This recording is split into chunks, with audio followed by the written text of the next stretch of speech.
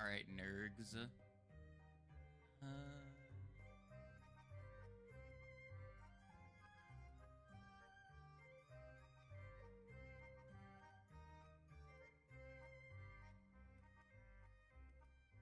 Someday during the week, nerd, you need to get on here so we can figure out what the fuck is wrong with your shit.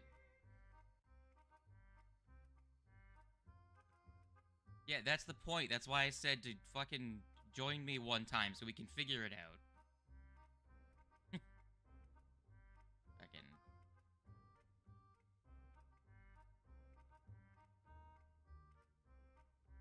Alright, Norgs.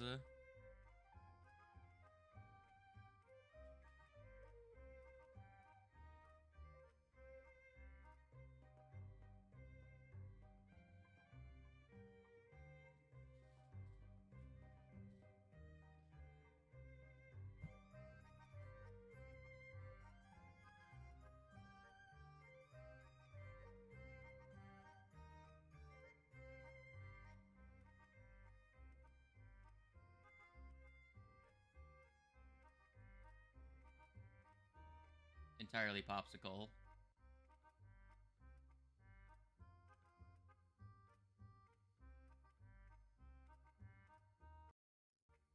I need to adjust my...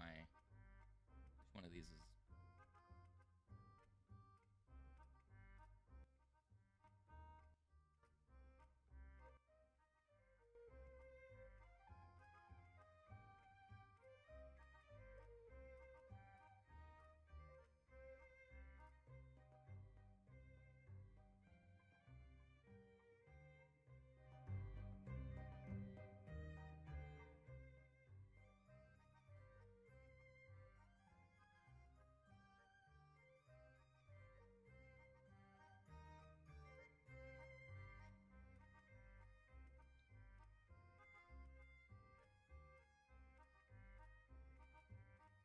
medium sad.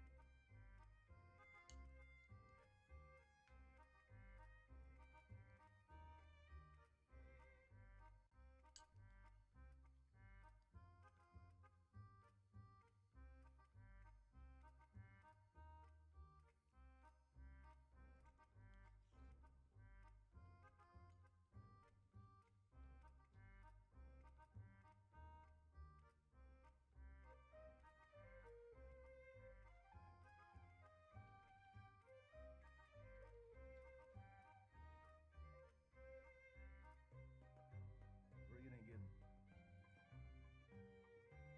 Bardio his first.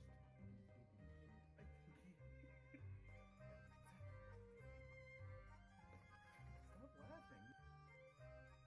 Alright, it's been 5 minutes and he's. Oh, did you realize it's food? Oh, there you go. Nope.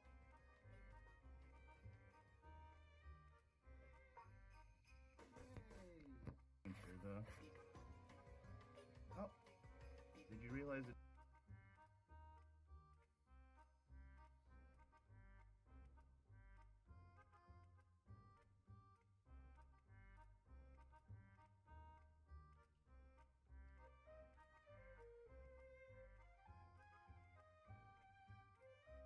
Food?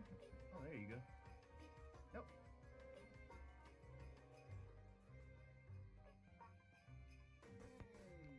How was that?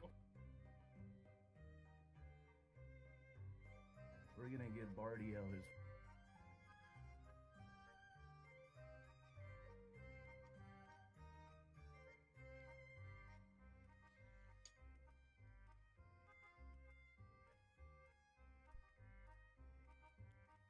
first hornworms. Oh no. Oh jeez. Oh, I feel bad. We can't tell which side is his ass and which side is his. What is coming out of his? Is that poop? No, dude. Okay, I think he's taking a shit. I think he found the ass. This isn't how this video is supposed to go. What if they like squeal when they're bit? I hope I don't want this. I don't want them to squeal. Yeah, little babies in here. What's that? What if he just makes friends with it? Oh! Yo, we're straight up Animal Planet. Shut up, he's trying to kill it, man. Stop laughing, this is really dramatic.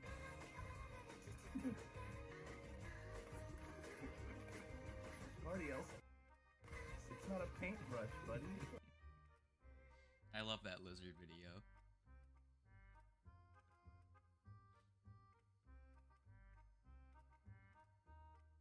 What is he doing? Eat it. Don't you look back at all the keyboards and I like the calm Japanese music in the background. It's so funny. Dead yet, you fucking idiot. I don't want to do this anymore. My favorite commentary is it dead yet, you fucking idiot?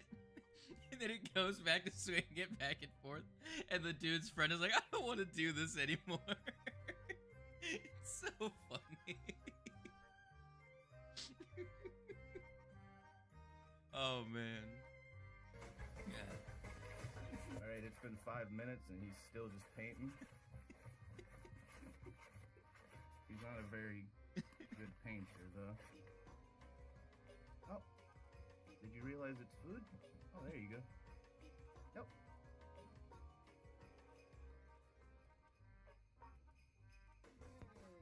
Oh, how was that? What if they like?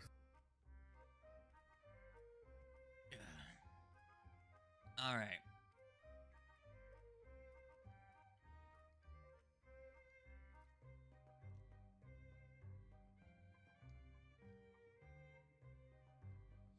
Now, do the nerds remember where they were?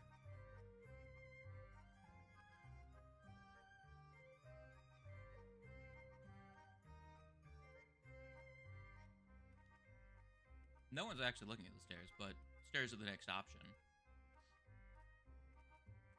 Roger. How many rounds has it been since the start of combat?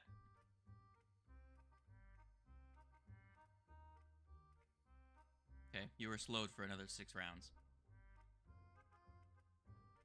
Just keeping track, it's the last a minute. On that note, we have a decently hurt Ethez and Raja, and a tiny sliver of Fletch's HP is down, and a full cost in Legato. What squad desire do?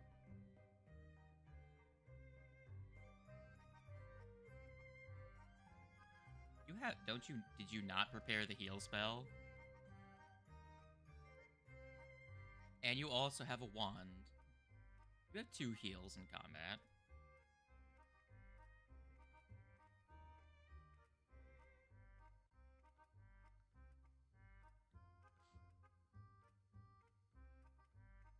So, seeing as you are at the current juncture, I will move everyone to this scene. Or, well, back to the scene.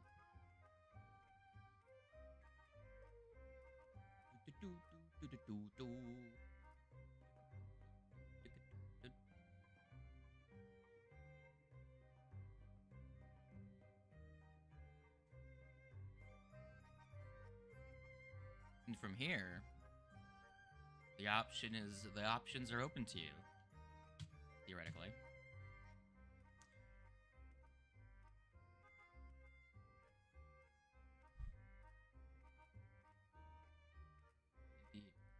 You guys, I believe, are still. Hold on, where's the initiative tracker? I think you might still be in initiative. Yeah, because there is someone that fled and got away. So if you were seeking to pursue them, you'd have to do so in initiative.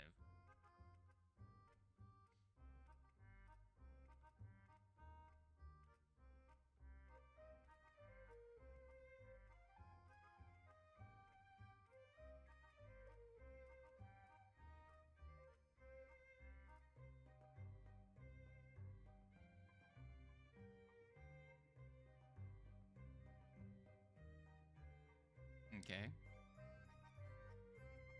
Then I will end the initiative, and I will proceed the goober to what he was going to do.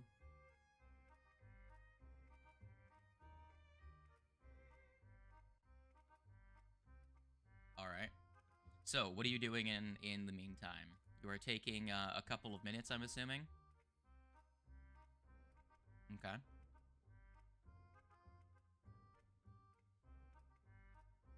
It'll be over here.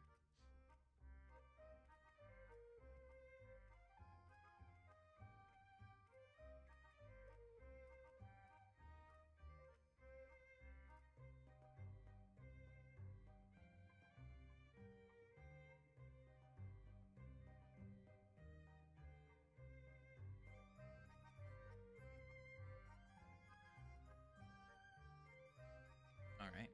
You are currently in the hall. There are empty rum barrels that fill the northern corridor, and a staircase leads up to the right.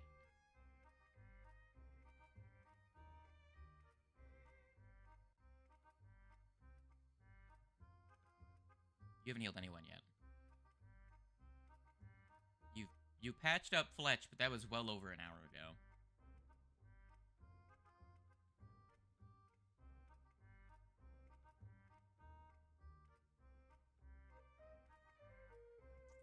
It's 10 minutes per person.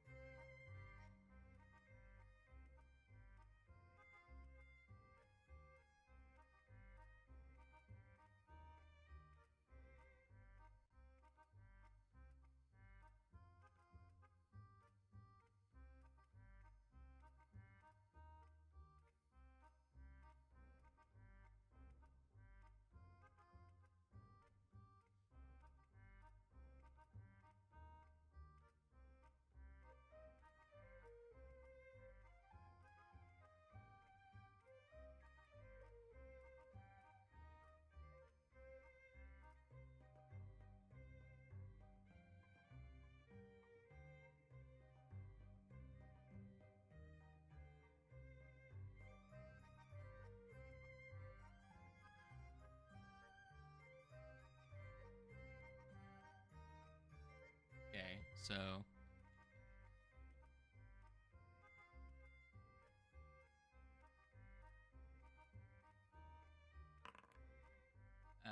and then what else did you have, and who was... I think it was going to Fletch, the repair kit, right? Okay. Me.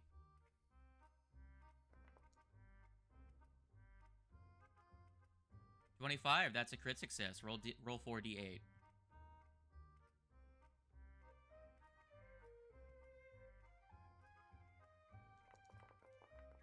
It's fucking wild.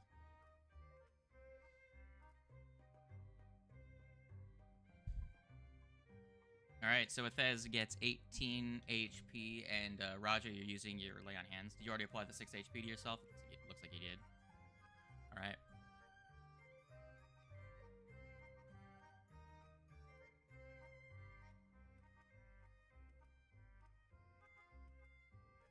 I swear to Gorb, if you undead, I will.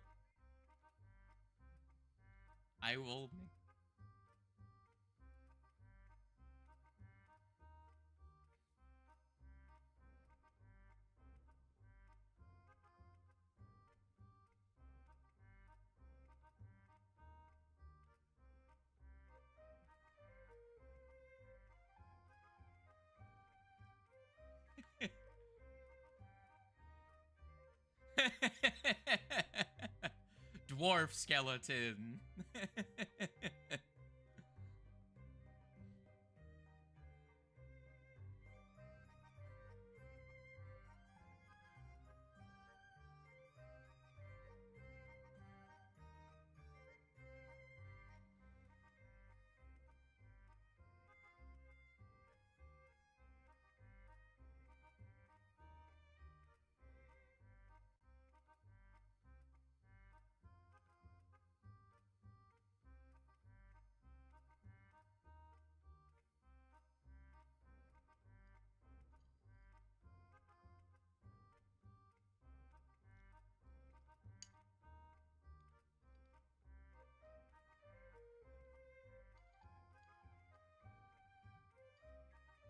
Yeah, all it takes is a TPK and we're good.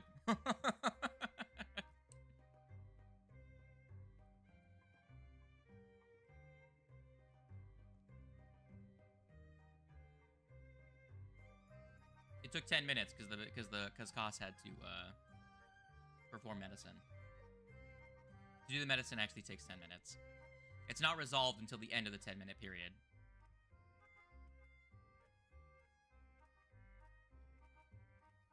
Correct.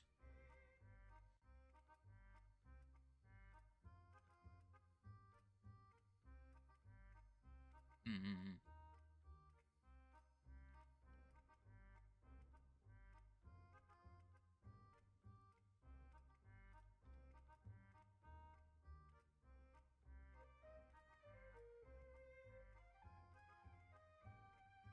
Also, I have to remember before I place the dwarf token down, I did not update his token name. Once you create a character, it creates the token entity and the creature at the same time, but if you update their name, the token's name doesn't get updated, so your name is in, but your token still says dwarf. So I need to fix that. Correct. Alright, so nothing came and attacked you in that 10-minute period. What do you want to do? Raja, were you on defense or were you trying to refocus during that 10-minute period? Okay. So you have your focus point back. Alright. A staircase is before you. What plan?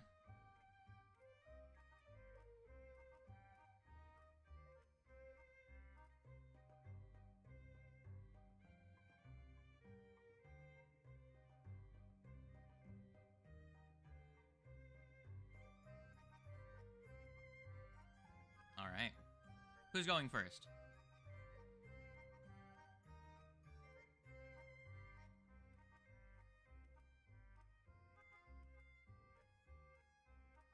I'm assuming top of stair.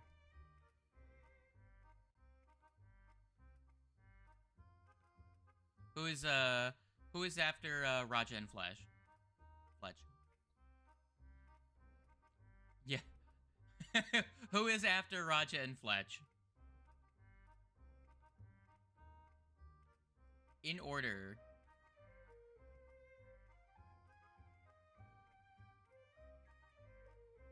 Who is...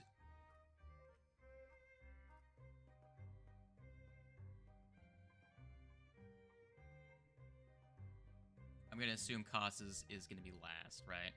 Ah, you don't get to go anywhere. Hold on. So, when you get to the top of the stairs, someone is waiting to accost you.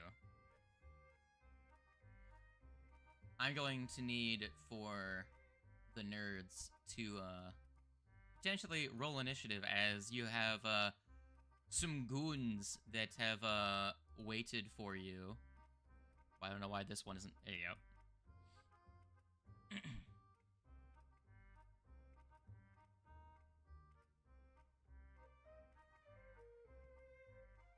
They are creatures.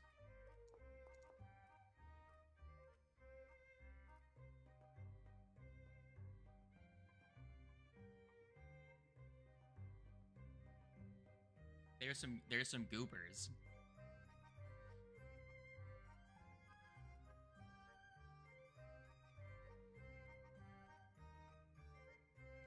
And the goon. Yes. Well, no. After, because it lasts a minute, so you're good. Go ahead and there you go. You are not the slow. You hear the goon say,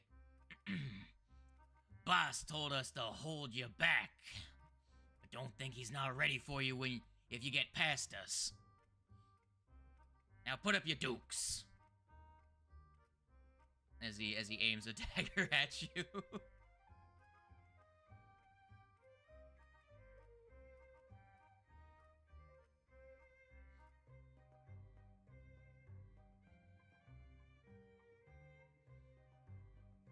The boss is busy. Unless you got some plans to make a parlay. Seeing as you've come in and just cut people down, doesn't seem like you're in a sporting mood.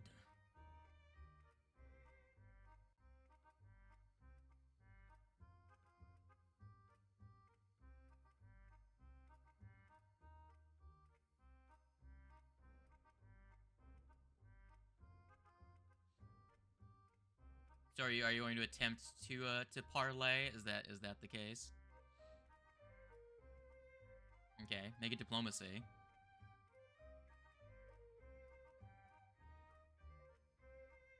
Captain to captain.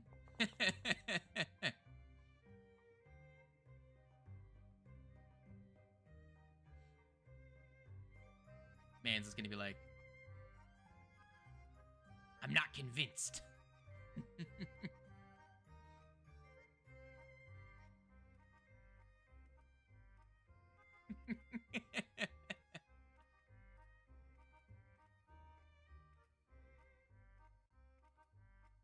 Maybe if you beaten him up a little bit, he might be a little bit more willing to disobey orders. Or unless the cat wants to be like, "Sounds like talking's happening. Maybe I should interject." But that's up to the cat.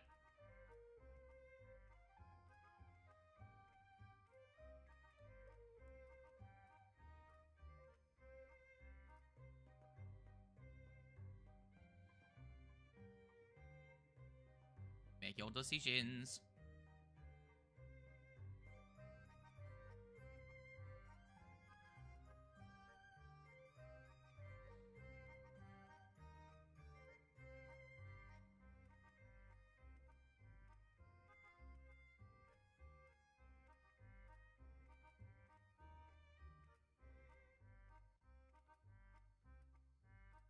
Sure, give me either an intimidation or a diplomacy. Obviously, you could use performance, but which tact are you actually trying? Sure, give me the roll.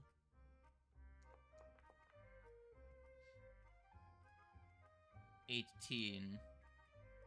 So you weren't rolling against the DC. You were rolling to aid Raja.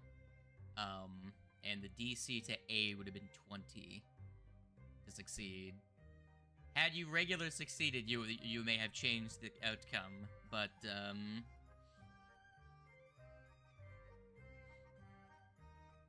you think that you're in a position to negotiate, do you?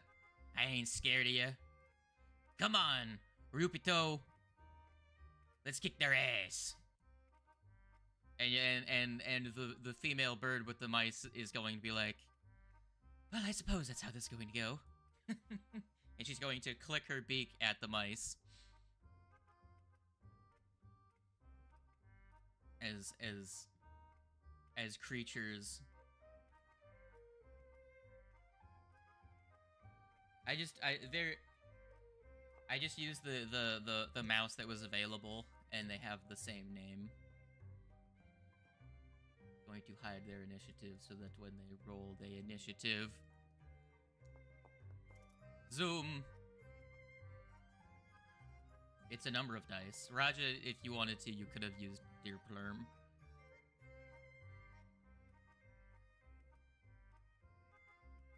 If that would make your roll higher or lower. There is an initiative.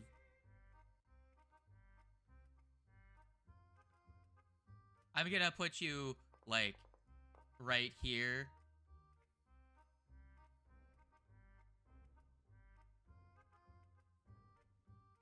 Bing, bing. Bong.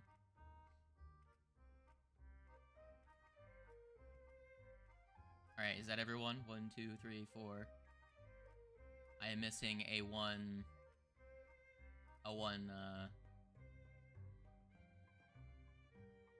your internet. Danga. A shooby-doo-wop, a doo-wop.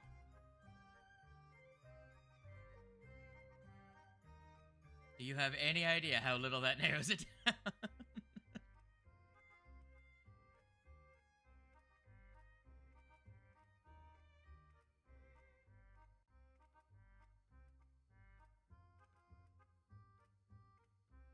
Alright, time to open up the Muse arc.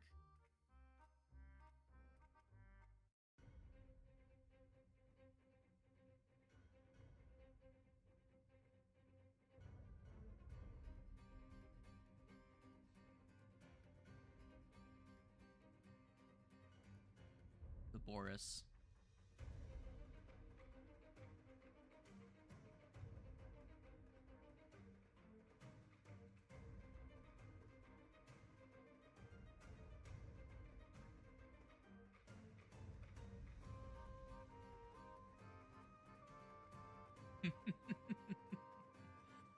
Get it? 'Cause lizard.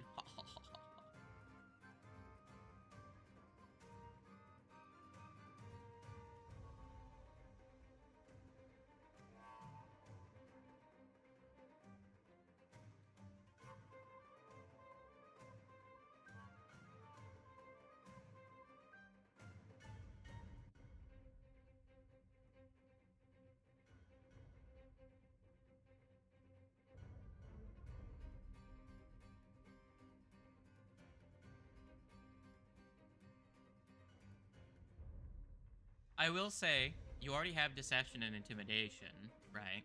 So if you wanted to in social situations, if the person leading the social situation is an expert in what they're doing, you would be able to add your level to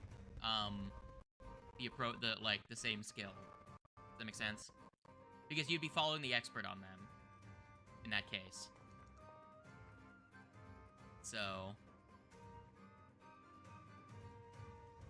as long as you're following someone else's lead, you can theoretically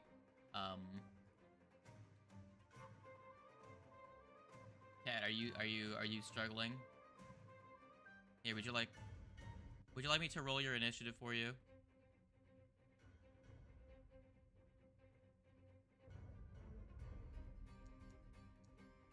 I rolled a 2 for you. Are you satisfied with being 8 in the initiative?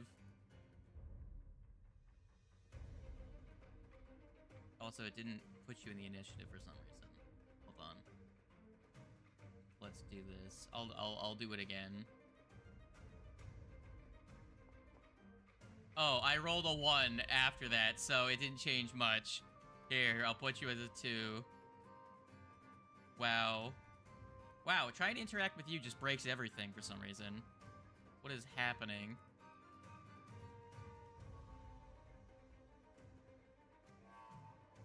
Yeah, I need to... Weird. Alright. Because I'm trying to use keystrokes and their character does not want to interact with the... Whatever. Starting this clusterfuck is going to be, let's see.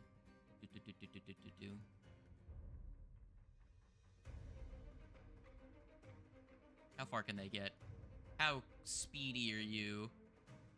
Alright, he's gonna zoom up to here as his first action. And then... Raja.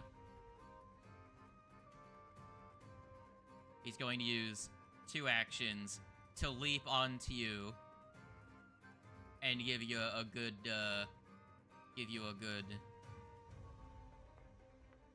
Does an 8 hit your armor class? The fuck? Hold on. That, hold on, that don't make sense. Give me a second. That is not rolling correctly because it's using their strength and not their dex. There should be a 5 higher result. I don't think 13 hits your AC, but for some reason this attack is not using the finesse. Why is it using strength? Why is it using strength?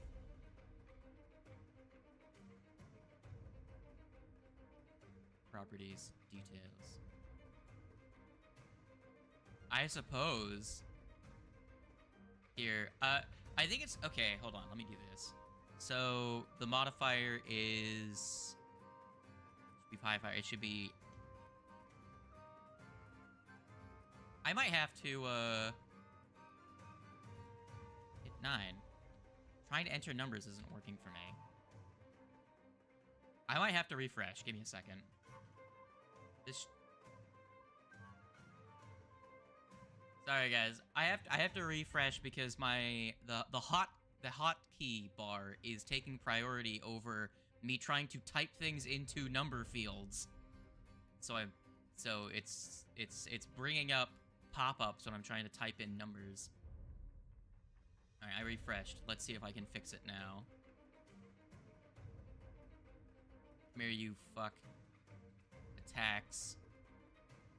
Details. Modifier. 9. What the fuck?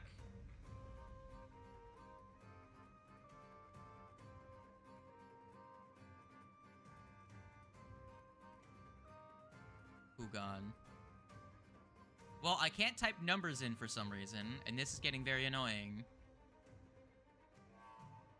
Also, what happened? What happened to him? There we go. I actually can't type anything in. Yeah, it's just not letting me number. What is happening here? I can't affect any text field right now. I'll just have to add the I'll do the math mentally, it's whatever. I'll still roll what it's doing, but it's being weird. The fact that I can't ugh. God damn it, bad luck, why you gotta break my shit?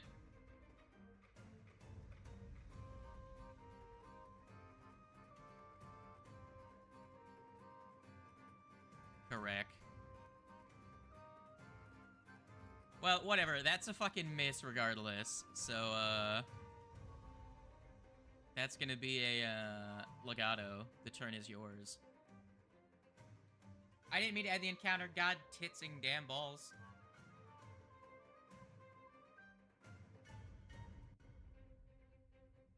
Hold on. Damn it, the initiative isn't shown in the, Here. I'll roll everyone, but I'll put them in the order they were originally. Give me a sec. Okay, so first and foremost was this rat. So he's in the same spot. Next was Legato. Last was Ethez. Goon came around here. Roger, were you second or You're fine.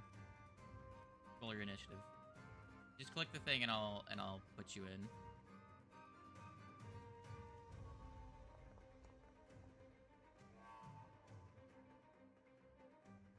Indeed.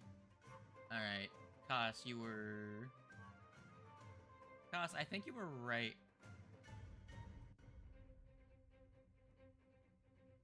I'm pretty sure that was the initiative. No. That was the initiative. There we go. Apologies. Legato.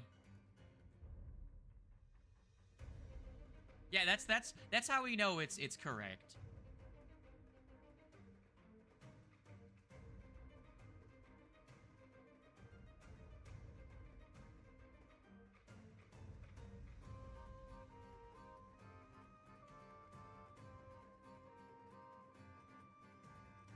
I don't know if the party shared that.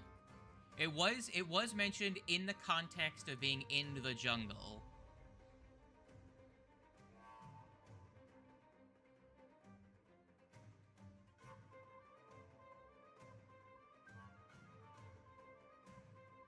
You may not be able to drag yourself through the railing, but I'm not 100% on that. You might...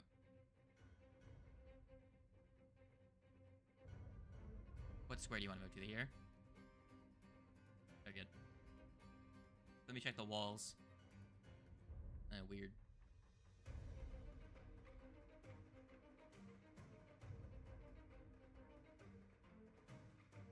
I just want to let you know that Phase Bolt is good, but its main benefit is that it ignores cover. But in terms of raw damage, you have telekinetic projectile, I'm pretty sure, right?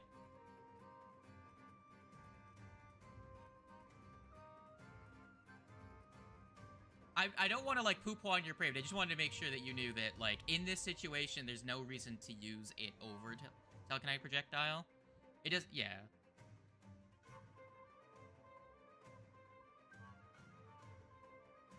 Yeah, Raisami has way fewer cantrips than most characters.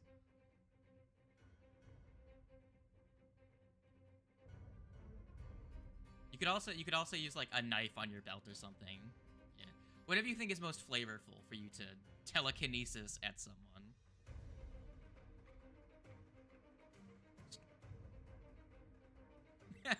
A baguette comes hurtling out from the horizon.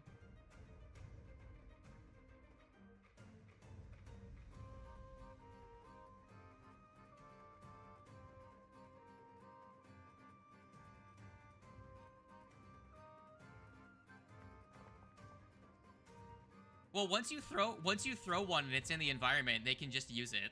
So, very good. Roll me your damn. 7. Very good. Bang. Taking out half the thing's HP as you hit them in the face with an apple. They look back at you, their beak cracked. I'm gonna get you for that. Cost.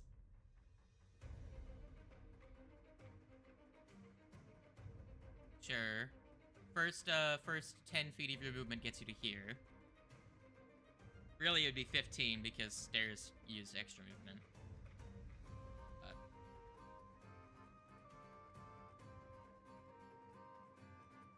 Yeah, they will have cover because you're kind of on the stairs still. If you wanted a clear line of sight, you would have to move around.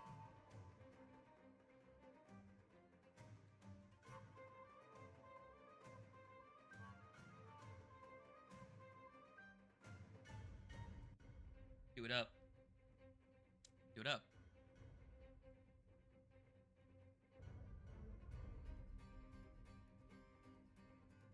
Yeah.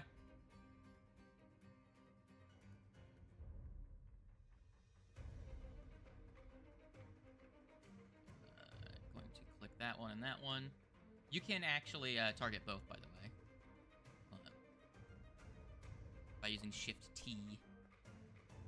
Alright. Roll me your damage.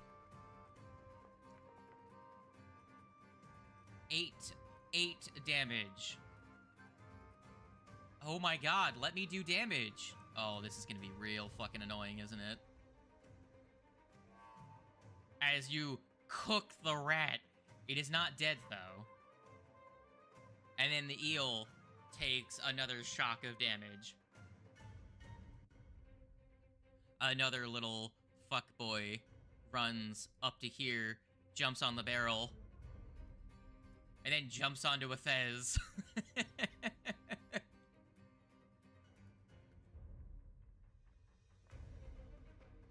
Does a 19 hit your armor class?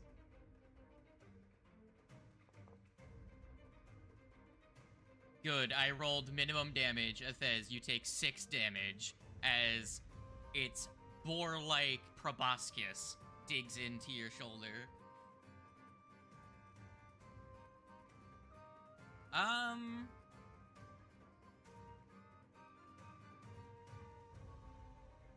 mean, I would say, considering how far down the stairs they are, you could try to make the attack, but they're gonna have greater cover. Just because they're gonna be so far down the stairs that, like, most of Thez is blocked. But I'll say you can try.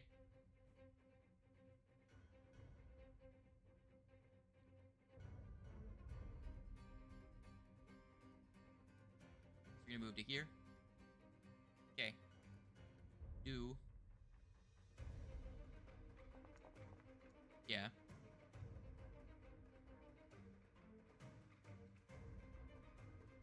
It's not with the -4 of greater cover now.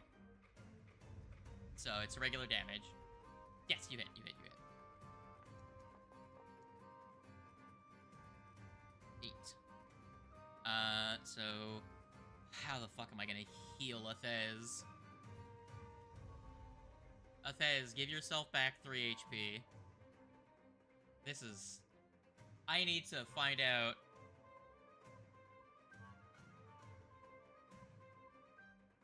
This is gonna be...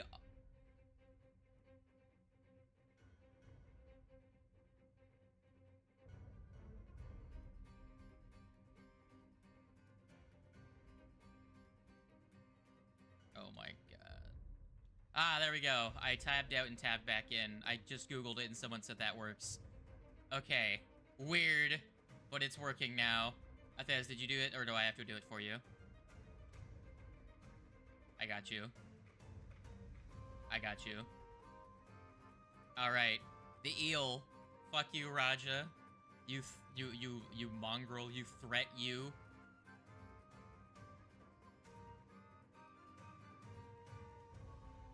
Shabloo. Does a 20 hit your armor class?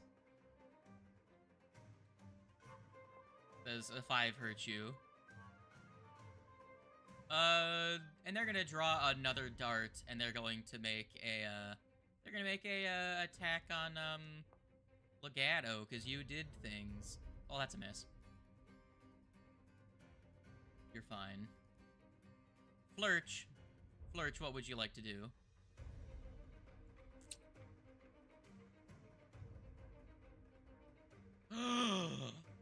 Bro.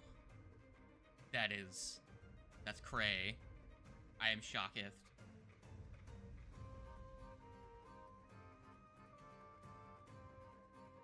I am shook.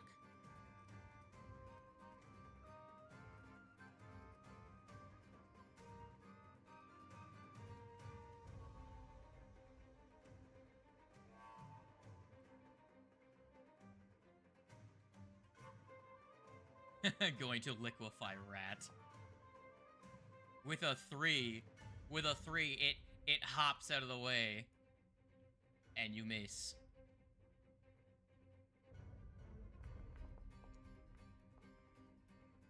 And it dodges the other way.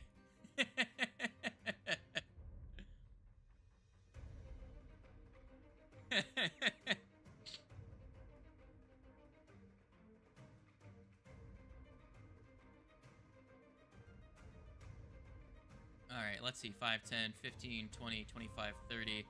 They're gonna have to move if they want to hit Raja because their ally's in the way. Fucking... Fuck you, Roger. That's not gonna hit you.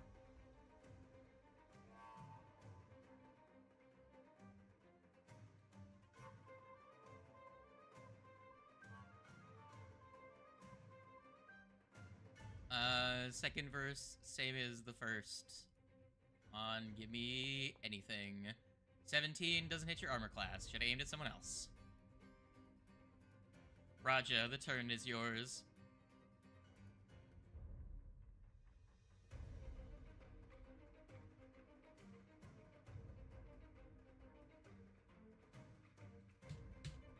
Weird.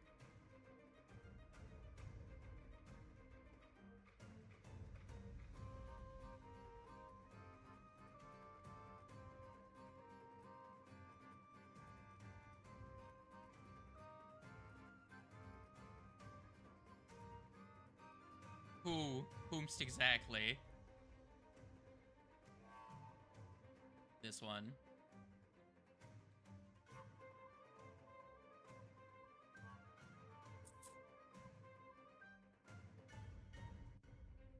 That is a succeed. They are spooked.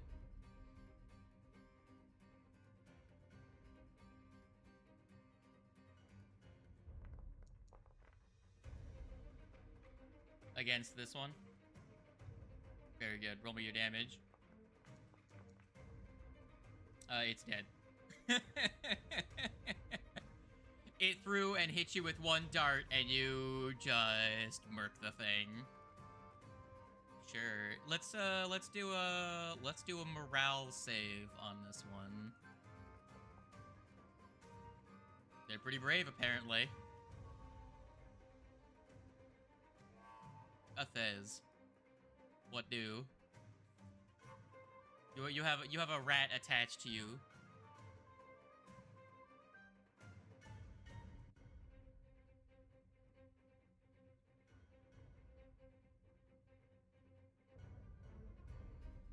Sure, do it.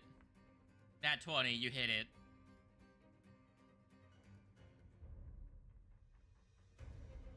Roll me your damn.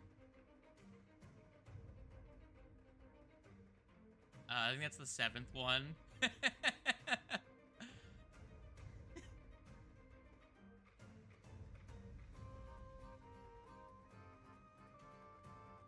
Just gonna quickly...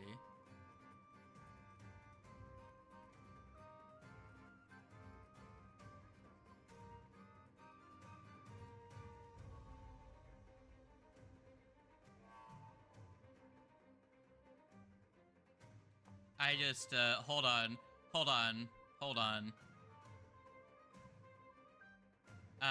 Give me a second. For posterity's sake. That is Athes's D20 rolls.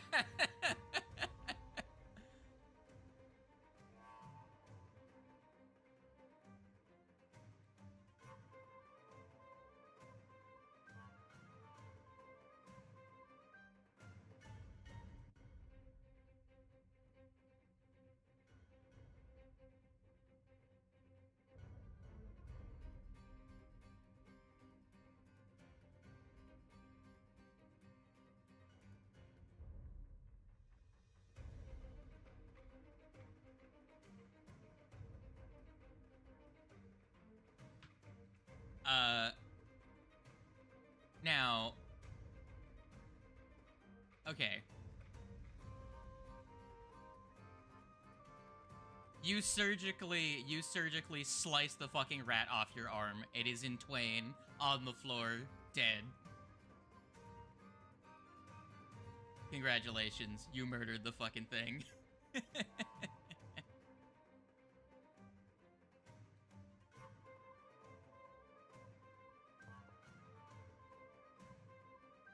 Cat, does a 19 hit your armor class? Actually...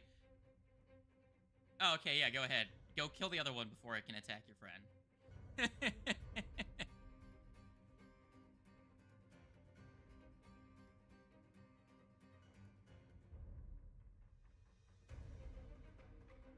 Buenos dias.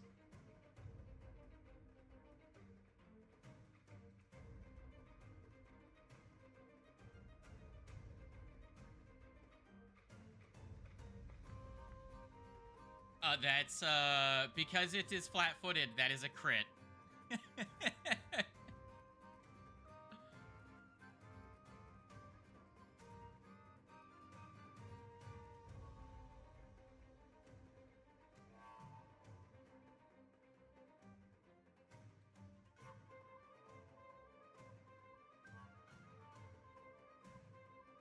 The game hates you because you keep breaking things. Here, let me roll that crit damage for you. That is 10 damage, by the way.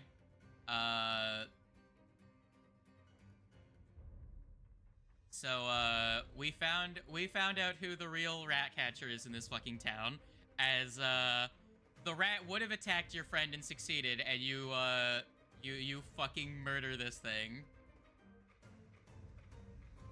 True. True.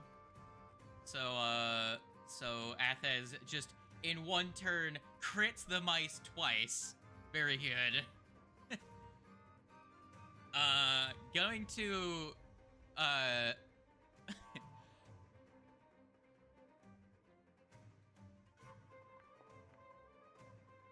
Alright. With a natural 2 on their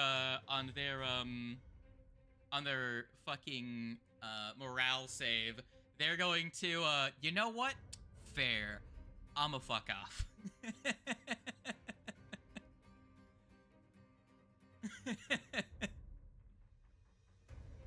As that one flees upstairs. It's like, nope. No, I'm out. Bye. Fuck this shit. It ain't worth it.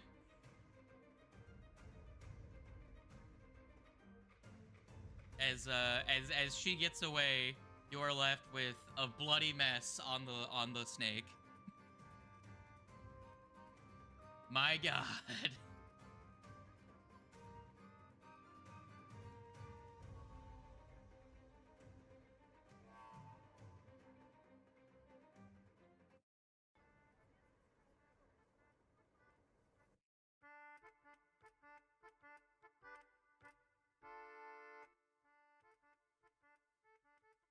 They just hit you with spout. You just fucking. Not only does it wash you off, but you also take like 7 bludgeoning damage.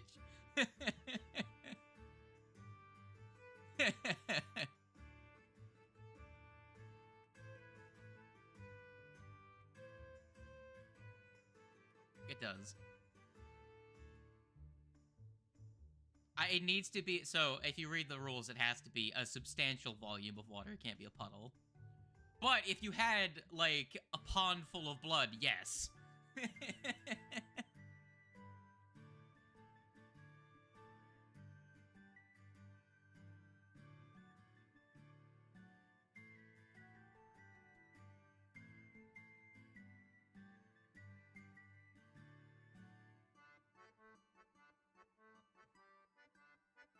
I feel bad for Bad. Well, not Bad, but Bat, because he's a little bit of both, but I feel bad for Bat because he's just sitting there like... Man's being chilling. He's not.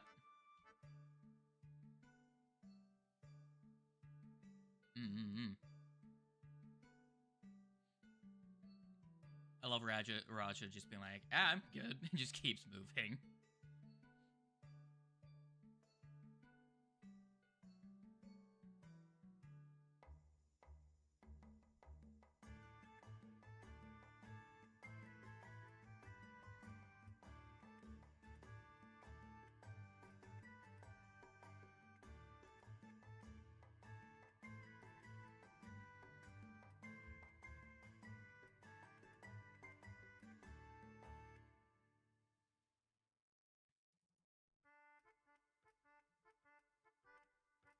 Okay.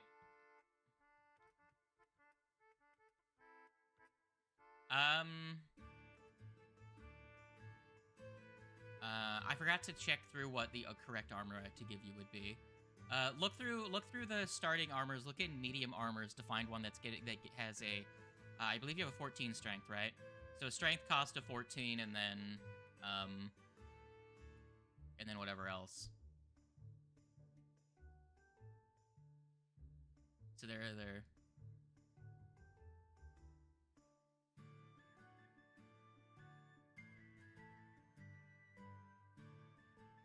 Just look up, just like pull up the archives of Nethys page for armor. Yeah. Just the basic generic armor for medium.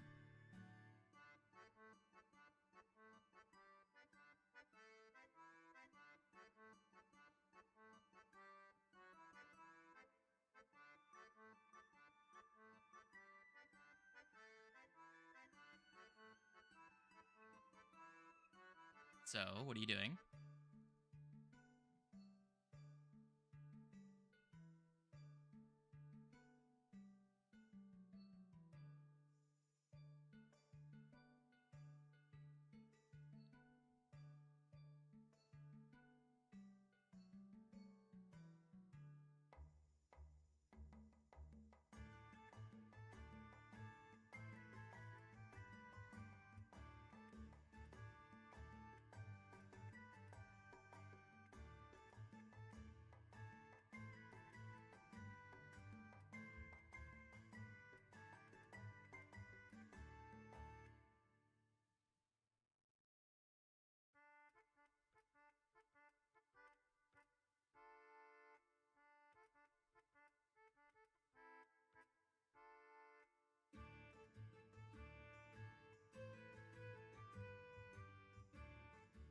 you find a storage room. There's a work table covered in tools, broken weapons, ship parts to take out most of the storage crates. There's a crate, barrel, and a chest filled with fill the rest of the space. Blah, blah, blah. You find what appears to be sleeping quarters. There's 6 beds set up with hay-filled beds that line the walls. There's a strong stench of tobacco, spit, stale grog, and body odor. It's quite a formidable smell. 3 windows that take up the bottom side leading out to the veranda, and then the 2 doors leading out that you are currently at. The last room that you look into is a sparsely furnished personal quarters that has seen better days. There's a hay-filled mattress similar to the ones below, atop a rickety bed frame that sags terribly, and a spittoon in the corner of the room defies description. Most striking of all, though, are the room's wooden planks, wooden plank walls, which are marred with graffiti of all types. The vandalism ranges from banal pronouncements. The name Duco, as you can see on the map, appears scrawled all over the room childishly, as though someone is practicing their signature, to vulgar caricatures of the royal red feathers, to elaborate murals that depict a handsome eye-patch-wearing Ghanaian pirate in all manner of epic situations, fighting a giant squid, slicing through a horde of skeletons, and so forth. The murals, in particular, might be considered true art, if not for the crudely exaggerated subject matter.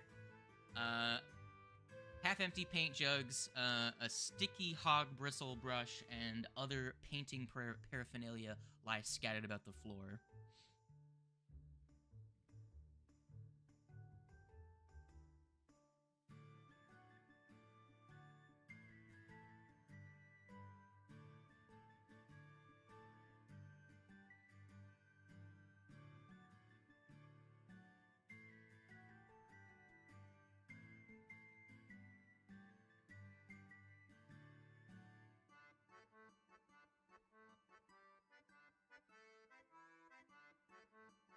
So, who is searching where?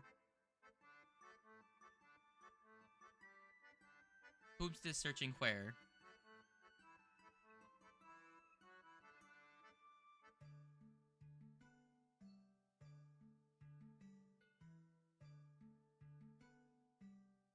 Very good.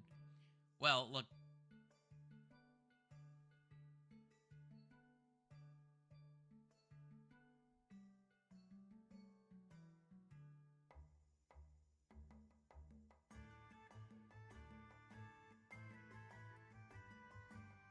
Legato.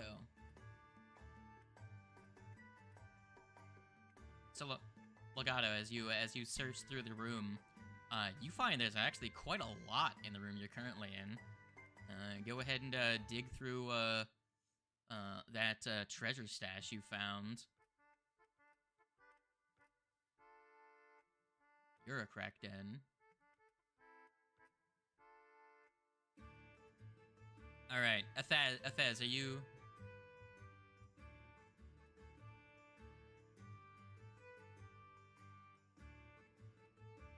Sure. So as you're searching about, you've seen hideouts of rival organizations before in your time as a spy. This they've clearly been trying to hide some personal effects about, and when you search about, you don't find a whole lot other than a pair of thieves' tools and a small sapphire. But as you're looking about, you quickly realize that this space is actually rarely used. It seems as though most of the crew prefer to find lodging elsewhere or spend their nights out blowing their cash at taverns instead of actually staying in these quite gross abode, but you do find some things. And then, Koss, give me a perception check. Unless you have art lore or something.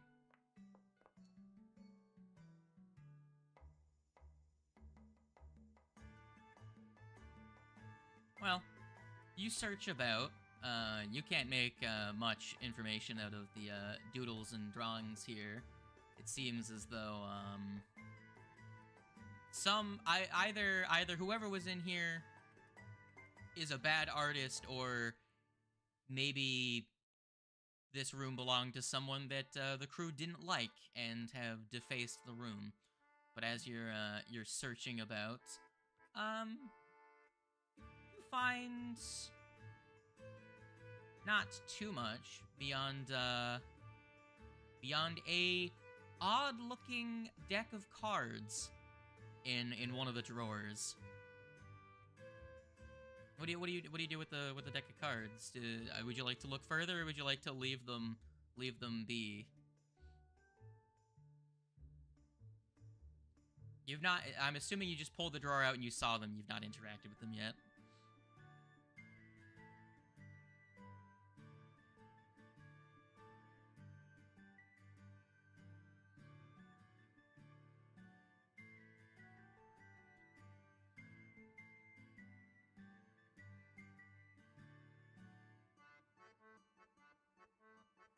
There.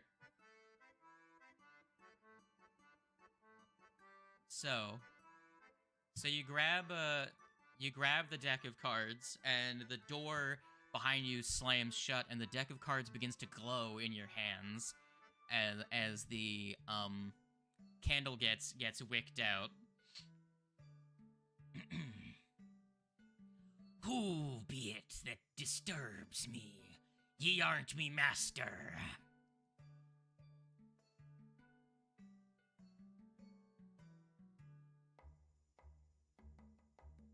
Oh, sorry it is for disturbing me rest. You come to defile this space like the others. Then what are you here for, wayward stranger?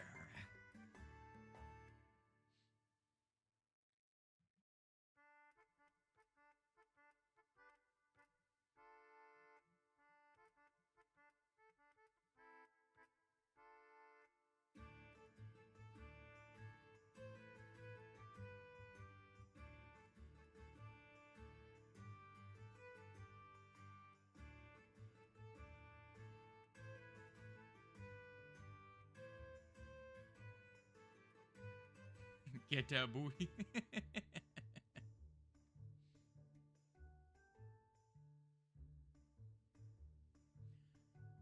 Aye, so ye are pirates, seeking to steal the booty of other pirates.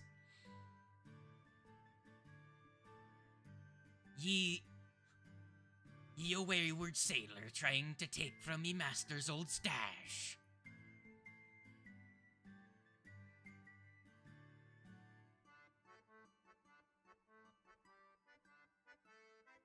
You heard the door shut, and you can probably hear like Koss talking to the deck of cards.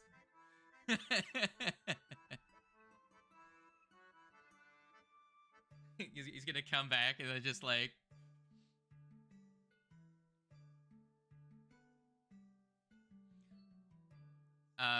Koss, I would like for you to roll initiative.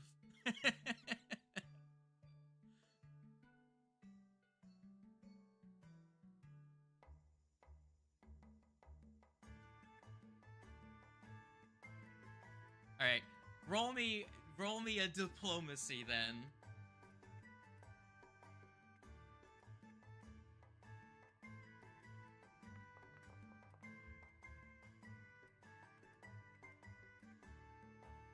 With a 12.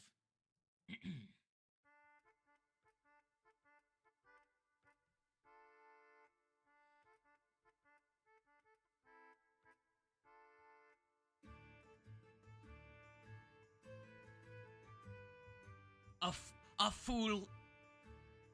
A fool that steals from he who he doesn't know. I'll slay ye for the honor of Damarti. As the deck of cards begins to attack you, Koss. Now roll me an initiative, either with diplomacy or perception.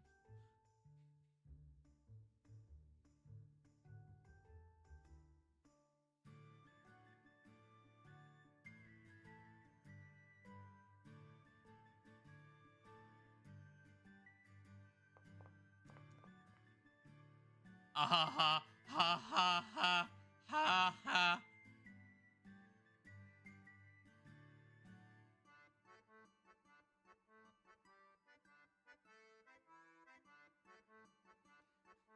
Koss, it's your turn. How do you respond? The deck of cards is here. Assumedly, you're holding the deck of cards, or you had just picked them up. And as they say, "I will slay you, ye, for the honor of Damarti," they start to float in the air and are presumably about to the attack.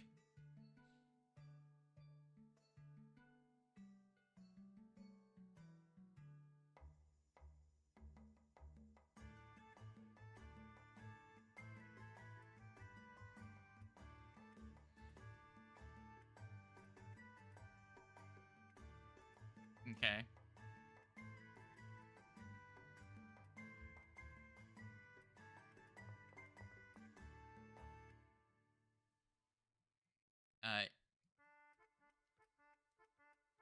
That's a miss.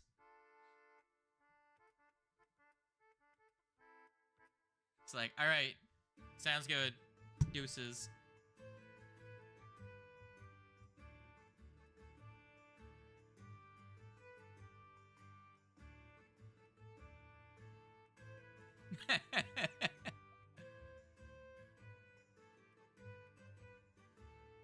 We got...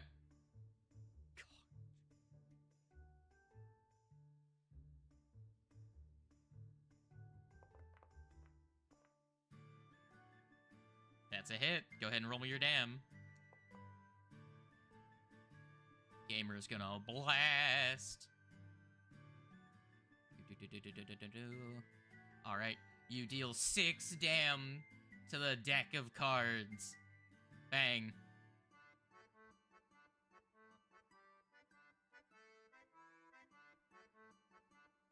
You turn, go to push at it.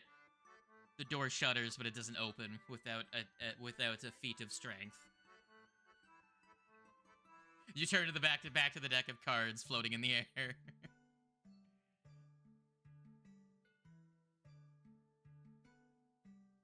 Now, speaking of deck of cards, it's going to fly at you. Wajoom! And it's going to strike. Are you prepared? Good. Does an 18 hit you?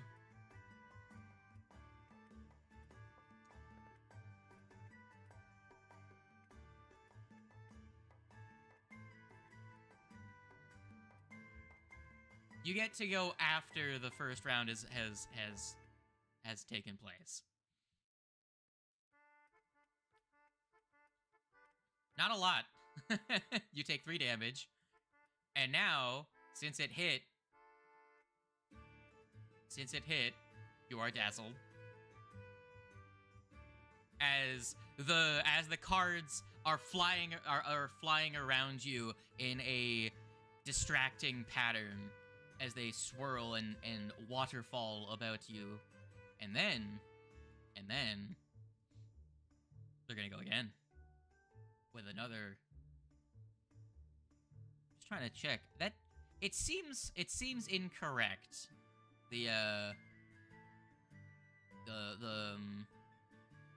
Whatever. Does an 18 hit you?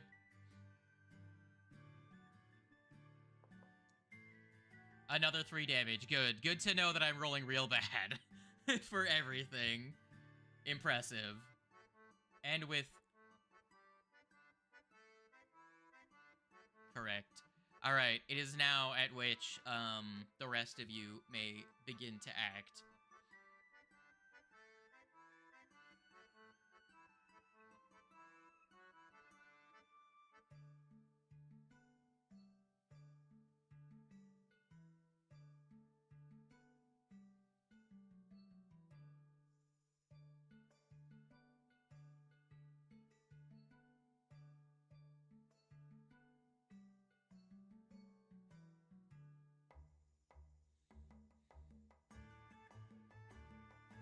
Okay, so Fletch trying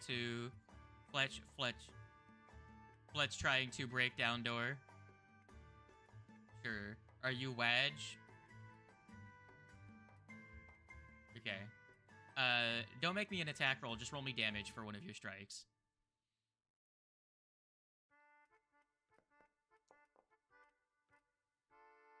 Nine. The door is no more. It was a sodden, rotted mess to begin with.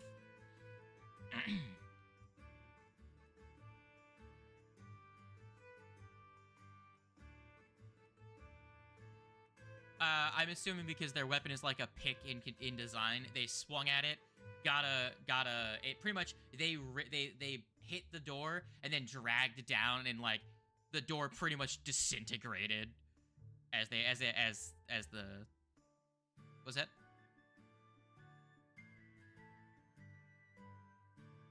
Pretty much, yeah. All right, I'm assuming that's going to be 2 actions, a move and a strike.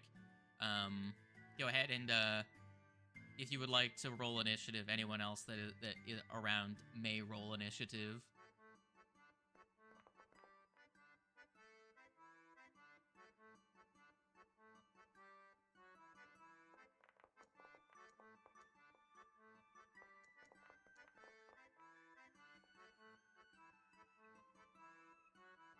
Who rolled a nat 20 just then? Legato, okay.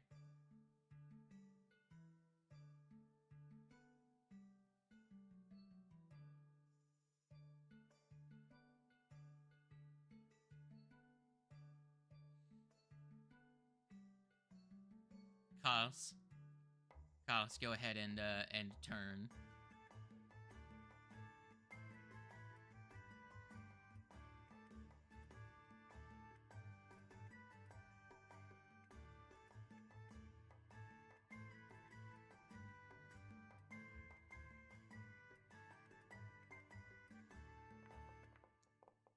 That's a miss. As Kos flails about trying to attack all the cards.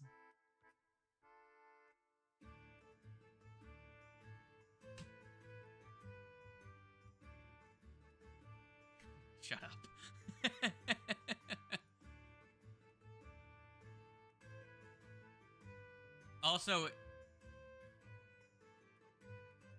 Also, it is dark in this room, so if you would have hit, you would have had to have rolled a flat check because you don't have low light vision. Get wrecked, lizard. I forgot about it previously. I just rolled for it. You would have hit anyways previously. All right, Legato, the turn is yours.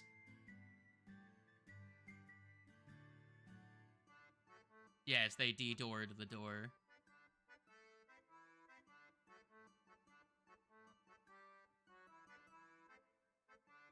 Yes, you run into the swirling cloud of cards.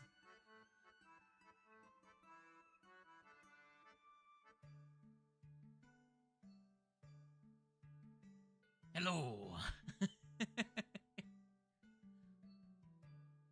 Are you two here to die?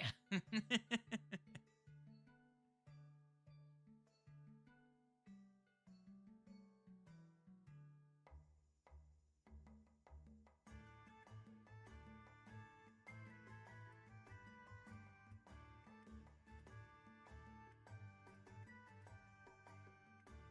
mean, you can still try and talk your way out. I don't know. It's like, yo, fishing rod, look at this shit.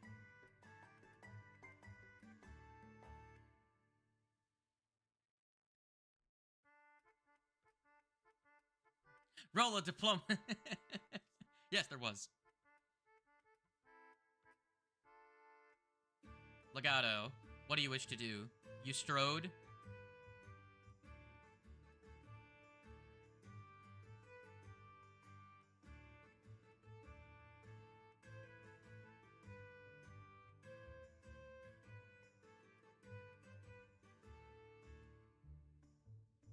I'm pretty sure everyone except for you has low light vision.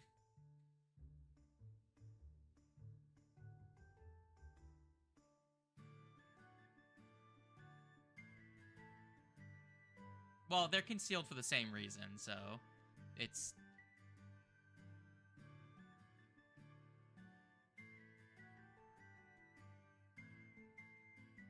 Also, you're not dizzled anymore.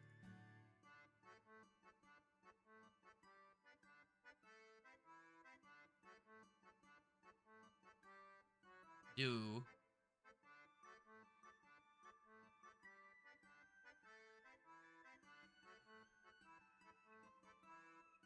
By the way, you didn't grab any of that treasure yet?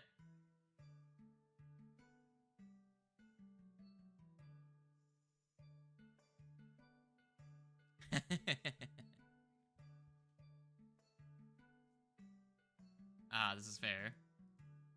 Anyways, carry on.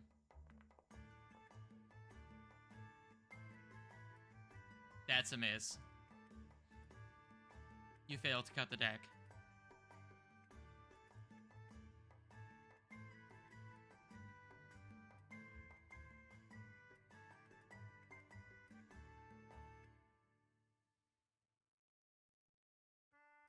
Very good.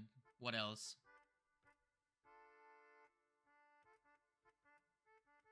Alright. The deck of cards is going to attack you then. Yes. Does a, That's bad. That misses you. The deck of cards tries to attack you. It misses. It will try again. It misses. The deck of cards is now swirling around you, but it missed terribly on both its strikes. Tough one, are ya?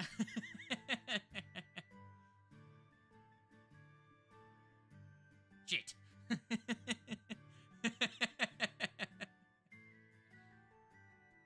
Fletch, the turn is yours.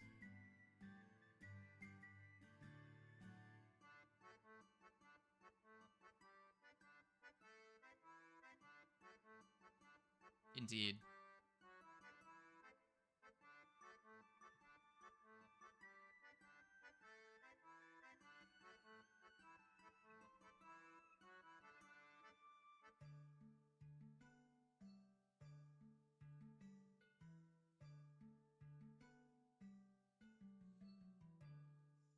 Wedge.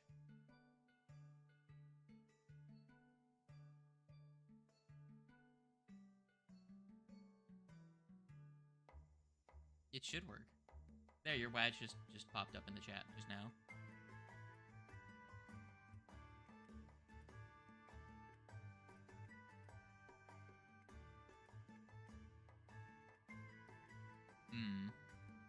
Interesting. Were you able to add it to your macro bar instead?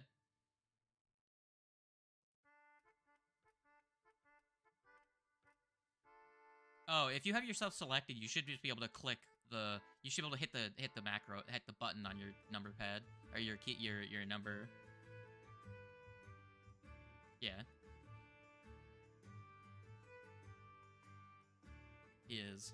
Why would you like to change that? Would you like to make him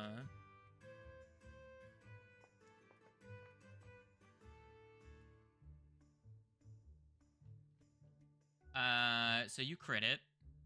Go ahead and crit him. 28 damage.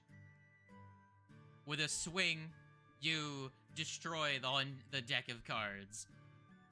He's like, Yar, don't know what you're dealing with. And you just fucking... The primary card that it was speaking from, you hit and it dies instantly. This is what, It's a very damaged deck of cards, but it's a deck of divination cards. So it's some pirate-themed hero deck that is now incomplete, as there are, damaged, a number of damaged cards.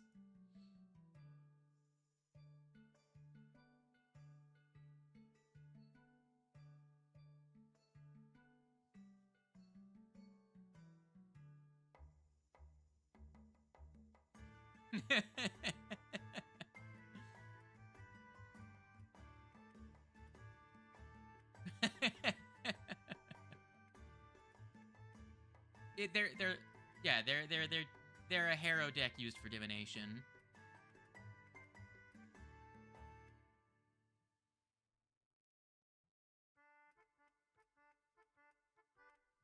So, Koss, I will add in your inventory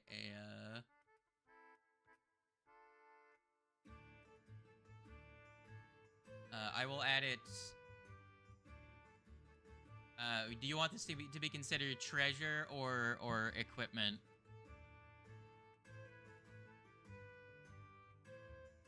I'll add it in equipment because I don't think it has much sale value because it's an incomplete and damaged hero deck.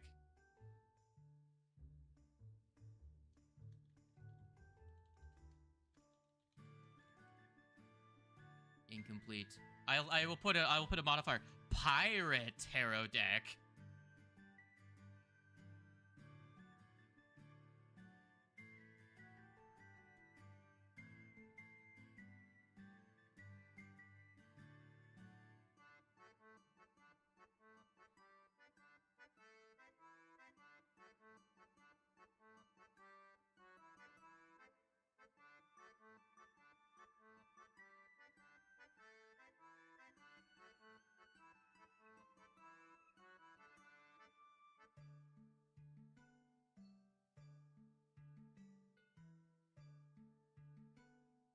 Yes.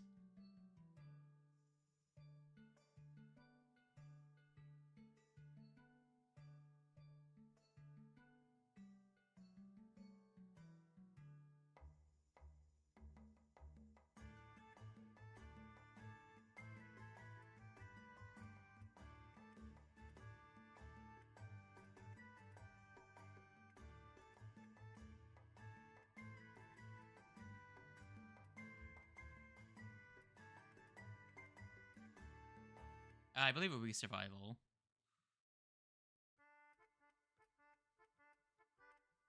I'm trying to find the fucking... Ah, there it is.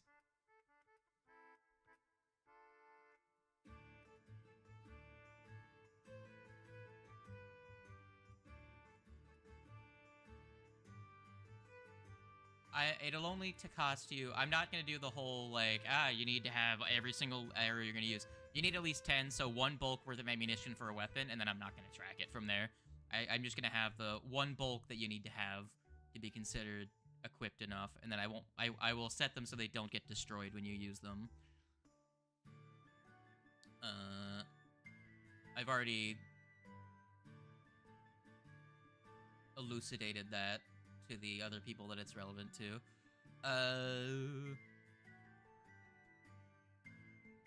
Yeah, I'm trying to find the deck of cards to use as the asset for the thing. Where'd it go? Nani deska? I know it's in here somewhere. You know what I'm saying?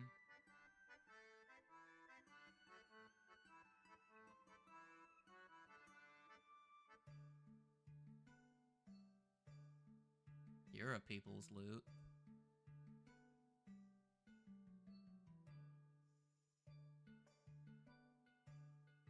Got him.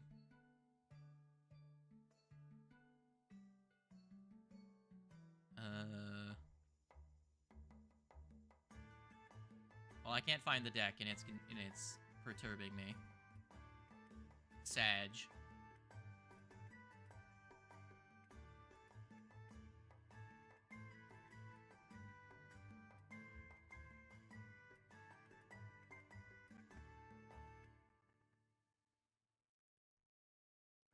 So, did you split up that Daz loot?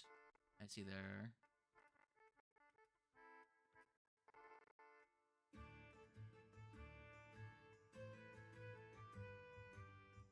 Ah, hold on, I got a phone call. God damn it.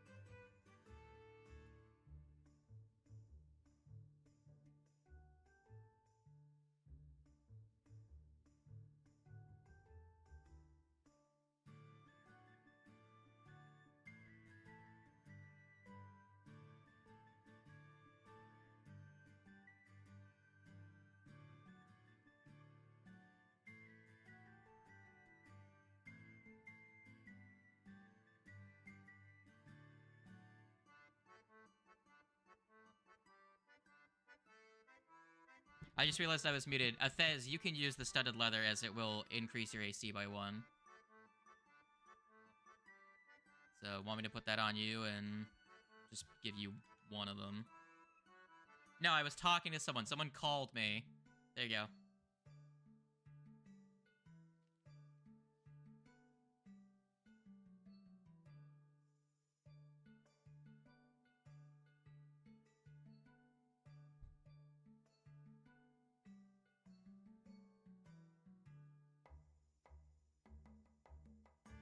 Is that... you are blind? Why a doobie-doo-up, a doo-up?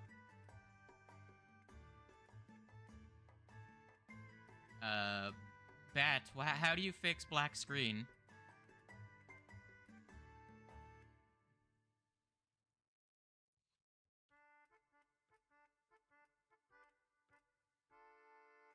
You guys can move the stuff yourself, can't you? Yeah.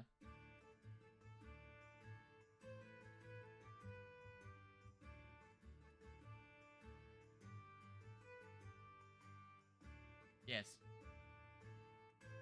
If you click on it, you'll see that it has traits, and one of them is bomb, which makes it consumable. Bomba.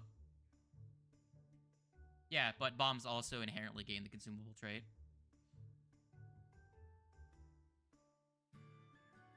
No, it's dex. Thrown weapons are dex. Everything that is ranged is dex, unless stated otherwise, because the ranged using strength is called brutal, which is not available to any player options yet.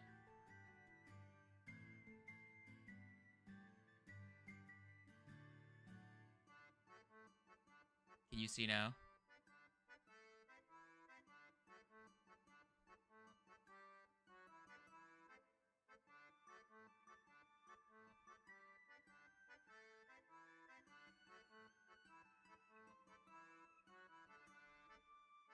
You don't need the short bow if no one's going to use the short bow. Just, you can leave things behind that you don't want. Here, I will add the healing potion. I'll give it to Ethez, because they don't have healing, like you guys said. I'll give them the vial, because they can use it to sneak attack. And then the Wolffang can go to either Fletch or Raja, whoever's more likely to trip people.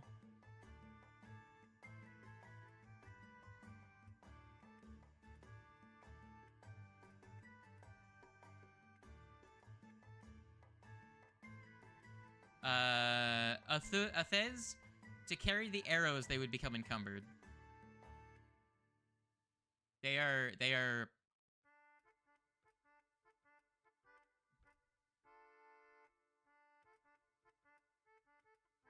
become encumbered at 8. They currently have 6.2 bulk worth of equipment. That's because you have to remember, they're also carrying a set of leather armor with them right now. So they could leave behind their leather armor in exchange, and they wouldn't be an issue. But that's up to them when they get back. What do you think, Ethez? Do you want to leave behind your leather armor and just stick with the studded for now? Okay.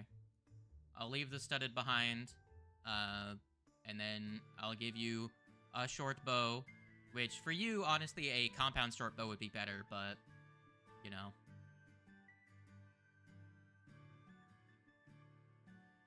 And then here's 10 arrows, which I will set to not be destroyed. There you go. So you have a bow in case you need to attack something at like 60 feet away instead of 20, because the knives have a range of like, what, 20 feet?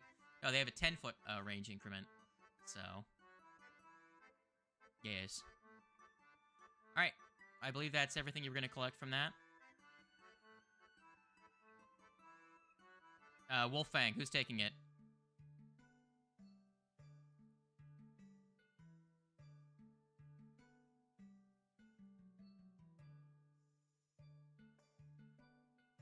Fletch also has a one-handed weapon, so they can use it either one-handed or two-handed, so they're less punished by switching to be able to trip someone. All right, did you apply your healings that you were gonna do?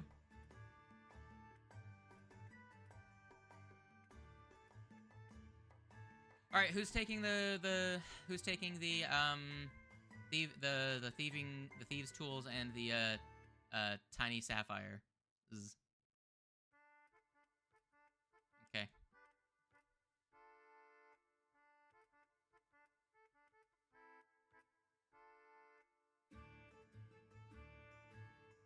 medicine.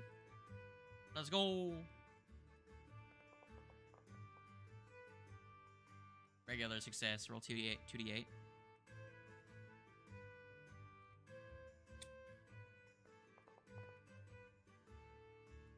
Where's the other one?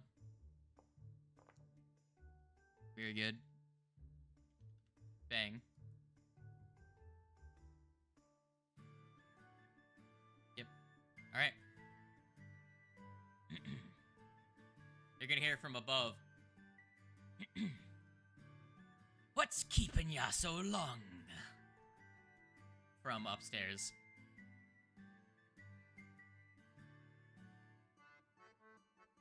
Aye, I hear you come to parley.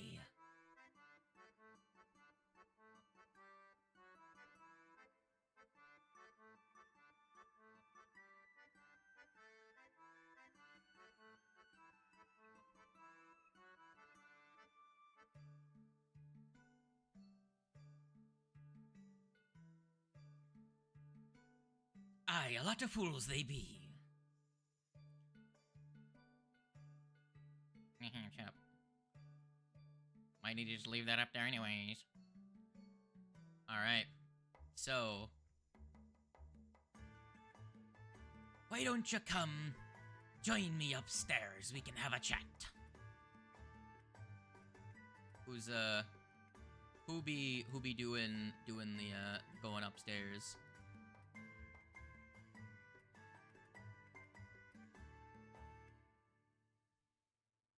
El Capitan. So, you, let us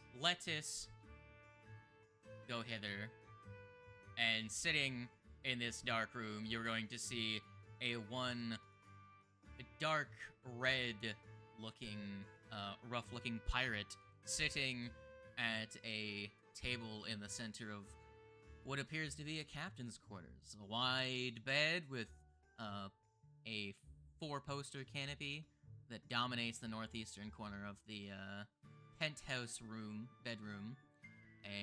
There's an armoire in the southeast corner and a round table which he is currently sitting at, matched with a... Oh, I put Radger up there. Are you too blind? Move up.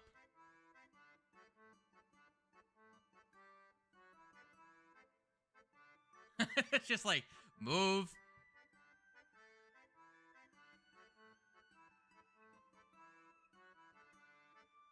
Sure. Okay, you are the R. The problem is, like, the bat just can't see any of this. Hold on. Bat, give me a second. Oh, okay, good, good. Okay. So.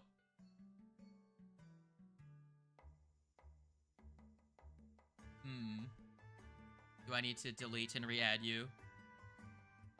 Cisa, can you see?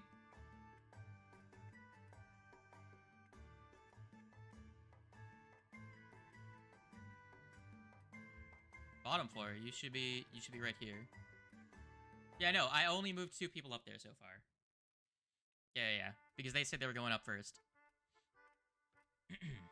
And you additionally see a window to the south that shows a balcony accessible by a door to the southwest. And then the stairs that you came up from. And you see a, one red, very rough-looking Gamaean sitting at a table with some glasses, as well as a bunch of notes and things that he has closed. He is in the process of closing a journal as you come up, pushing them to the side, and then pouring 2 glasses of rum, and then waves you in. Aye, the good captain. Why don't you join me for a drink?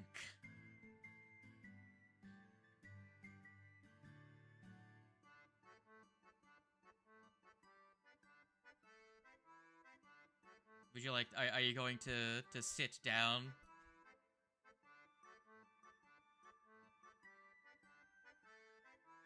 I mean, you have to have done it your entire life. How do you sit down? You have legs, don't you? Or actually, are you... Okay. I mean, you just... You know... You do a thing, your tail coils around at the base of the chair, and you know, you sit where your hips would be on the chair. Alright. Koss, are you sitting down or are you standing in the corner? I'll move you. I said I'll move you. God damn it. There. Alright. Who else is going to come up the stairs, and who is staying down to make the tension less you know, so it doesn't feel like you're just coming in to jump him.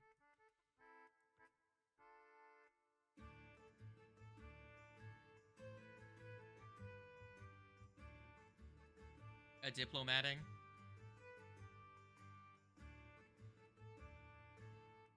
And the other two muscle just standing right. Sure.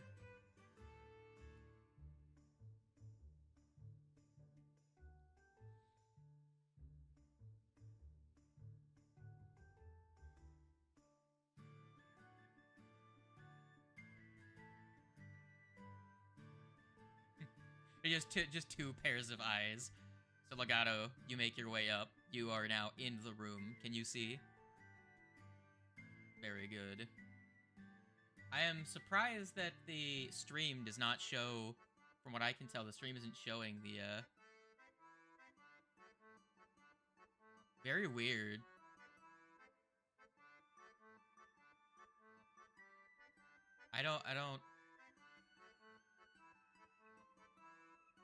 I mean, there's 5 people on this scene, and 2 of them aren't here. I don't know why, weird. If I move the other 2 up there... Here, let's just, I will make you 2, undetected so you're invisible, but you can still see. And I will move you, not the treasure that's just on the other side of the wall. The whole party, not the 2 of you. I will move up to here. Can the stream see it now? Give it a second.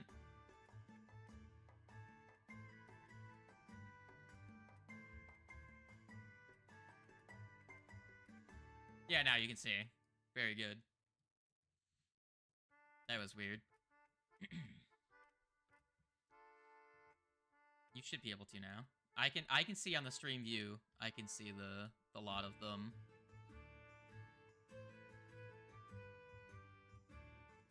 What's wrong, Fez?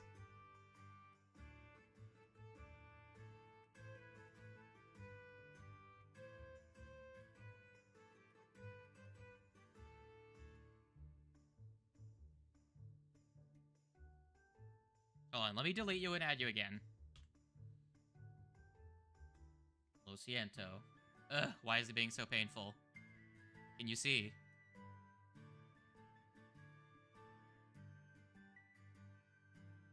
Alright, well, you can peek see at the stream for now. If it's going to be this much of a dick. Alright. Now, don't move yourself. I had you on the chair.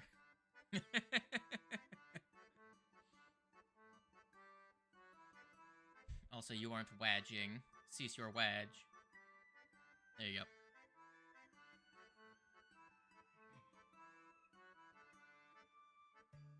So, he pours 2 glasses, one for both of the captains, and he pushes one towards you. He grabs his own and downs the entire thing in one go, and then puts the glass down on the table and says, "Now, let's sort this out like sensible people, all right?"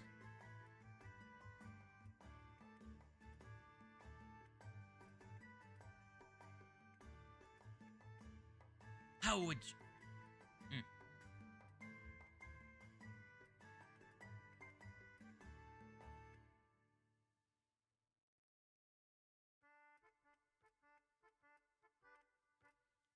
The desperate and the afraid are quite useful. Reward them occasionally and they will serve you well.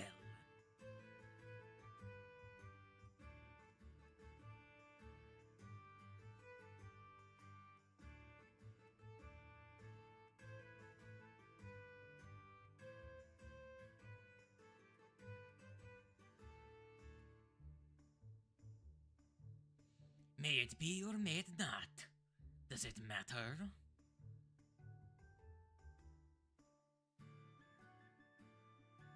Well, it seems that I may have disrespected your honor.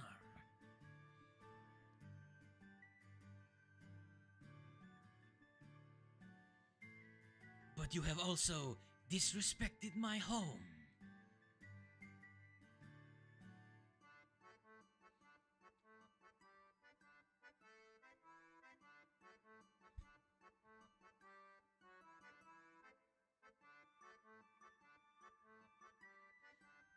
Well, you can't go poking around in others' business without expecting for someone to go poking around in yours.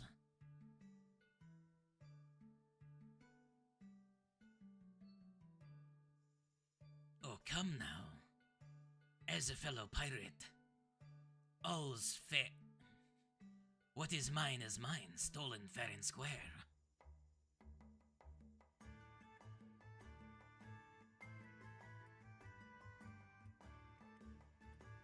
It seems as though now we both have a dog in the race. I say we sort this out using the pirate code. How's about you and me have a duel?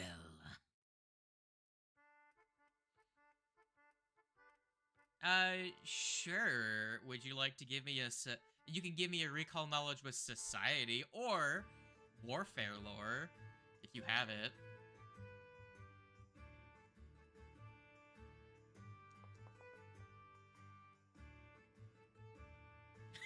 You can use your hero point if you so wish. A 19. You don't really get much about him in particular, but you know he's as you size him up, he's probably a bit of a brawler. So about what are you trying to figure out, like, how strong he appears to be, like, strength wise, or like what's some vague stat you're trying to get out of this? Is you don't know enough about him to in a one-on-one fight, it's you might be able to take him.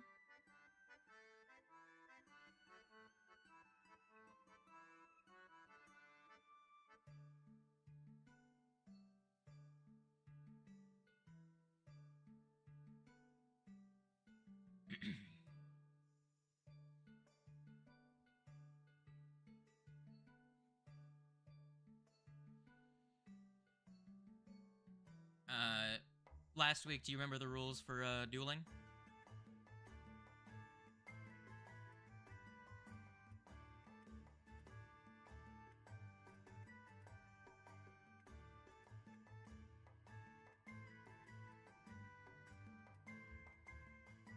Intimidation.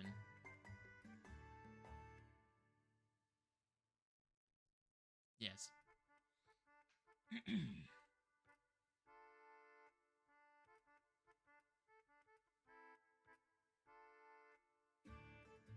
I, a fellow sporting fellow after my own heart, it seems. Here are my terms for the duel. Fisticuffs, no weapons, at the top of the crow's nest. Nothing... Hold on. I want to quickly double check something. I want to make sure I get the terms correct of the fight. There's a specific... Where the fuck is it? Where is it? Nani Jessica?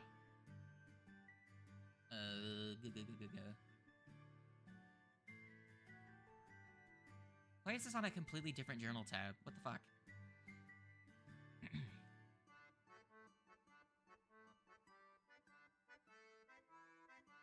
Alright. We'll place our weapons in this chest at the base of the nest. As soon as we both reach the nest, we count to 3, and then all bets are off, and no one else is allowed to come up to the crow's nest till the duel is over. If you win, then I'll tell you what you want to know about Poppy's map. If I win, then you'll give me your maps, gears, and the next 2 months of your lives. You'll become our servants and receive the great honor of helping me reclaim the treasure for the Iron Eels.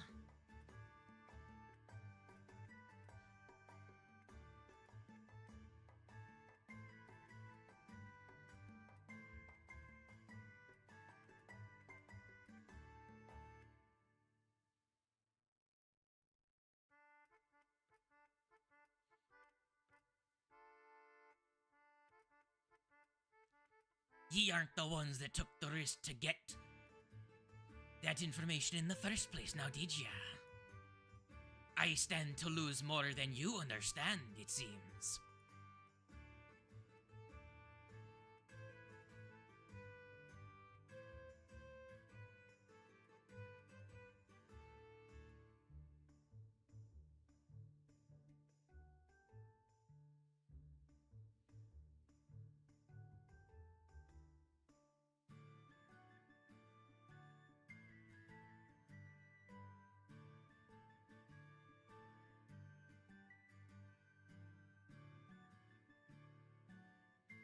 He's going to reach over and knock on the door behind him. And Athez, you can see, you'll notice there are multiple pirates on the other side, like peeking through the doorway as the door opens.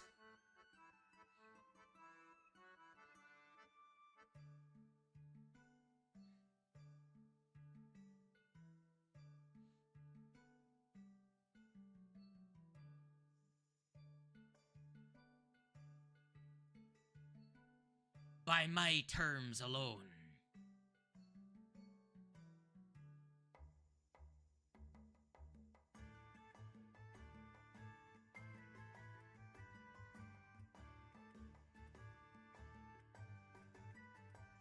Yeah, there's a number of pirates. Notably, your lot and the captain of the Iron Eels are all currently unarmed, as your weapons are stowed, but all of them have their weapons drawn. Waiting to find out how this gets resolved.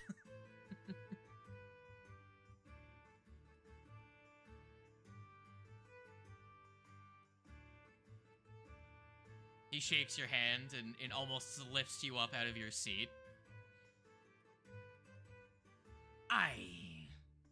A sporting lad. And you will see as he leads you out and out the door. Now you can call your friends from downstairs. And he says outside, "'Tis a fair match, the lot of ya." As he steps out onto the balcony.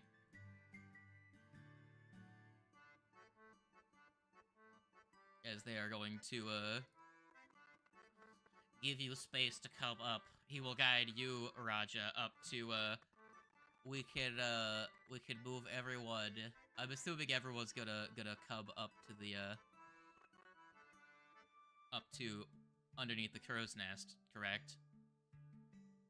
Okay. I will group everyone up and then teleport the whole lot of you over to the roof of the captain's quarters. With the crow's nest is right here. There's a chest right here, which is the one that he says for you to part with your weapons. Not all of you, just Raja.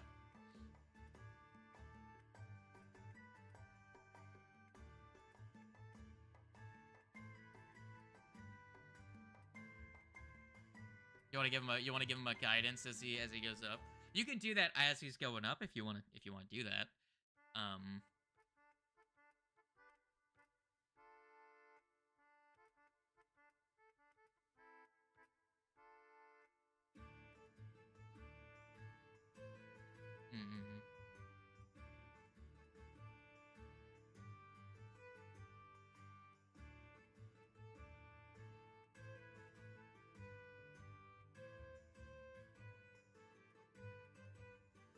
Okay. Melar Khan, almost like a walking armory, pulls out and stores in the chest a long spiked chain and several fine-looking daggers, and it's almost like a clatter of weapons being put into the chest and then closed.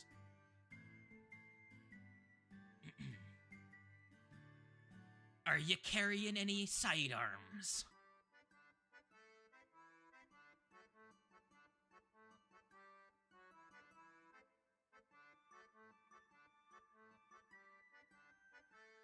Fair enough. After you. You climb up the ladder. It's all upper body. It's all just like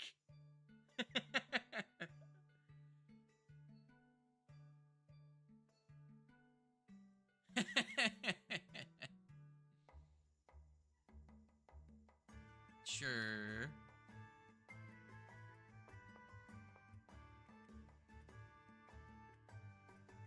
Mm-hmm. Indeed.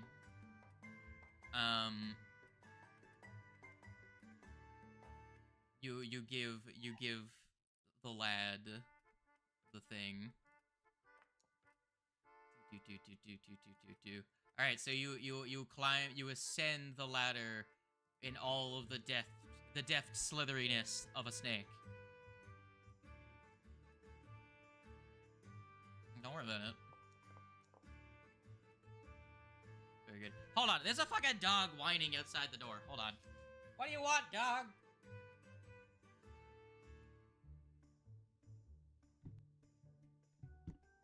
I will be back momentarily.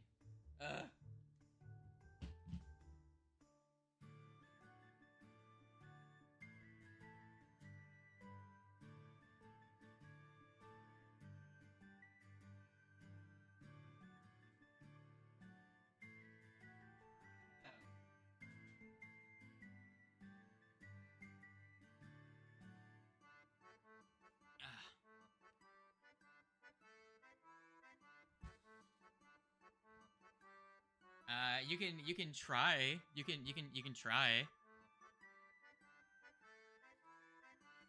If you want to, like sense motive, yeah, you can go ahead. All right, I will put Radger at the top of the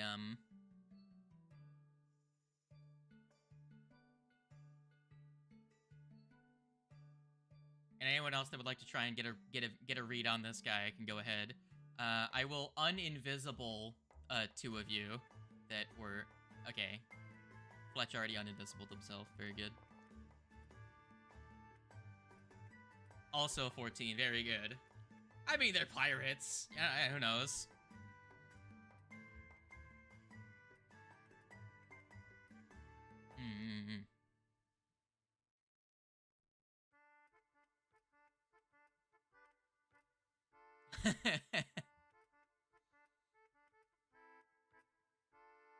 It's pretty much like rock, paper, scissors.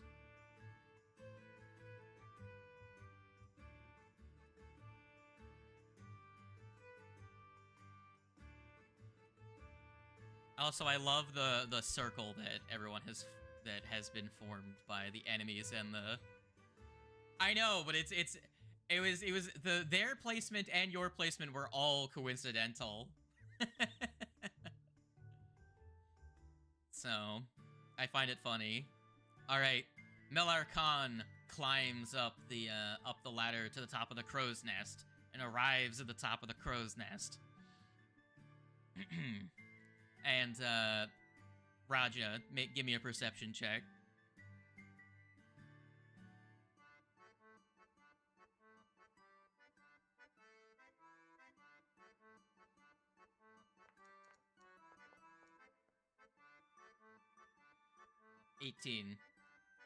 You notice he has something in his hand.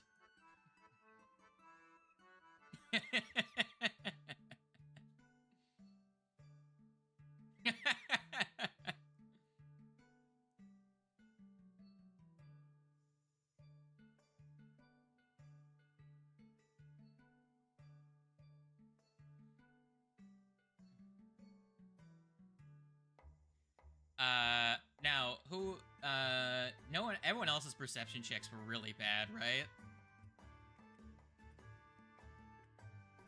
Yeah, yeah.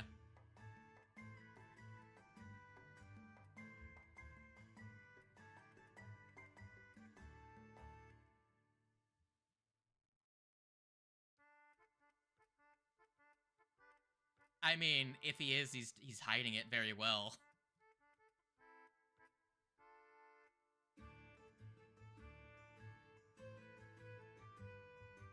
All right, you didn't bring any weapons up here with you, did ya?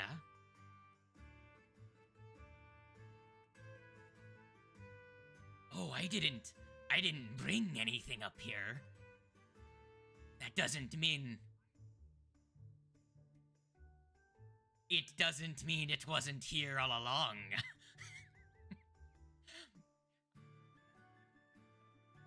I rolled a perception check. I rolled a perception check for everyone to spot it. The DC was 18. No one rolled an 18 on the perception check on the whip. You could have taken it. The rules were no one's allowed to come up and you can't bring any weapons up with you.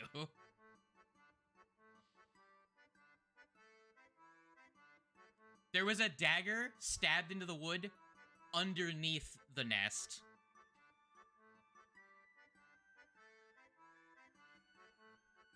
You'd have spotted it on your way up, and you could have taken it.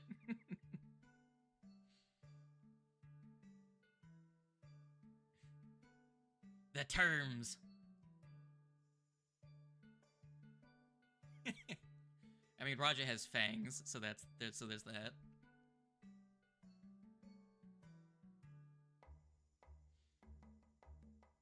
So, the problem is I don't think anyone can yeet a weapon all the way up there that isn't lower than what his jaws, that's lower than that's higher damage than what his fangs already do. You know what I mean? Because you're allowed to use your fangs. There's something stopping you from doing that. Now,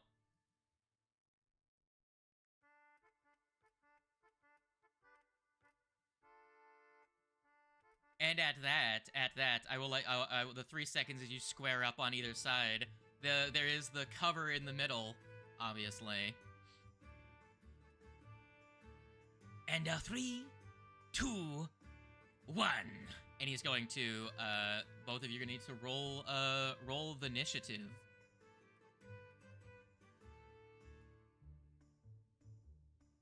Don't worry too much about, I'm just gonna have us, it was just so that we can track.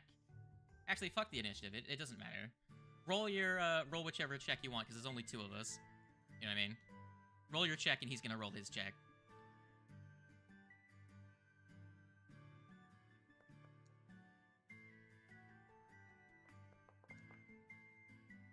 Very good, you go first.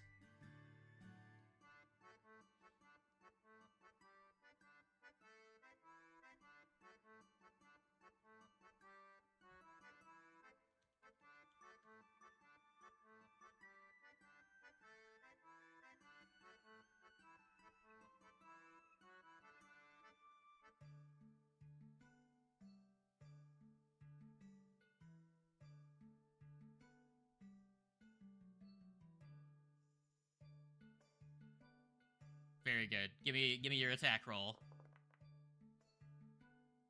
He dodges out of the way of the strike.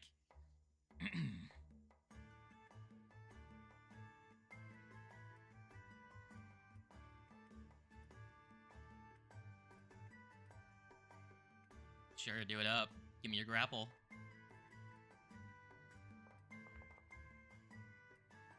Nat 20, he is restrained. Very good. Very good. With your crit success, you grapple him.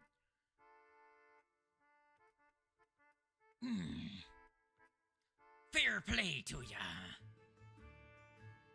And at that, he is going to... Well, he's gonna have to break out as his first action. He's going to, gonna attempt to break out. Oh, jeez. Let's change the music really quick. Oh, God. Oh, jeez. Is this the good one? Yeah, it's alright. It's the one with the guitars. Alright, let's try What is he best at? What is he best at? Let's try this one. Whee! That beats your does 24 beat your fortitude? Alright, with his first action, he forces your coiling tail off of him, and he's like, "Arr, so that's how you want to play." He's going to, he's gonna go for a, you know what?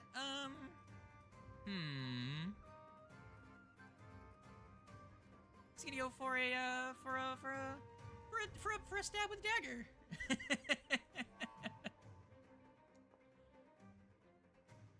He misses with his dagger, and he's going to step and he's going to move over to here to get out of melee reach with you.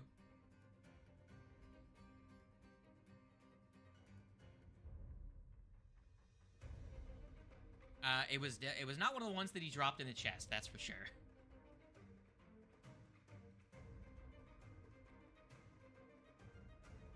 Oh, he attempted to intimidate and missed. And this is when you're going to see all of the Gamayans underneath are gonna start throwing rocks up at the crow's nest.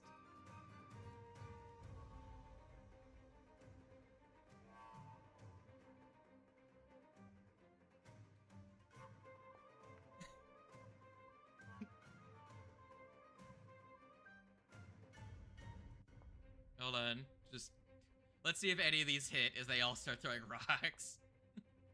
Nope, nope, nope. These are all okay. I didn't roll above a 4. Oh wait, hey, that still misses. As you guys have greater cover up there.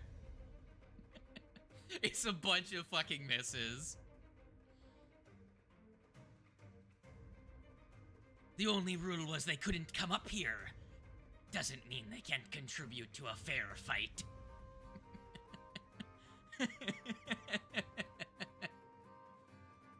All's fair below the crow's nest. They're about like 20-30 feet. So pretty much it's all just banking on a nat 20. They have greater cover up there as well, so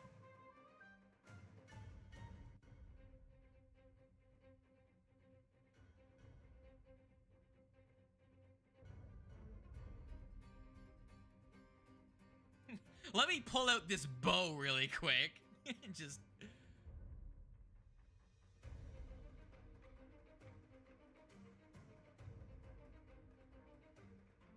don't mind if I do.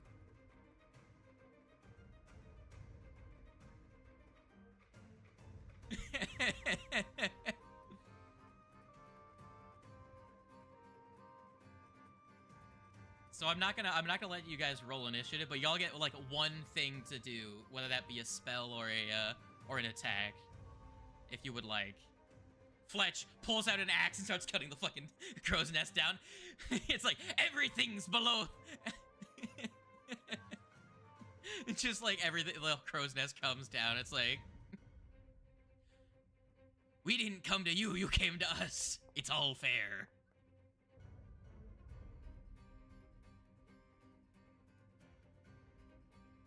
Let me, he's gonna, damn it, he's gonna roll a Percepticept really quick. Because that's the one I was going to do, but I fucking lost his, skills thing, or attributes. There you go. Normal. Aha! He goes first.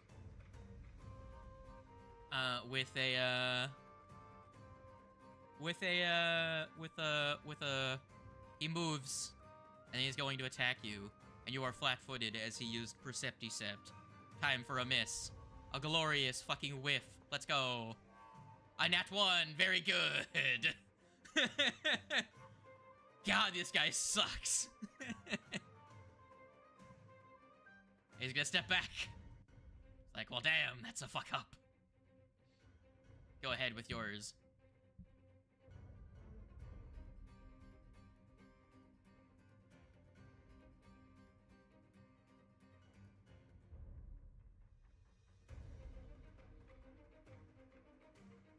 Yeah. Give me the attack. 21, that's a hit, and I'm assuming you used your reaction. He is spooked dose as a result. For having a massive numerical advantage, this guy's fucking doing nothing right now.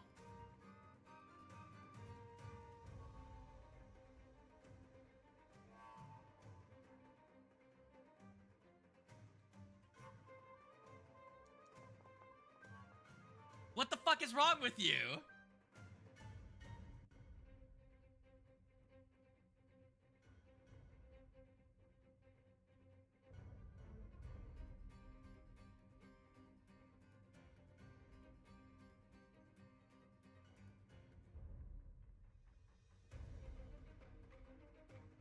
That's just how it is, you know.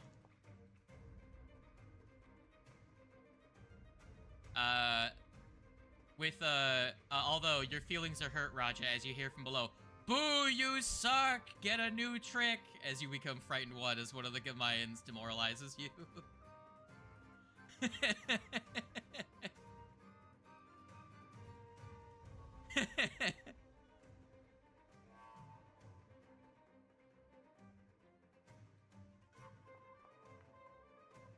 Oh my god, are you fucking kidding me? I've literally not rolled in the double digits once with any of their strikes. Nat 20 against Raja! One dart got a nat 20 on Raja. Raja, you take 8 damage. Oh no, go ahead. No, 100% you can. Yeah, go ahead. One of them got a very good shot. A nat 20 on Raja. It's like, ah, fuck!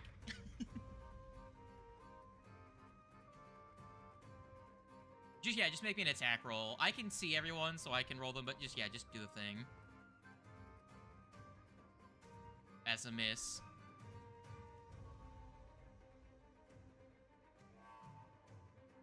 A hero quest?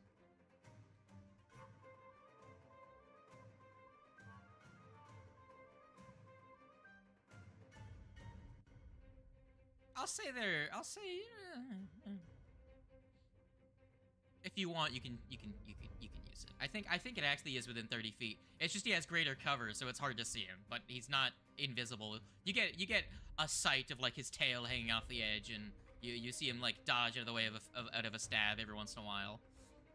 You can hit him with it if you want.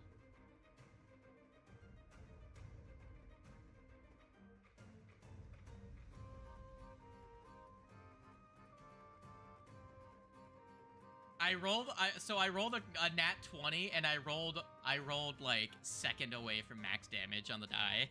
So Raja got a little fucked up by the dart, but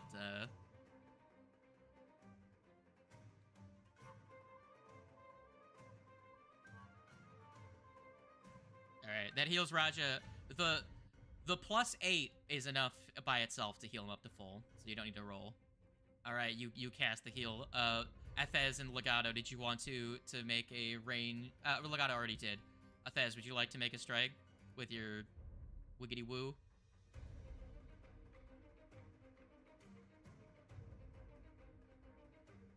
Do it up.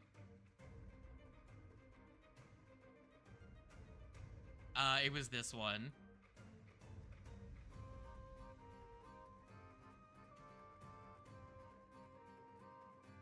Sure.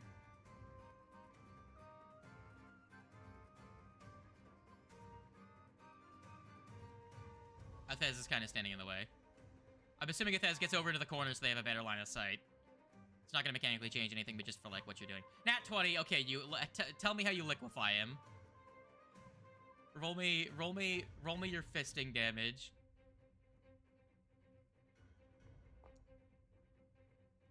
$16 damage. Okay, is this so I'm assuming did you make this non-lethal, or like, so the default for fists is they're non-lethal. Did you try to kill them, or did you just throw a normal punch? Okay, they are knocked out instantly.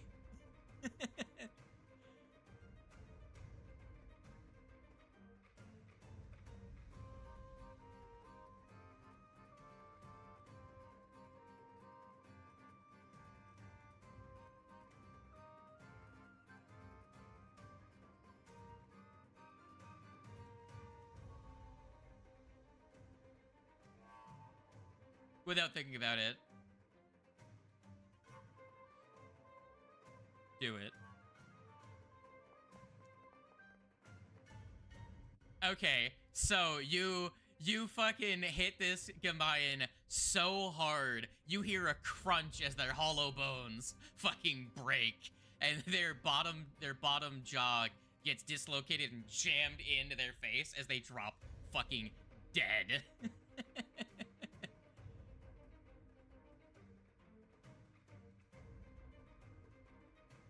Bang. Jeez, so violent. They're like, oh shit. Alright. Now, Radger, go ahead and roll your next did you make your attack with bow, Afez?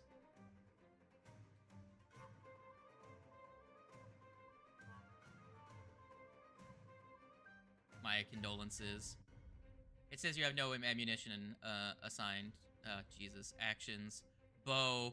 Arrow. Yep. Now we bow. We bow. That's a hit. Would you like to roll damage? He's flat-footed, so you can sneak attack. Afez may just kill this guy right now. 6 damage. You did not kill him. Yep. With that, Radger, what did you roll? Very nice. Well, he gets to go first. First action is going to be to break the fuck out of this bullshit.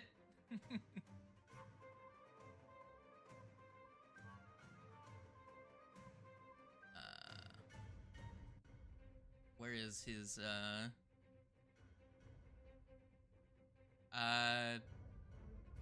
yeah, it's, flat-footed just makes their armor class different.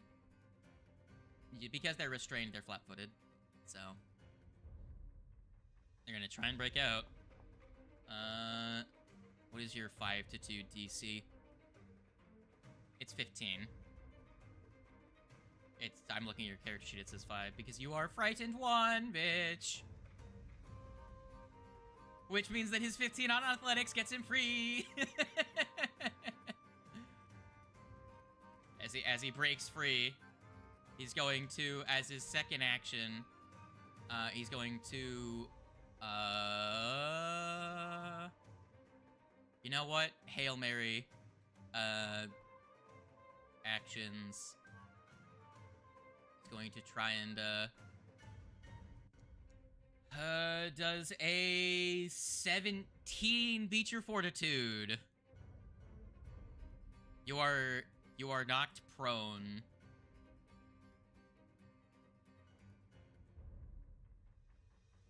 He hasn't used it yet, apparently.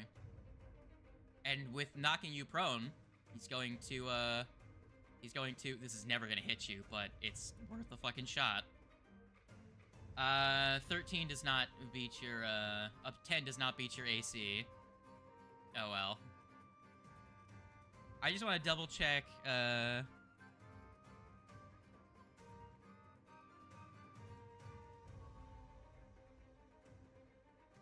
okay, yeah, okay, so that doesn't, and he's gonna use his last action to move the fuck away.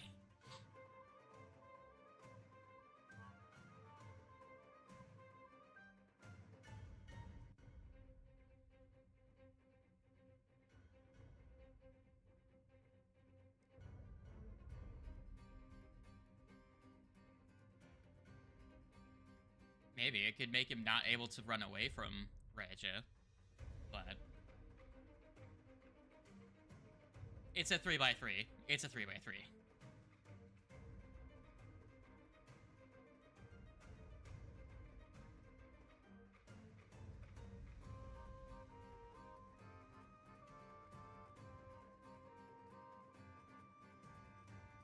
I don't think it'll matter because it just makes him move slower, and he can still make it no matter if you slowed him to get to where he is.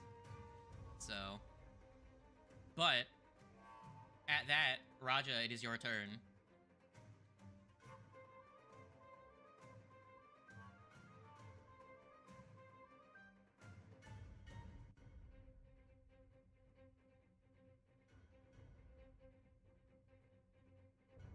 ahead and do it.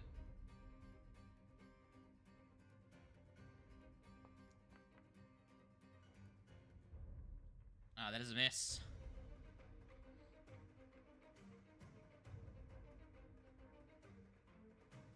Very cool. Keep it up.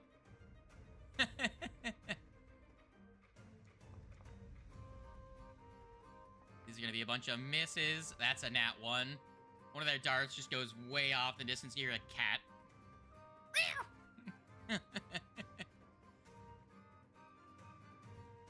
Yeah.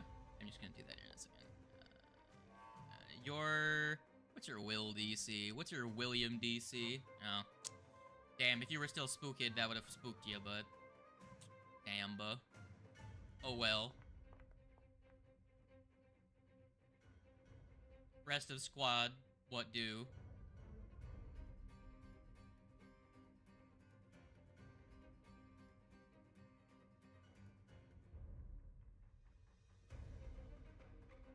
Okay. Go ahead and do them.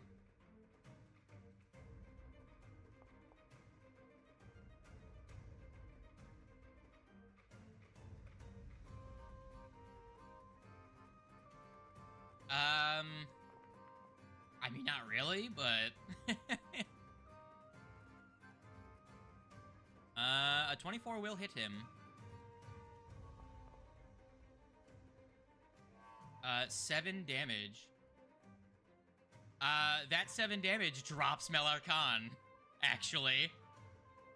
He was looking pretty rough.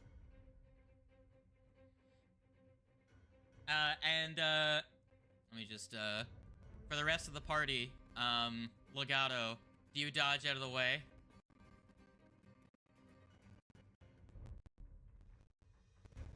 To Legato, do you dodge out of the way? Okay, you move. Thud, as his dead body hits the deck next to you and gets halfway buried in the broken wood as the wood collapses underneath him.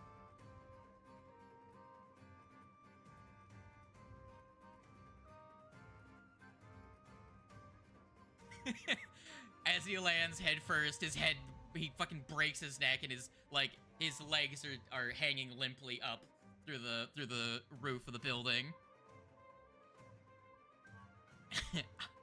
It was just a little cold air.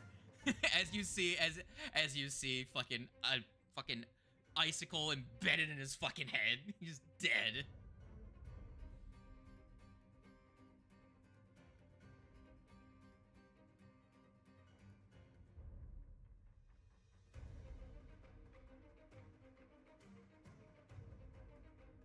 All the pirates are like, yep, we give up. Fair play. We give.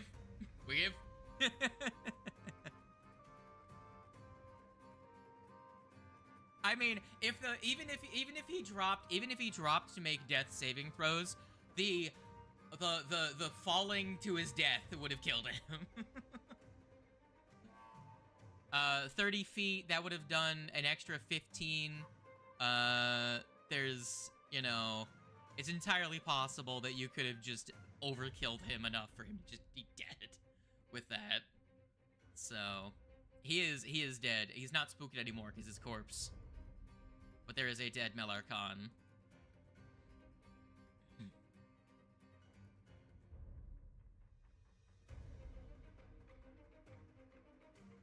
Nope.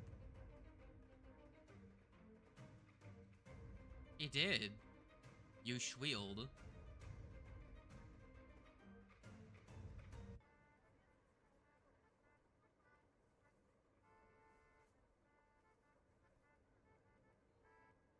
Man. Real rough. Real rough.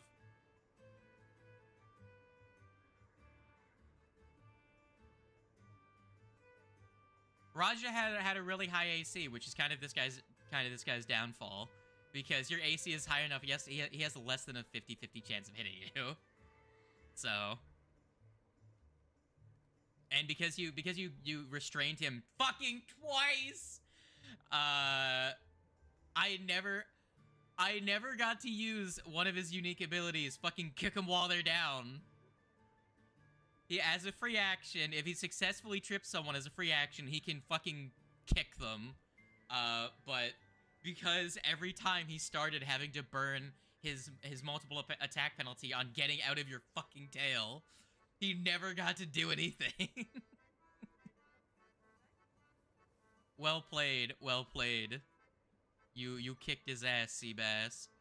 And in his inventory, if you dig through the stuff, you will find. I will make him lootable. He should be lootable now. He has 3 +1 daggers. 2 of which he put in the box. 2 of them he put in the box, obviously. Fez is just like, gimme, gimme, gimme, gimme, gimme, gimme.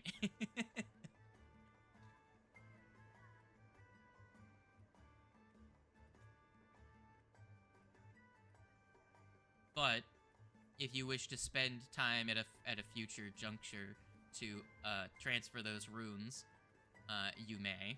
But all of the crew kind of give up and are just like, look, we'll put our we'll put our resumes out. We'll find different work. We give.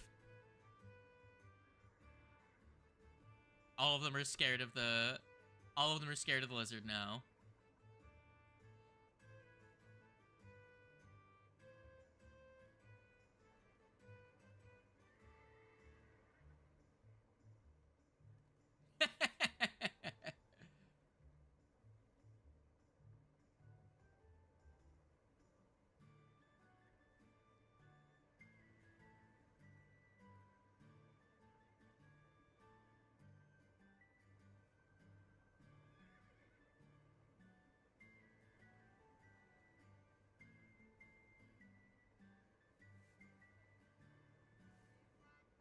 And I will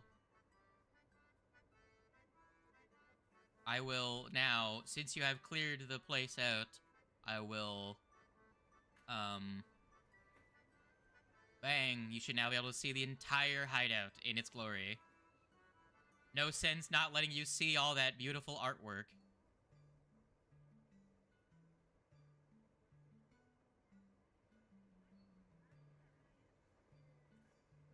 Indeed. I mean, you killed the captain of the Iron Eels.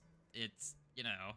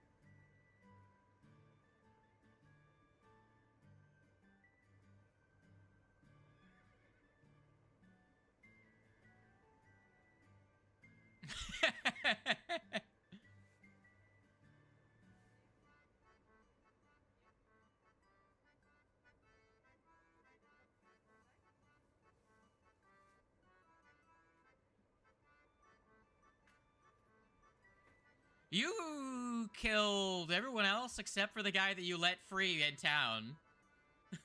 Like, if you guys wanna search through town and like find the other guy.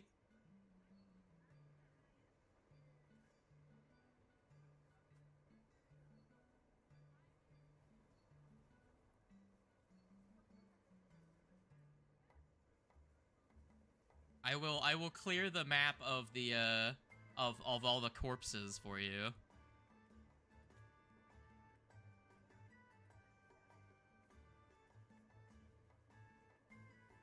No magic gumbo for the squad.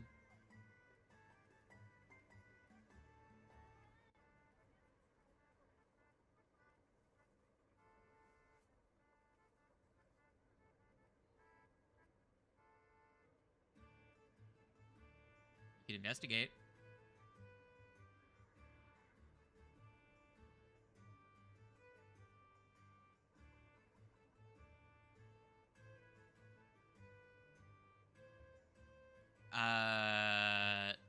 You don't need to roll. You know that turning to stone is not like an ancestral ability of them.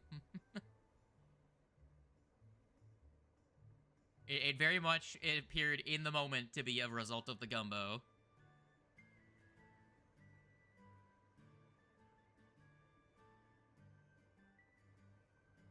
I'm going to make the assumption that Athez takes all of the daggers and you can disperse them at a future juncture.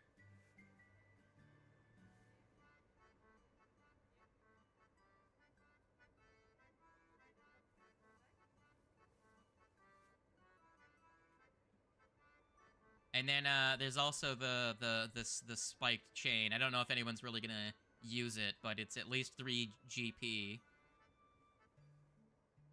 So at least you can sell it. So you don't have a party loop, so I can't really, you know.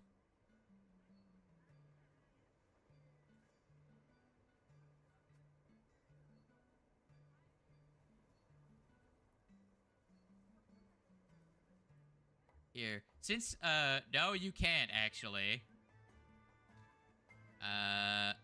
Hold on. In terms of bulk...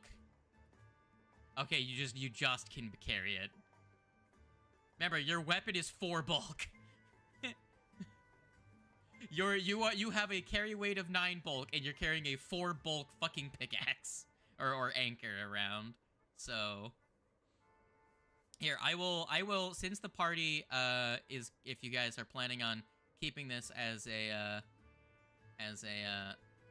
go-to thing, I will take the storage that was in the storage room, and I will move it to, here, and make it revealed to you, so you can just place things here, and this can be, like, where you keep, you know, odds and ends that you might sell later for money. That fair? It's here. It's at the entrance. I don't know where you guys plan on spending the most time, so I put it there. So, do you explore the hideout more? Do you look about? Have you?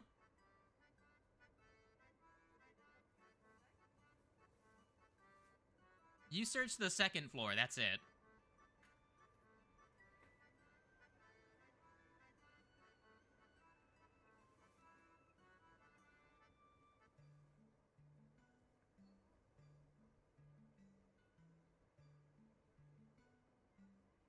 He was an asshole anyways.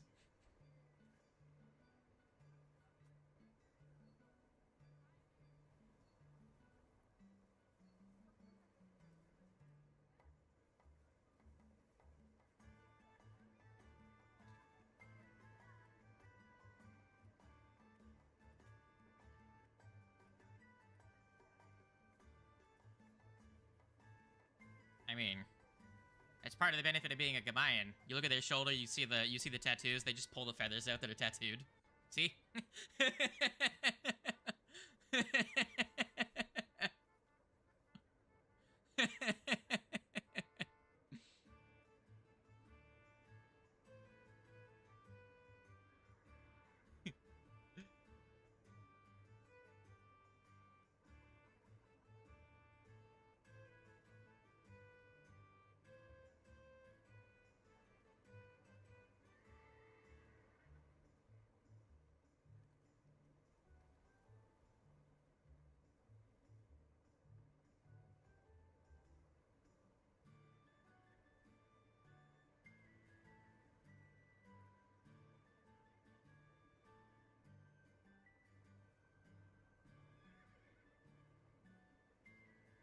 They're gonna talk amongst each other, trying to think of who else isn't here. And at that, if you are hiring these hoodlums, you are now officially the leaders of an organization that is level 2, as you have 3 minions in your organization. I will put this up.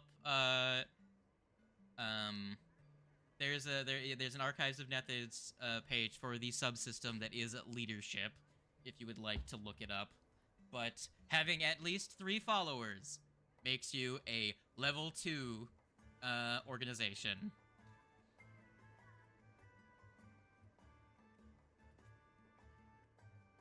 Yeah, sure. I will say they find the other guy, and I will say they find the other guy, and, yeah, 4. Still level 2, but the upper end of level 2. That is completely legal, as it does not matter what level you are.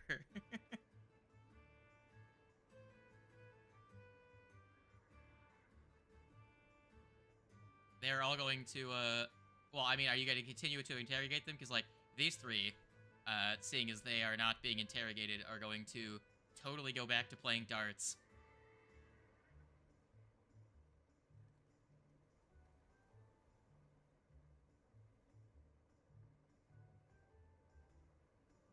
Well, Mela Khan was a studious note taker, says the female Gamayan, that you were talking to originally. He probably has notes on the locations of things. He was constantly jotting things down.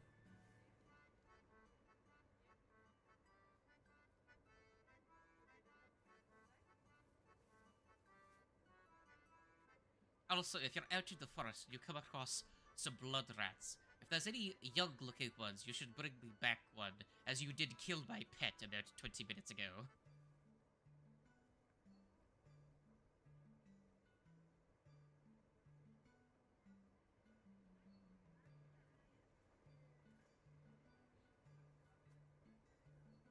Alright. So, you guys don't have to move as a squirrel in this room, but in this building. But who's going where? Gonna quickly run down the searching process. Is anyone going to the kitchen to search the kitchen? Because you guys kind of just went in, killed the guy, and moved on. Is anyone going to search the kitchen?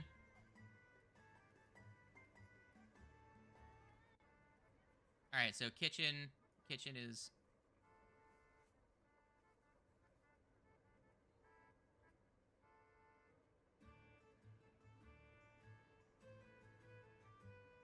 Alright, you two go here.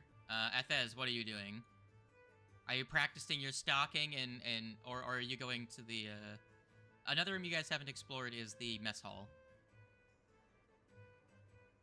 Very good. Alright, starting from left, moving to the right, we'll go through this quickly. You guys go back to the galley.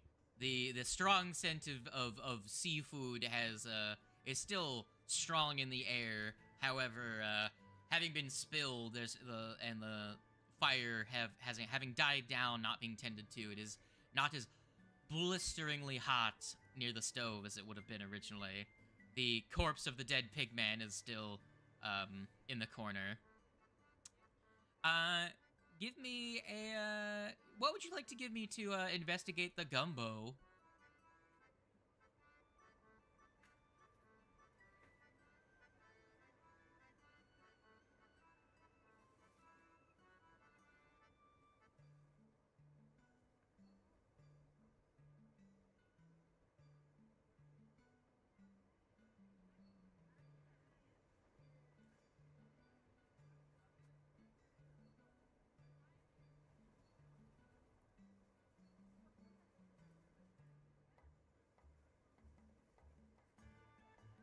You got Arcana, Occultism, Nature, Divination, any of those magical things, as you did see it.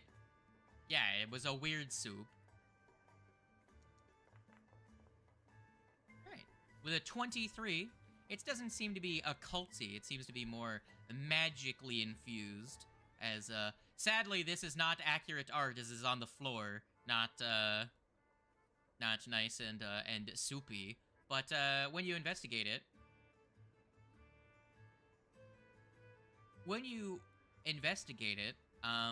you quickly realize that it is actually magically infused. It was an alchemical, it was alchemical and magical in nature. The individual who was making it was a spellcaster, as you recall, or at least seemed to be attempting to do. And nearby, you find a chunk of Yeranite, which seems to have been they seem to have been shaving off flakes of it and adding it to the soup as an ingredient and making it magical.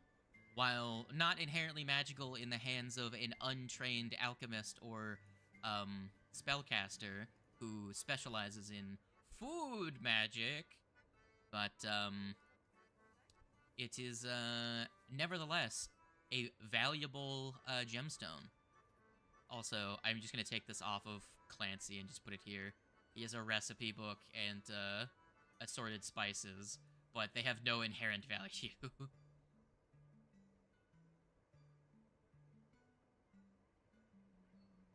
And that is the predominant thing that you find. The chest is here if you wanted to grab the things from it. In the other room, back to Athez, in the mess hall, there's the massive oak table that with mismatched chairs that fill most of the space in this dining hall. The table is covered in crumbs, wine stains, and at the north end, a platter containing a flank of a indiscernible meat swarming with flies. At the other end of the table, a prominent sheet of parchment is unfurled, its corners pinned to the wooden table with goblets, plates, and a dagger.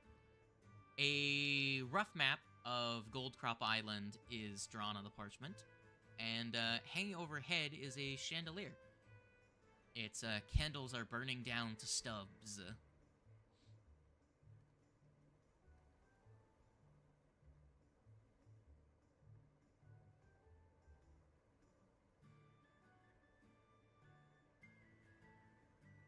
You have so many knives. I will add another corset knife, as you don't have just generic dagger, and they are almost identical in their traits.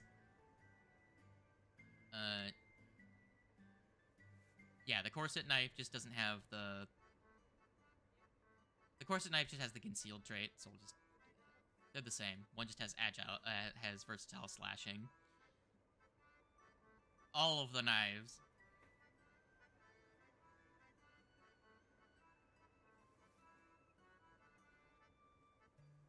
Yeah, it's just like you're just a walking like cutlery drawer.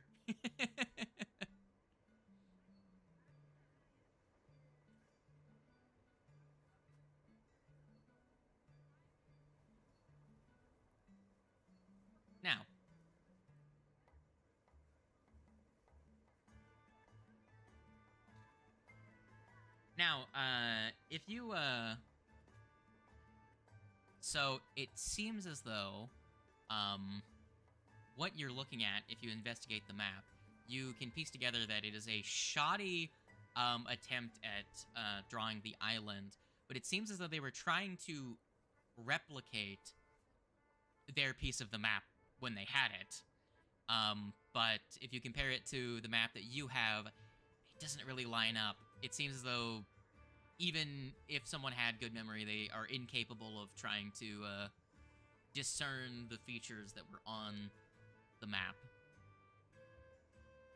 And you can see a section that is very poorly drawn that is marked the Gasping Gipper. But, it's... You can't... Like, everything is so out of proportion, you can't really tell where it's supposed to be exactly. Trying to use this map would lead you, potentially, tens of miles in the wrong direction. Indeed. And for Kas and Raja, as you pour through the notes at your disposal, you find quite a thorough amount of documentation in his journals. So you find notes about an object known as the Sapphire Scale, which they tried to find at the Gasping Gipper, and in the process, they lost a couple of men, but more importantly, they lost the map at the Gasping Gipper.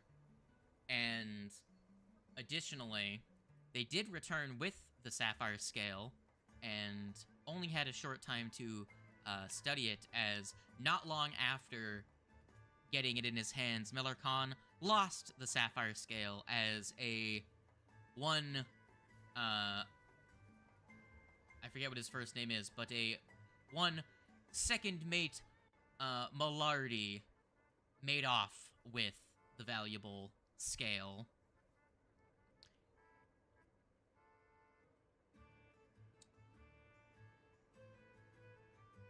Now, a good chunk of speculation is contained within his notes. He is guessing that the Sapphire Scale is in some way necessary in order to fix the map and also to decipher its meaning. And he is quite miffed at not having either in his possession anymore. And that he believes that DeMarty made off to a location known but not marked on any, like, hand-drawn maps or anything. The Withering Swamp. Some nasty bog to the southeast. And lastly, he thinks the map is cursed, and that something may happen to it should it be put back together.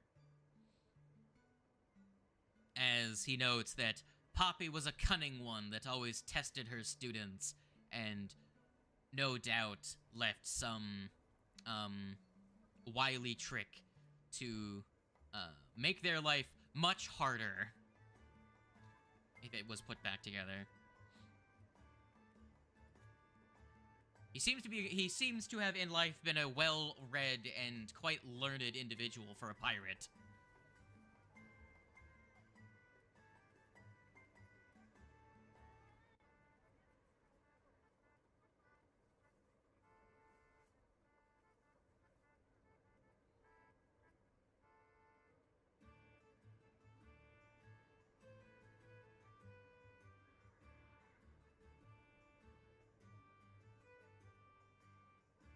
Squanton Malardy was what his name was.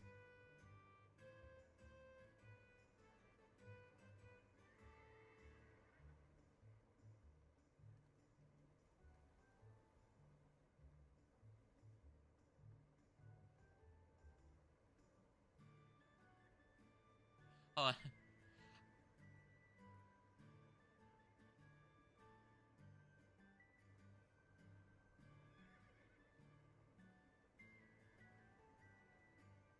I'm really regretting not reading off exactly this quote, because it's so good.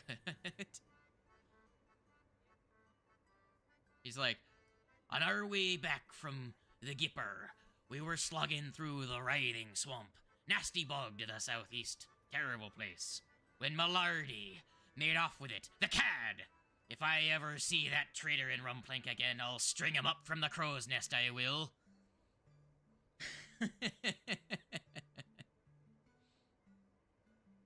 So funny.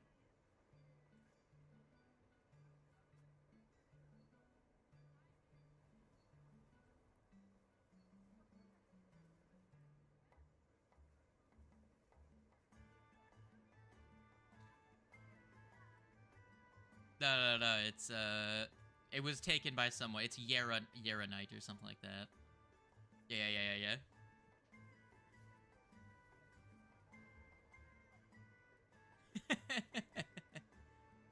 Uranium fever's gone and done.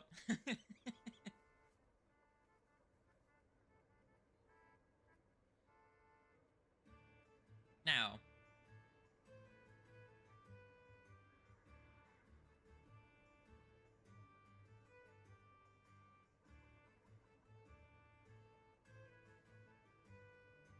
I will note that you had 2 other locations before you head off that you could potentially have gone to. 1, the Choich, and B, the Academy of Magic that may have information. It is up to you how it is you wish to go about this. Do you wish to investigate those locations, or do you think you have enough information?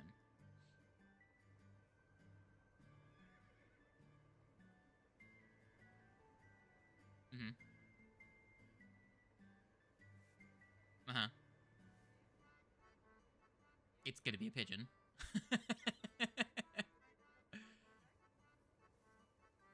Mm-hmm.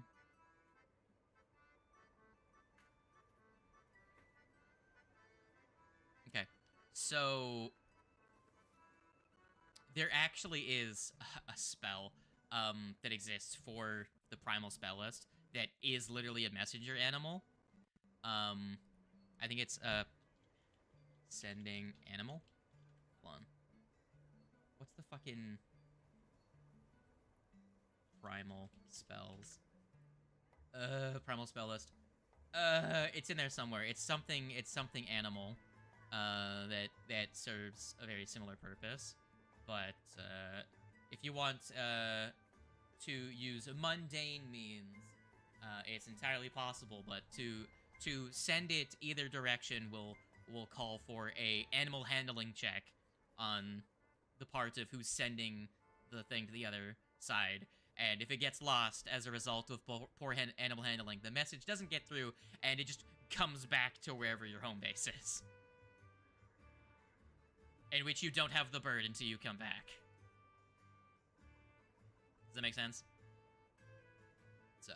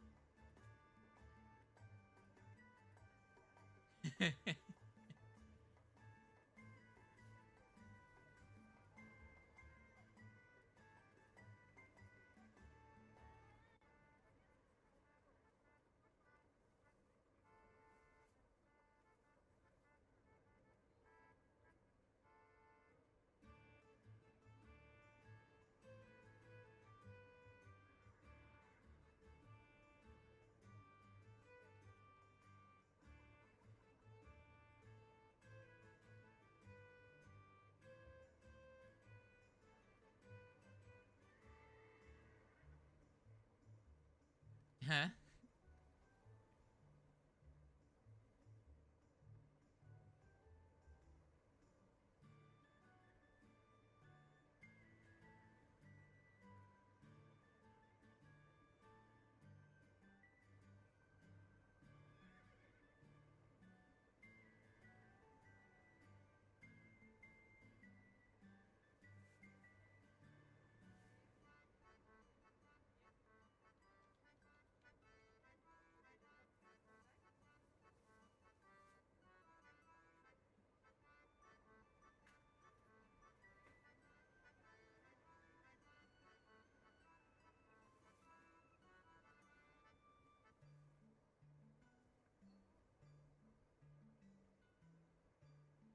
So.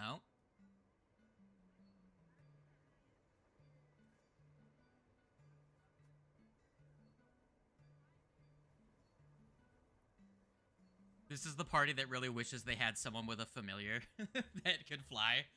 Like, it's like, at least if we had a... Because nothing stops... Because, like, the trick would have been just have a familiar with speech that also has a fly speed. Like... But none of you took a familiar, so...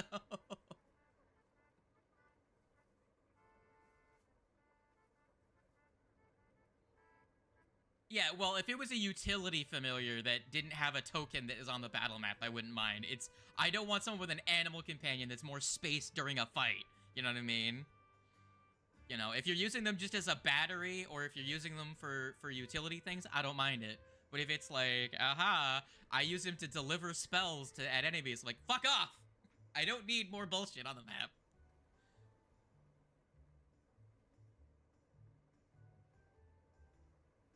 Is the barbarian getting?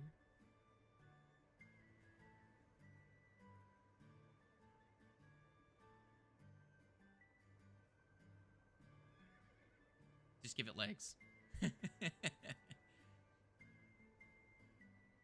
Hell yeah, just have a rock that crawls around.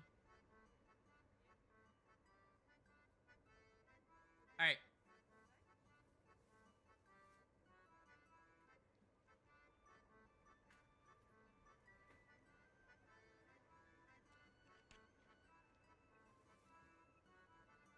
Sure, find me the price for those things, and then we'll go to that. Go do that. Now, you have Academy or Choich. Look, as a bit of metagame knowledge, one of your party members is a fucking cleric, so they're not just sitting in the wings for next session as well. At the very least.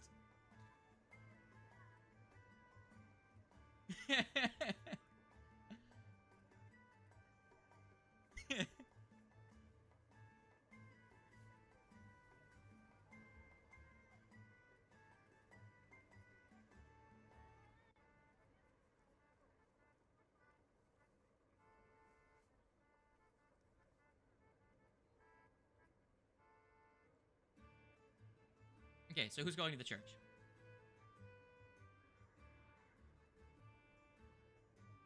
Okay, so we have Raja, we have Legato. Who else is going to the church?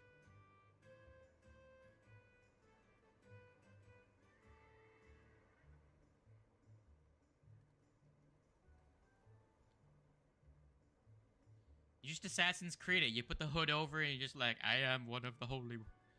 I'm a nun.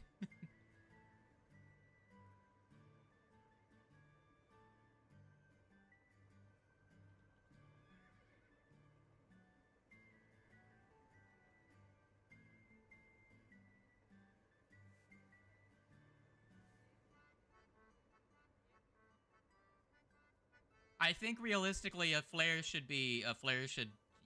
honestly, you just need one for each party member. Not each party member, but for the groups. If you're gonna split, you just need two, realistically. Cause like, you know.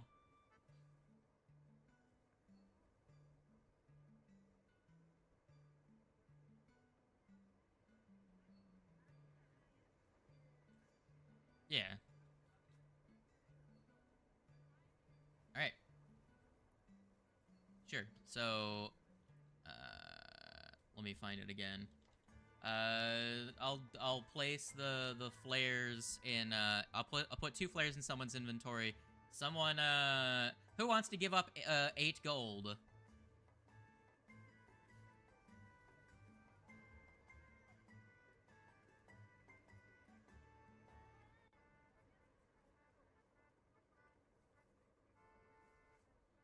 Okay. Alright, yeah, there's some gems. So if you want to sell gems, all the things you want to sell, get them sorted. I feel we should to save time, we should do one group go while the other people sort out their shit. You know what I'm saying? And you can just say that you split your stuff up. So who's going to the Choich? Let's do that first. We're just gonna do Radger and Legato.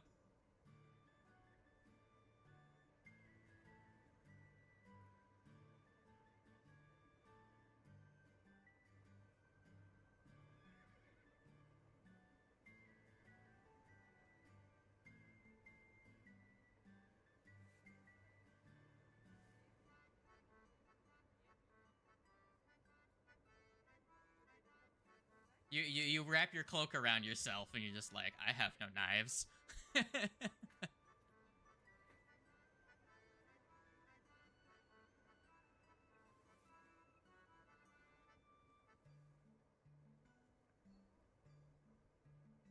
All right.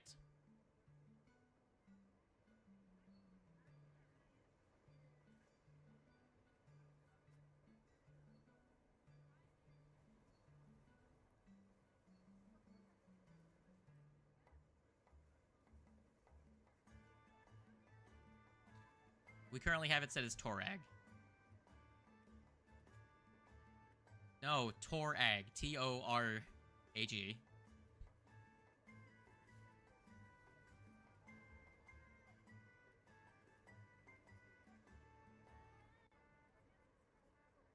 Yeah, you worship a sect of Torag that's more on the crafting of firearms and the such.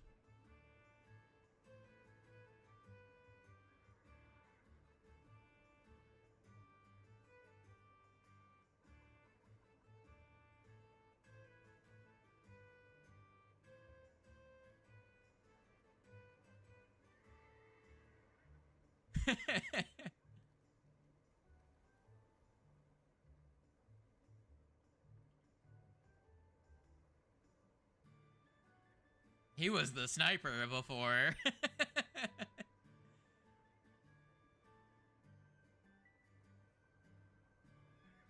He was, okay, so I will say, back when you knew him, he did two things. He was a sniper, and B, he was also the quartermaster, and the one that was in charge of, like, you know, making sure the people that fired the cannons were up to snuff.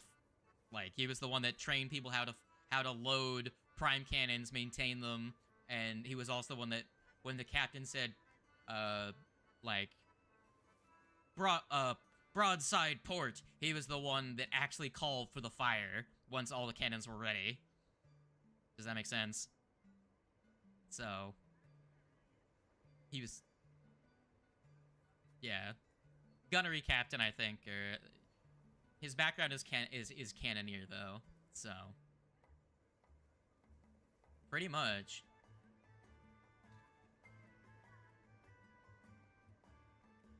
So, you make your way uptown to the, not there. Where's the choich? Where's the choich? Choich. That's the choich. So you make your way to the choich. And you find yourself at the Temple of Many Colors, a large site of worship made of stone, with,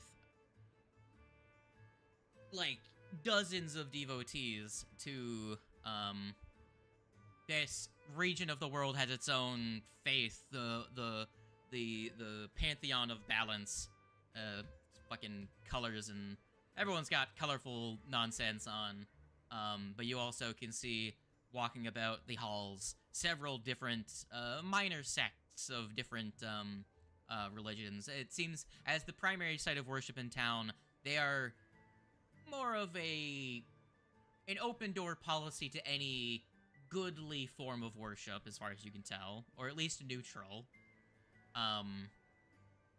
So it's there's not like some sectarian violence over someone worshiping a different god here. And you will see a couple of clerics going about their time, and one individual in particular stands out from the group. A taller Gamaean with white feathers that is in quite elaborate, colorful garb seems to be the individual of highest stature here, going about their business.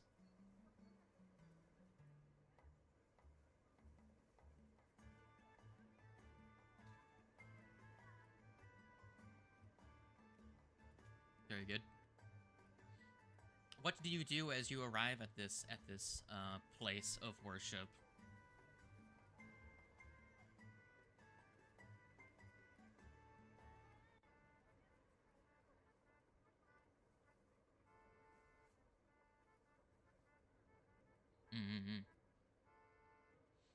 You see a depiction to several gods that you may or may not recognize. Likely don't, but you offer up a prayer, and next to you, the individual that you saw, the many very colorful one, is currently lighting candles nearby, and he says, "A man of the cloth, I see. Quite a foreign garb you wear, though. Well, all are welcome in the Temple of Many Colors."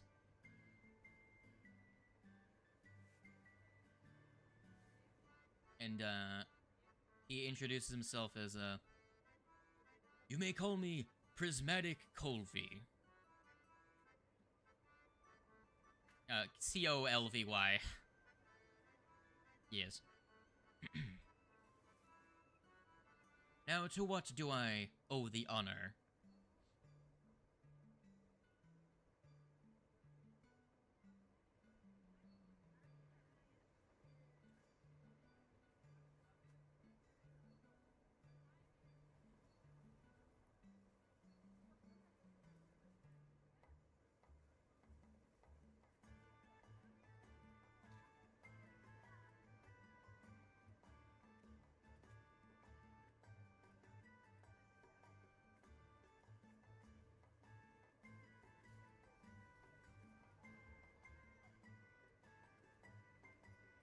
Interesting.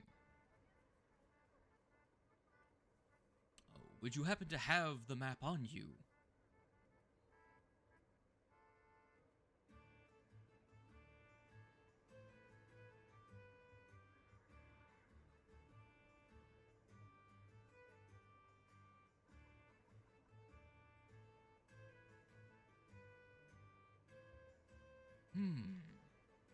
That is quite a fine scroll you have here, he says. I'm afraid I don't know much about the legends of Poppy's treasure, or whether such a trove is even real. But please, if you'll allow me to examine your map, I might be able to glean something from it that could help your search. He reaches out his hand to receive it if you are willing to hand it over to him.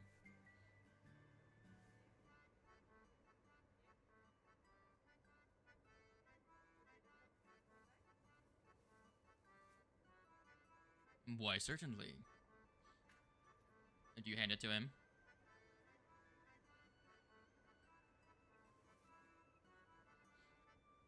You will see when he takes it, he's going to, with one of his hands, he's going to form, some symbols in the air, and then offer a brief prayer, in Gamayan, and then you're going to see his eyes will flash for a moment, and then he's going to look over and he's going to say, "Indeed, the Gilded Pirate has enchanted this parchment with powerful magic.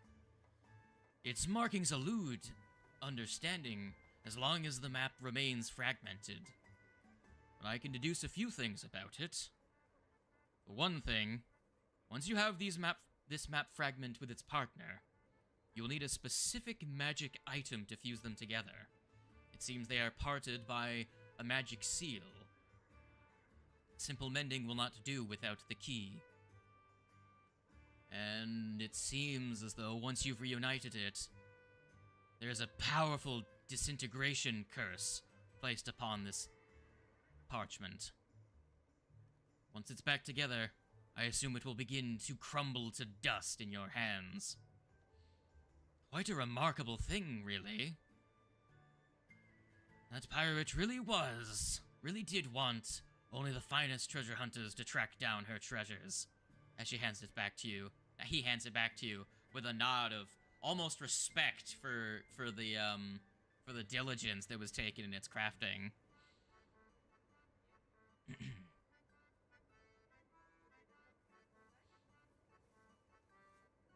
But when it regards to the tales of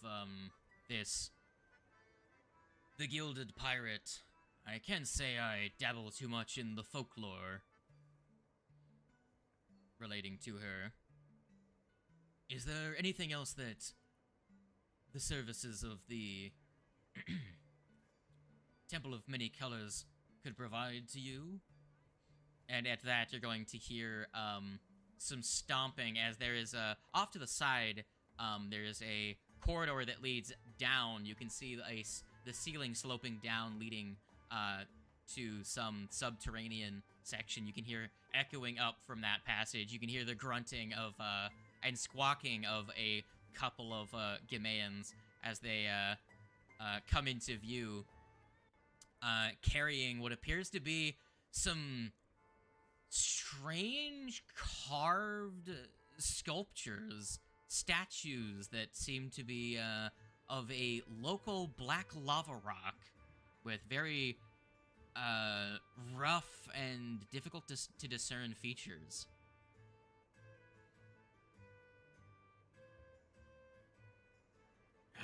There was... This temple's origin dates back before most can recall. We were exploring deeper down, and there seems to be some catacombs beneath the temple.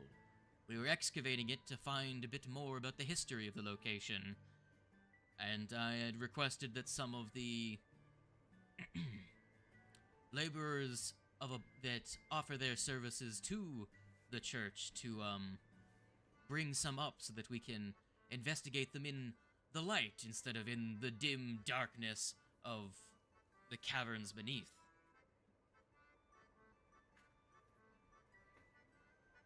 He's going to squint at them and look over the collection, and he's going to cock his eyebrow up in confusion. I don't recognize any of these figures. Perhaps adventurers like yourselves may have better favor. You seem to be a worldly bunch.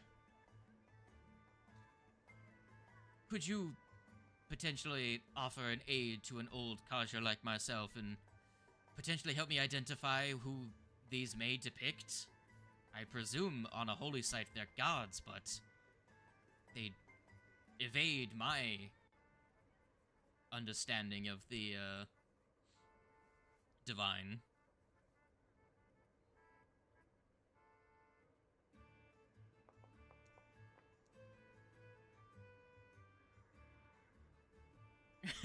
A 15. Very good. Radger, do you have a religion?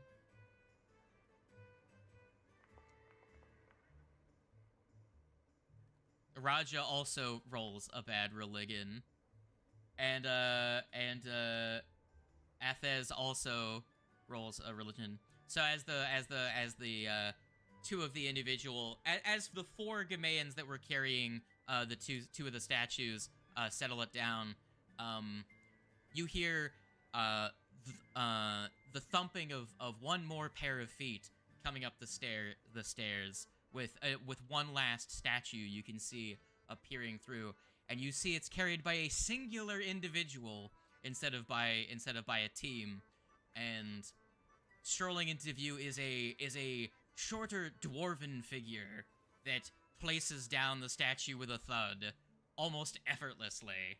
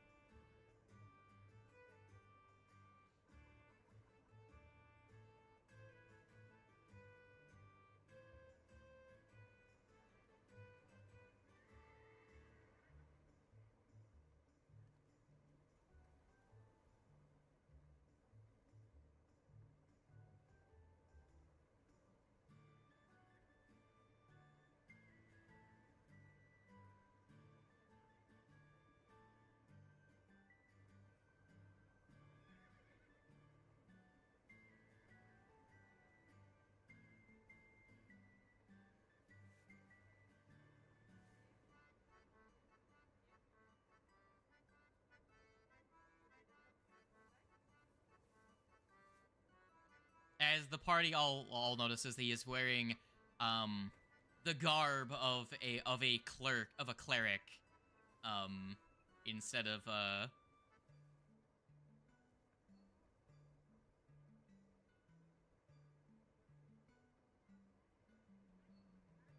although I feel like I should reveal him. He's got like talismans and stuff of a cleric. He is very much just like he's working, you know. He's you know. He's got Torag inspired like iconography and stuff, and he doesn't have like a what you would normally expect, the belt of black powder and he's not carrying like a saber, and you know, he's missing a couple of like skulls on a belt or something. He doesn't look as hard and grizzled as he did before.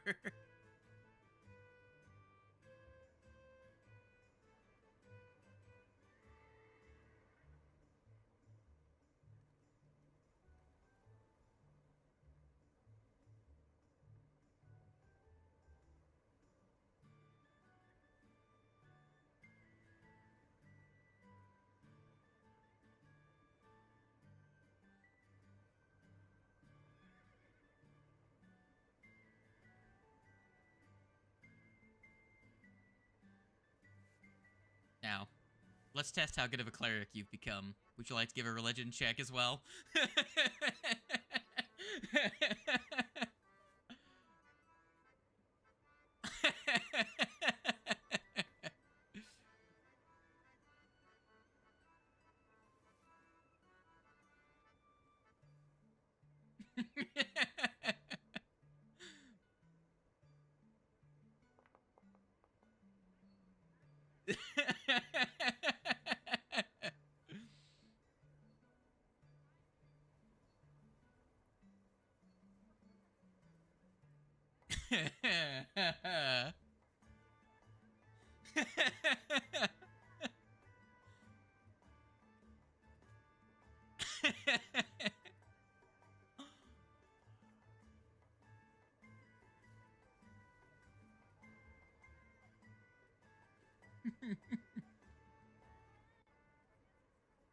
Yes.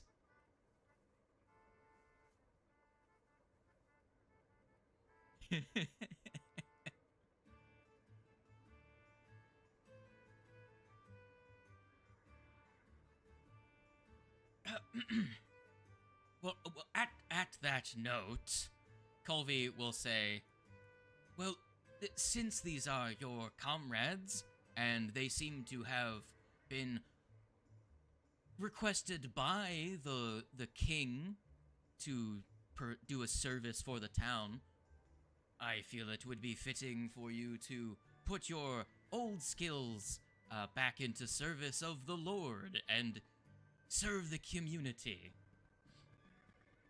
Almost trying to get rid of you, it seems. Like...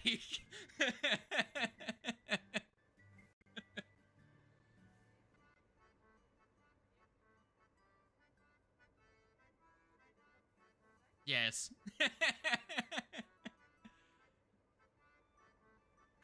He doesn't have medicine. They tried to teach him how to bandage up a wound, and he fucking just like cut someone's arm off by accident. They brought out a med kit. Instead of using the gauze, he pulled out the bone saw and was like, "This is how we do it, right?"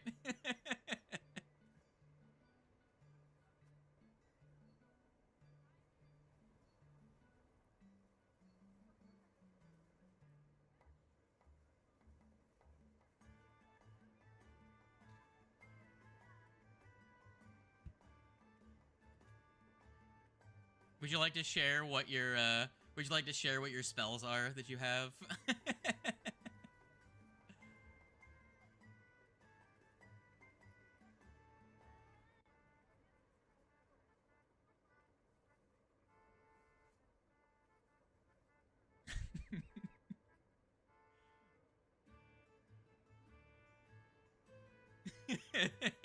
So we did a bit of a custom deity. He gets magic missile as one of his granted spells from his god. So he has an offensive spell. to represent his traditional artillery origins.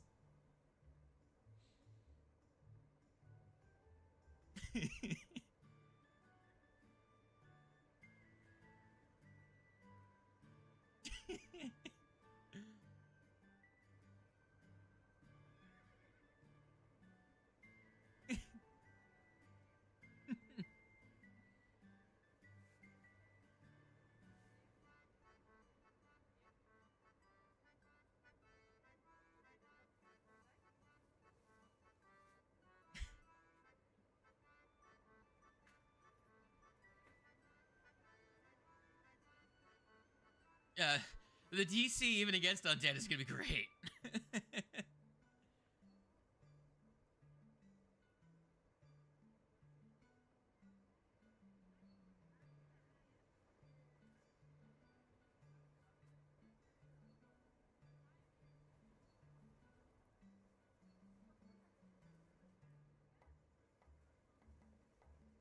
I would just like to mention... I would like to mention that I'm assuming the cat and the dwarf got here on the same way. I'm assuming the dwarf and the cat were captured by doing some other crime. They were captured on the same boat to be taken to be executed, and they got swept up in a storm, and were unshackled from the brig to be someone to help steer the ship so that everyone doesn't fucking die. You had to make a deal with the Navy to survive. And you got shipwrecked here.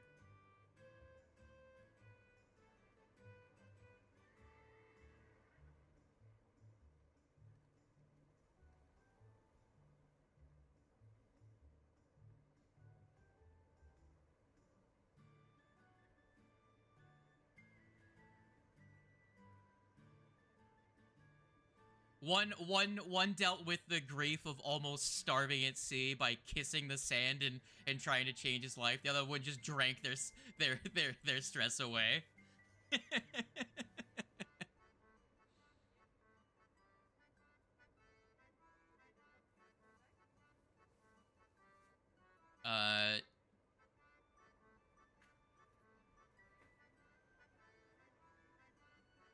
Well, that sounds brilliant. Go ahead and collect your things from your room to prepare. You still keep them around. So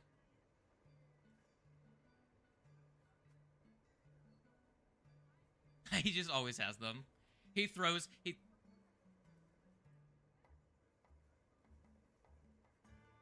Yes, he has an arquebus. He has a pistol, a shield, a fucking, a big fuck-off shield, and an arquebus. Man is...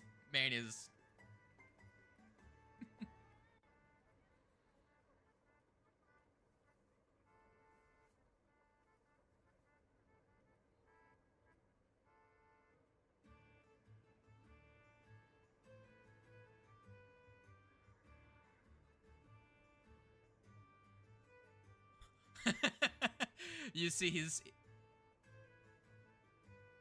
yeah, it's true. America.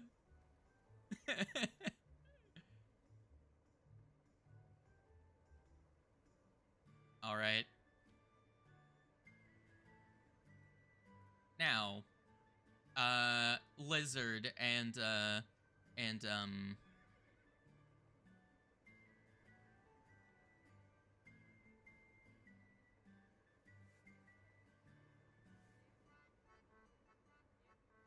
mhm.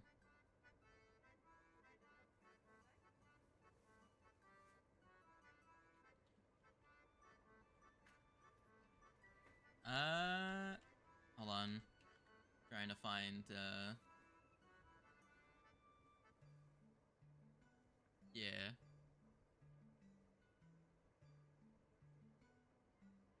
So,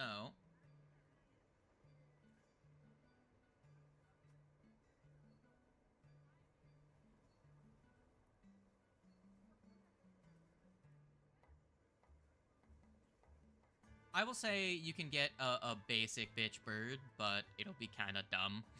If you splurge on a more expensive bird, I will say that it will be much more likely to succeed at its task.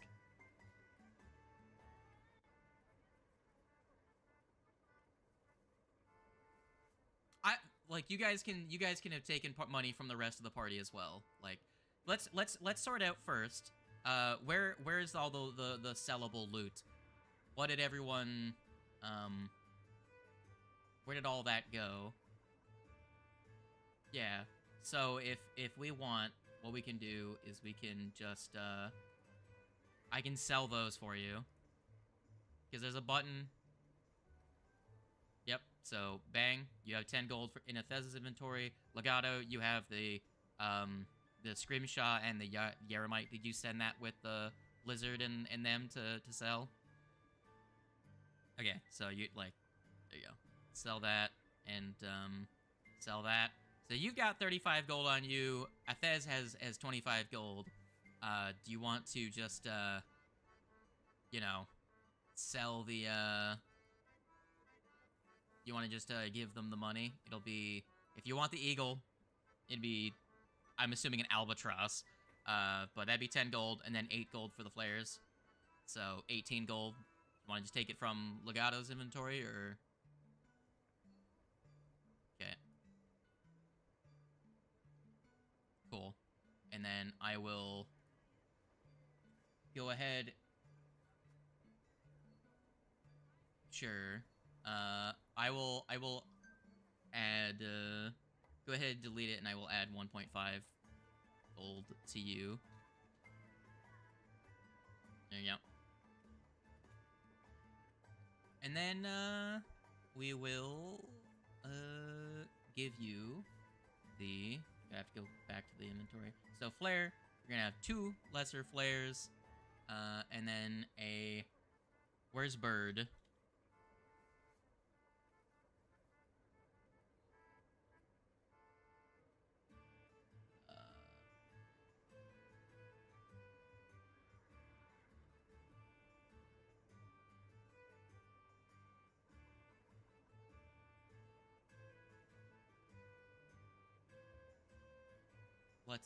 Lettuce, I will give you a piece of equipment. Add. I will call it Trained Burb, and we will do with it as we wish. Trained Burb. There you go. It is Trained Burb.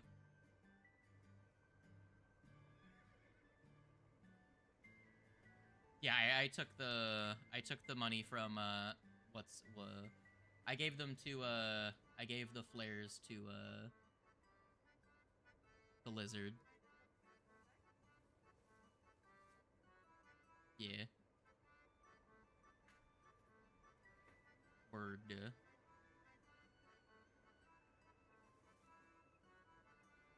You're a sausage.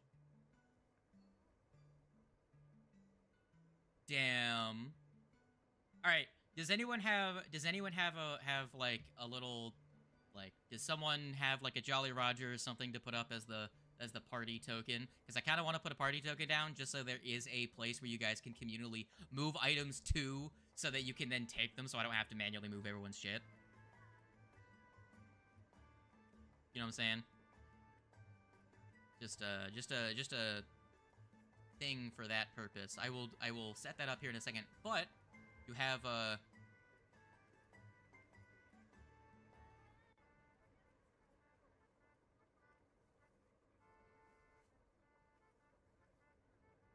it's up to the party.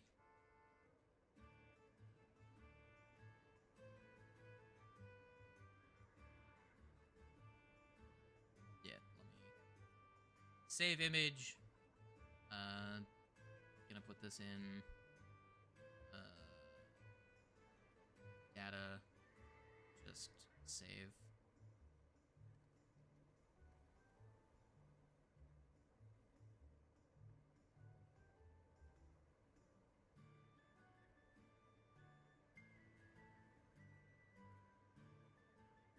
God, I fucking hate the name of that.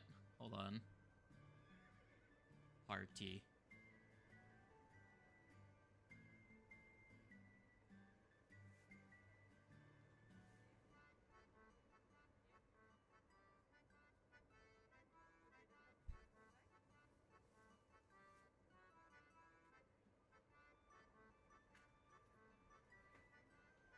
So, I will... The party thing is, there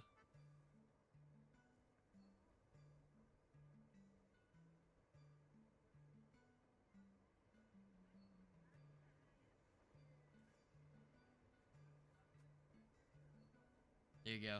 I'm putting all of you, on like that. Did I miss anyone?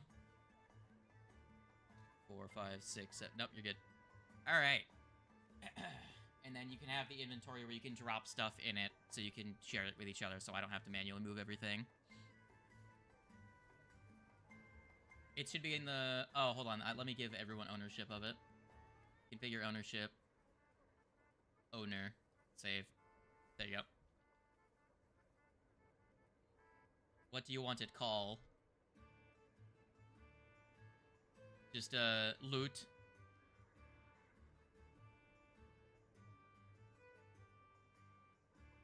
I just have it as party for now. I will call it Pirate Crew. Because it is technically the party thing. There you go. Alright. Because it's also where you can track each other's statistics of how die each other are.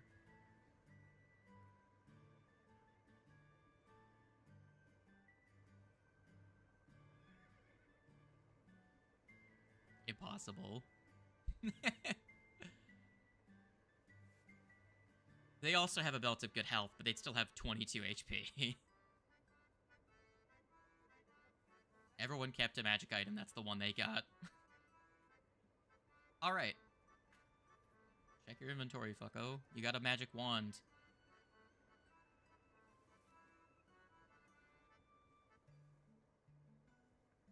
Very good. Now.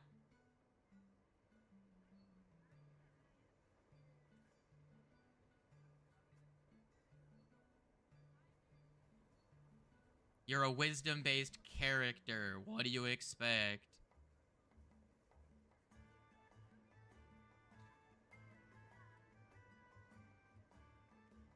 Alright. Now. I will say... I will say kind of as like as a GM thing, just to save time. Going to the Magic Academy won't get you a whole lot more, primarily because really the Magic Academy and the church were you coming into contact with a magic user that can tell you like the magic information about the thing. But the Academy may have more information about the captain's crewmates, right? But it's up to you if you guys want to spend the time and go to there, or if you want to move on to the other the 2 locations you had listed before.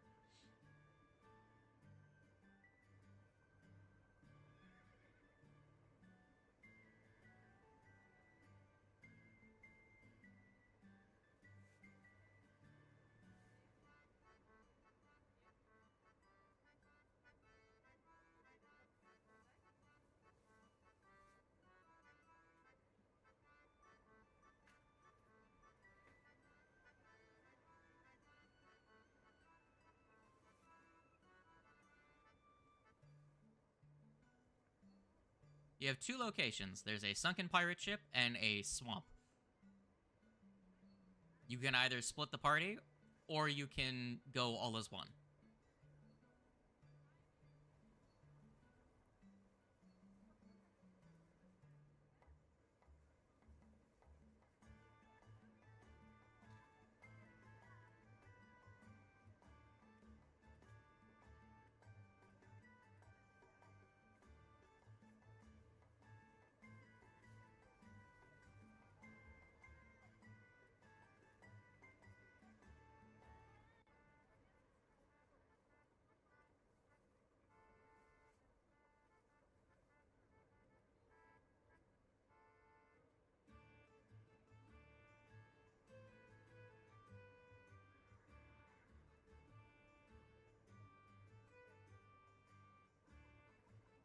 I mean, in terms of the fact you have a high dex, you actually are kind of stealthy.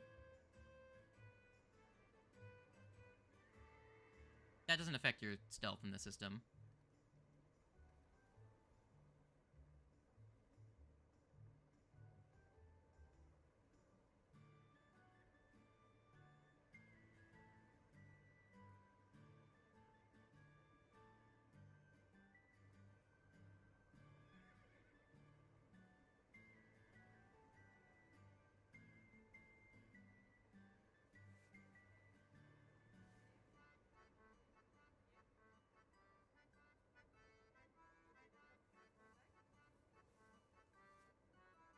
Oh god, I'm looking in journals, like, where the fuck is the party? And I'm looking at, like, side quests, and I'm like, where the fuck is the pirate game? I was looking in journals, not in actors. God damn it. Okay. So.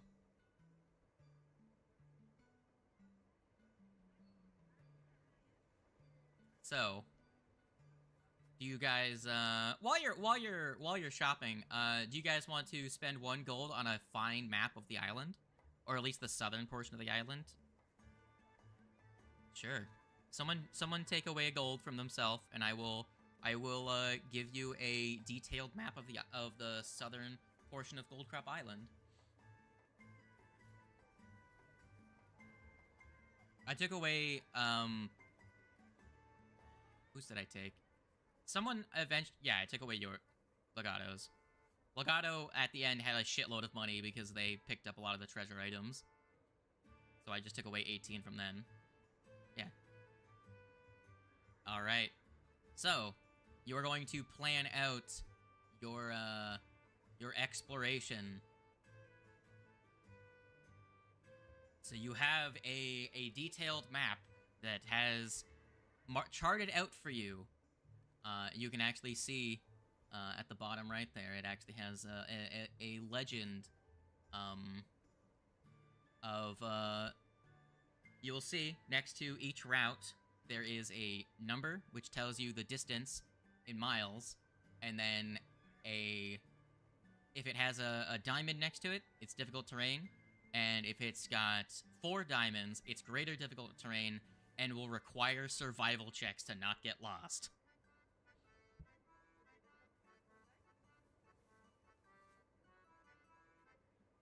Also, your overland speed is determined by the slowest person in your traveling group.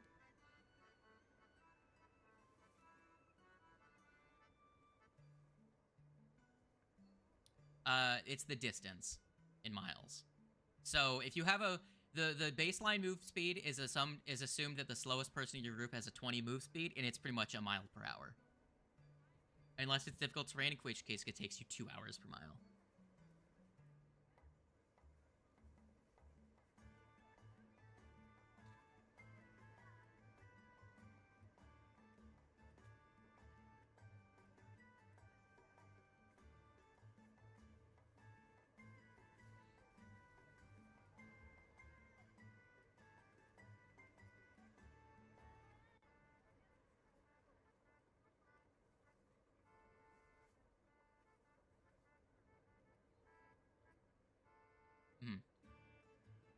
I mean, or you could get to there, and then some of you could search the Writhing Swamp while the others go to the Gasping Yipper.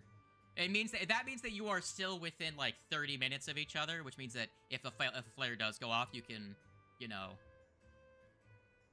same day arrive versus taking, you know, because look, if you look here, you'll see that's 6 hours in difficult terrain. That's 12 hours of travel unless someone in your party can help you circumvent difficult terrain. So it's going to be a trek. Like, you are out in the fucking sticks when you're exploring the certain parts of the island.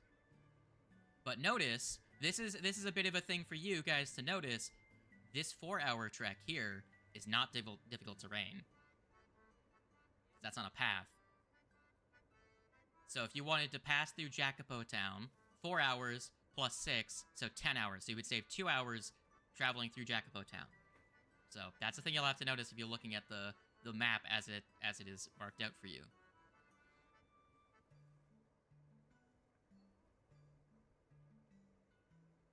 Also, are you guys doing this on the same day?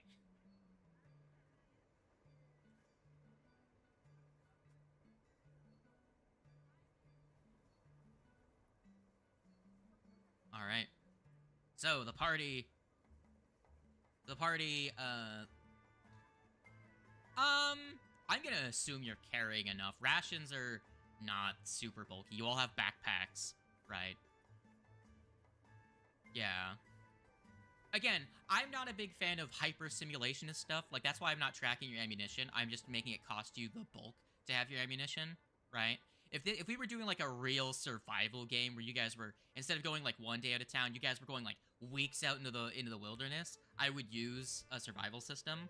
But in terms of rations and water and stuff, unless something particular happens, like you guys get attacked by something on the way and you like abandon your supplies to make it easier to run away, then it would be like, okay, now you have to make survival checks. You know what I mean? But unless something terrible happens, I assume you planned ahead of time. You know what I'm saying? All right. So you take your long rest. You wake up in the morning. Did you stay at the Iron Eels hideout?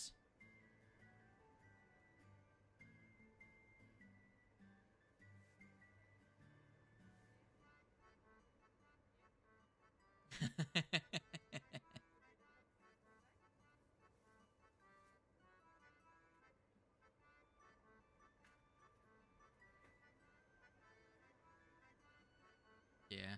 Actually, well, you guys could have stayed over in Jacopo Town if you wanted to.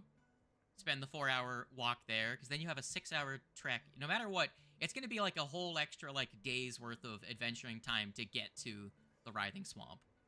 Does that make sense? So...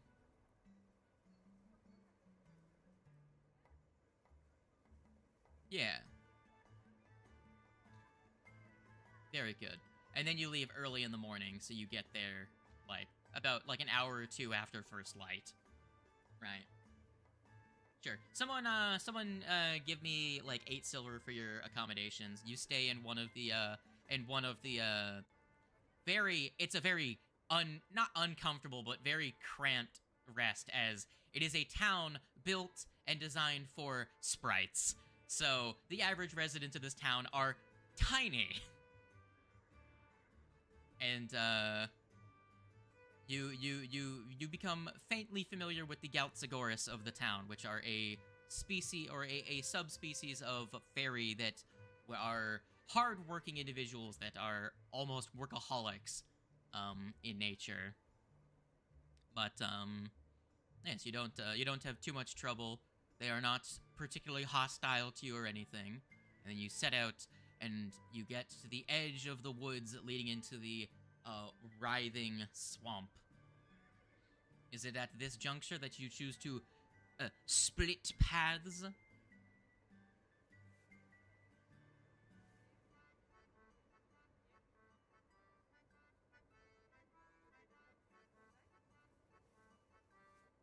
It is 100% up to the party if they want to split up or go as one group.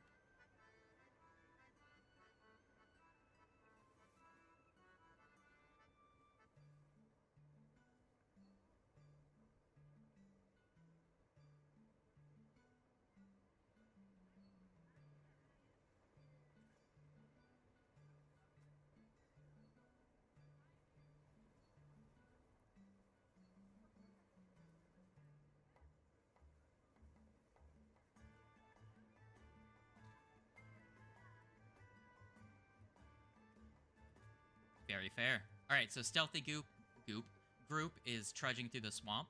Alright. So that's going to be... so, I'm assuming that's Bard, Bard, Thief, and, Cleric. Very good. I would like, for the 3 of you to give me stealth checks.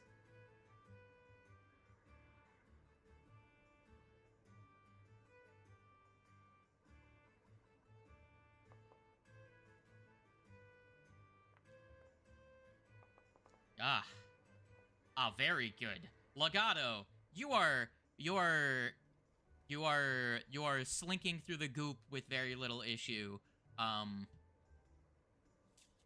Your allies who are weighted down by metal are finding it quite difficult to not very aggressively trip and like slurp through the muck, making plenty of noise and disturbing all of the biting insects as you go.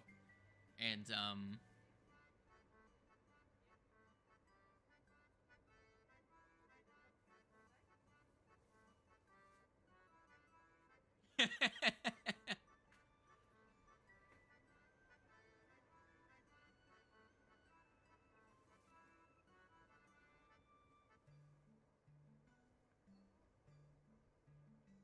you're just trying to make sure that none of them get caught on like some reeds or anything, so that they don't slip out and get lost.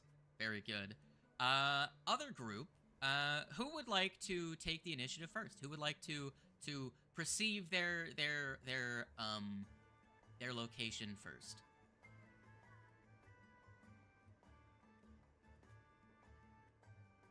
I was asking like which team would like to see their challenge that's set before them first. Yeah, who gets to get to their encounter first, effectively? Would you like to flip a coin? So team stealth or not team stealth? What does that mean?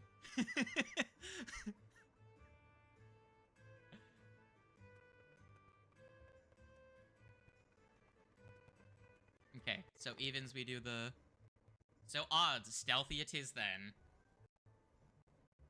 Alright. Was that correct? Did I make... Was that the call you were looking for? Okay. I will, The rest of the squad can I guess, can look at the stream, should they like. There isn't a whole lot I can do in terms of your vision. Do not spoil things. Obviously you can't, because you'll be seeing their perspective. But going to go to the writhing swamp, setting it as active, and then I will put...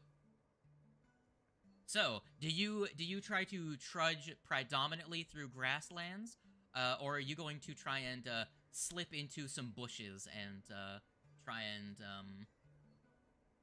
Yeah, you are. I'm just asking what. Are you trudging through grass, or are you trudging through trees and mangroves?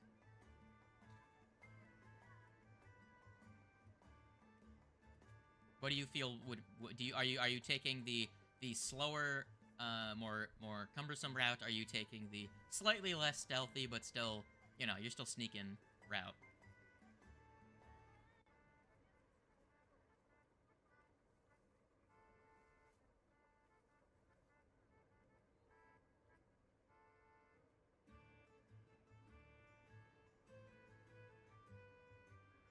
Okay. So I will drop Legato.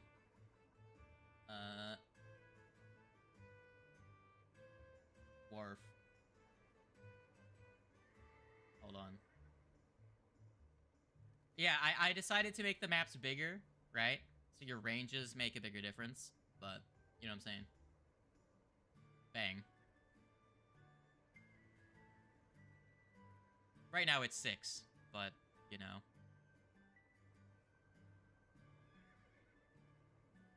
I will, I will put everyone... Oh, there we go. So the stream updated, it can now see. You're on the writhing swamp. And your incredible stealth.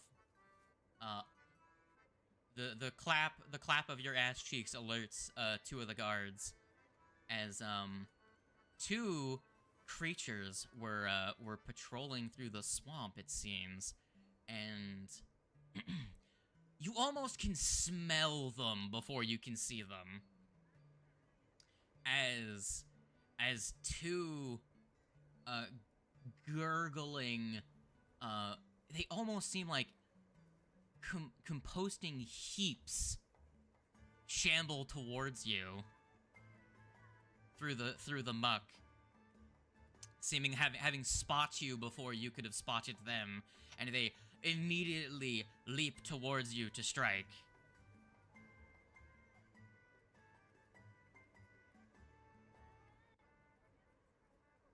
I cannot believe. Unbelieve.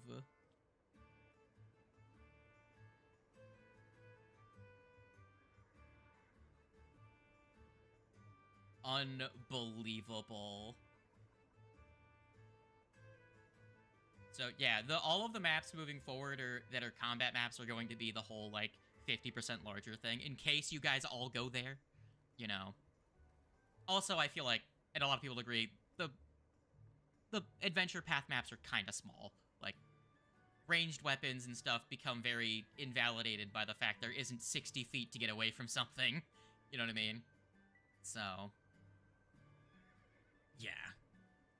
It would be 2, because currently a Fez to there is 3, so it'd be... Again, each direction is 50% larger, so... Anyways, back on topic. The shambling mounds are immediately going to try to attack you. Would you like to defend yourselves? Very fair. Go ahead, Legato, and get your spell slot back. I didn't give everyone the long rest. I didn't click the long rest button, but everyone go ahead and get your shit back up to full. You could.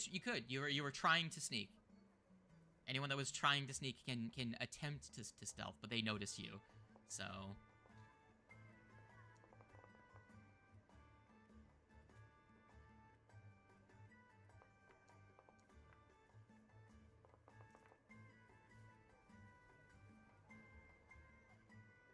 Okay. So, Athez and Legato, I'm assuming you are obscured because you are in the bushes. Dwarf, both of the husks are moving towards you as they do not see Athez and Legato.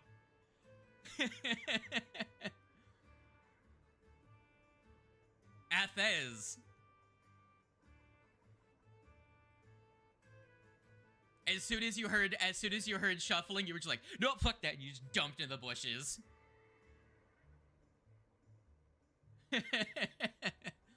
Athez, the turn is yours.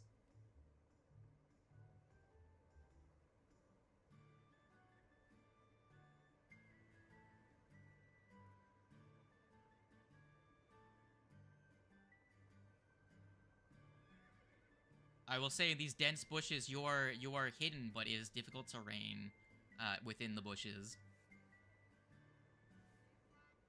You can see you can see them though.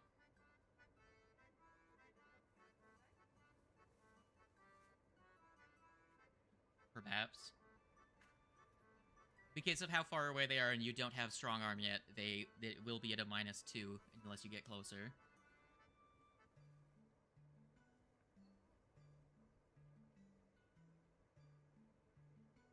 Are you struggling?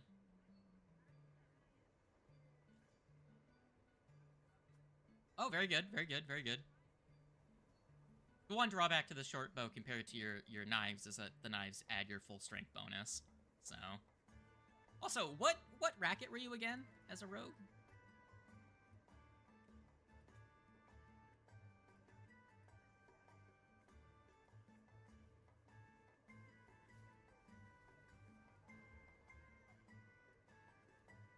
I can't recall why you have such a high strength then.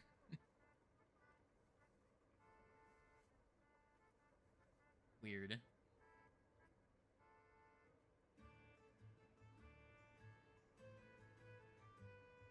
We can look at that later if you want to swap your stats around. But in terms of carry weight, you're you know, that's the only thing that your strength is making a big difference on. But you don't need strength for your damage because you're a thief. You're the only subclass in the game that gets to use dex for damage. So, but at the current juncture, go ahead and do your thing. I will give you a compound short bow because I'm assuming you swapped it.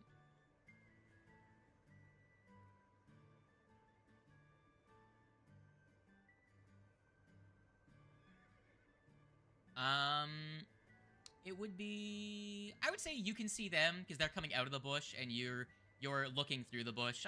I'll say that they're not concealed to you right now. You're concealed to them. It's a little bit one-sided, but that's fine.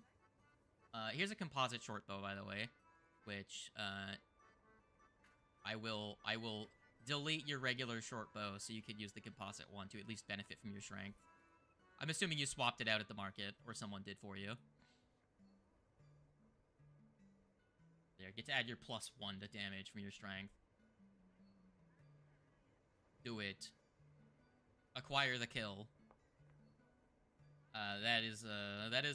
Well, they were flat-footed to you, so that is, against a -2 armor class. That is still a miss. Everyone get a hero point, because we've been playing so long. Would you like to reroll with that one?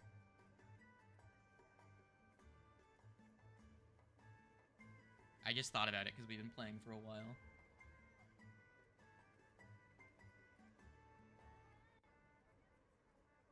I don't know why your shit is so wackety-whack. Wiggity-whack. Sorry for the slow, guys.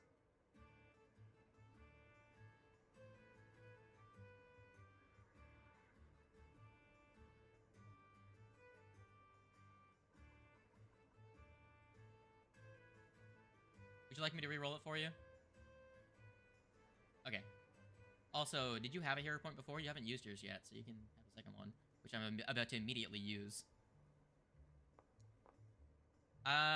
14 is the reroll, which, because they are flat-footed to you as you rolled stealth with your initiative, that will actually hit them. You roll your damn, and because they were flat-footed, you get to roll an additional d6, which I forgot to take into consideration. For 9 damage, you deal 9 to the shambling husk. Now, you drew your bow, and you fired a shoot. You are now reveal.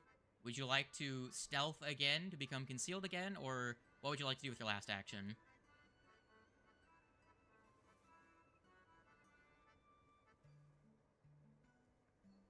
All right. So this is a secret. This is a secret stealth roll, as you do not know if you succeeded or not at hiding from them. So there we go. Now, let's try and pick up the pace. Pop this out. Legato, the turn is yours.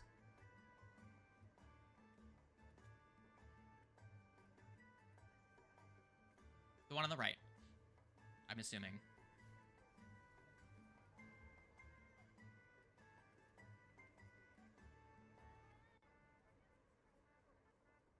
Which one? The left one or right?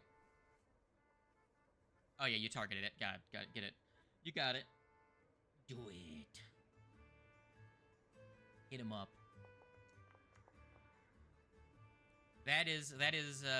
He is flat-footed to you, but that's still not enough to hit. Go ahead, do it up. Give me all your hero quests. Very good. What do you do with your last action? You could attempt to hide again, or you could move behind the dwarf. You could rush up, or what you feeling like? All right, give me a secret stealth check. So hold the control and give me a sneak. And at that, Alushi, the one that was hit first, seeing the dwarf, Senor Dwarf. Would you like to get hit? Ah, that is a shame. One of their tendrils curls up as though wrapping around something and then flicks out towards you, and you feel a thwack as a seed pod hits you. I'm gonna need you to make a fortitude save.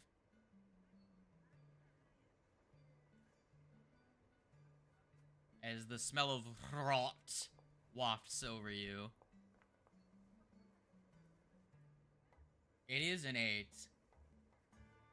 If only you had rolled a little bit lower, that would have been very funny. But with a regular failure, you take 1d4 negative damage. For 4 more negative damage, because I rolled max. And he gets back 4 HP. Yay! As a tendril of black mist returns from you back to the goo man. And then he's going to should he do the same thing, guys? What do you think? Should he do the same thing? I think he should do the same thing. Let's kill the dwarf. Let's kill the dwarf. Does a 11 hit your armor class? Okay, well he's gonna move up to here then. Okay, dwarf, it's your turn. It was, I don't know.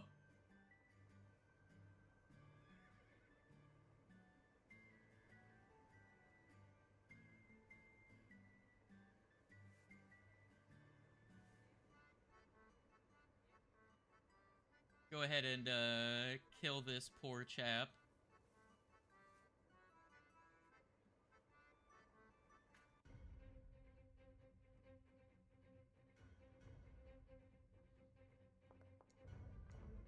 Bad gunshot. Gunshot miss. Hero quest. Nat 20. Go ahead and roll me your crit.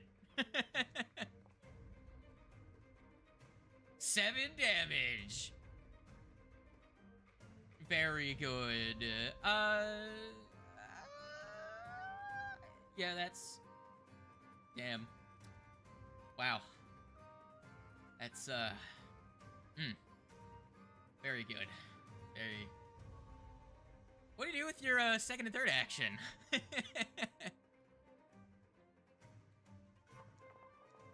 Okay, so second action, you reload, and then third action, you... Yeah. Alright, so you reload and fire and miss.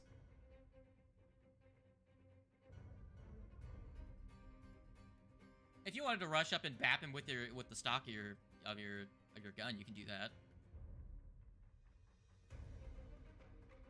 But you'd still miss, because it's the same roll.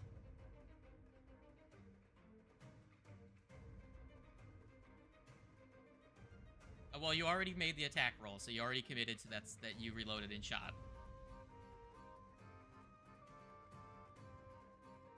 Well, you reloaded and shot. That was your second and third action.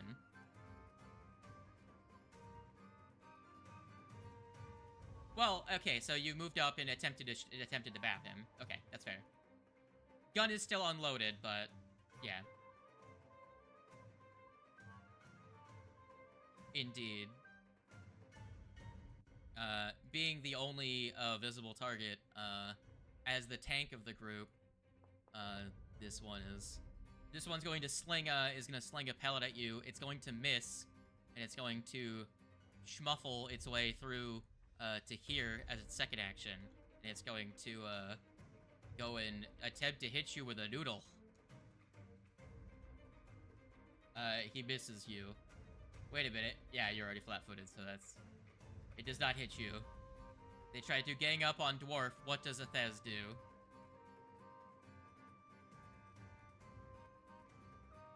Etumst.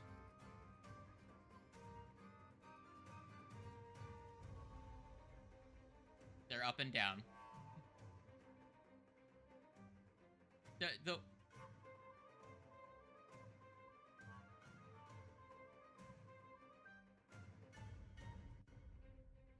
Here? This guy? Okay. Do it. He's flat-footed to you. You succeeded on your sneak.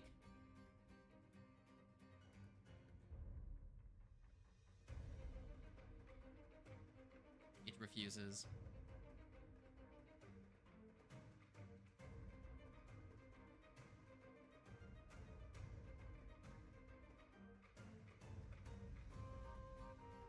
Yep. Y'all are about to see a fucking, a cleric just get immolated. Oh, man. It's gonna be another cleric, except built different.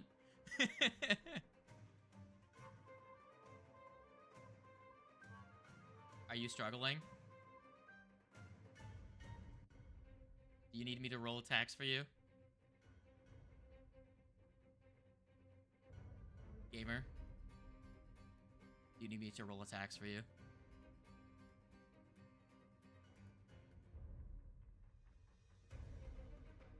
Okay. What's...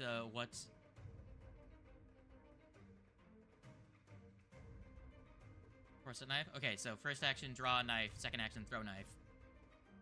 Okay. Shazam.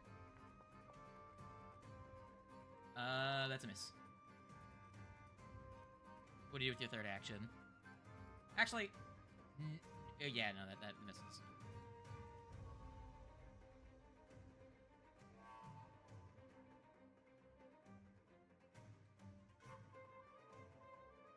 You're gonna stealth again. You're gonna stealth again. Instead of flanking with the dwarf, you're like, well, have fun.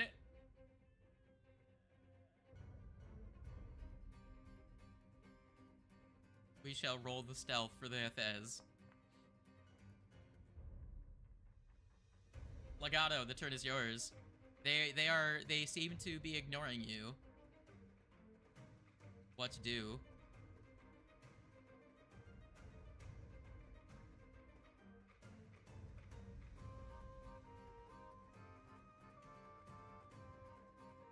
Very good. Haha, funny.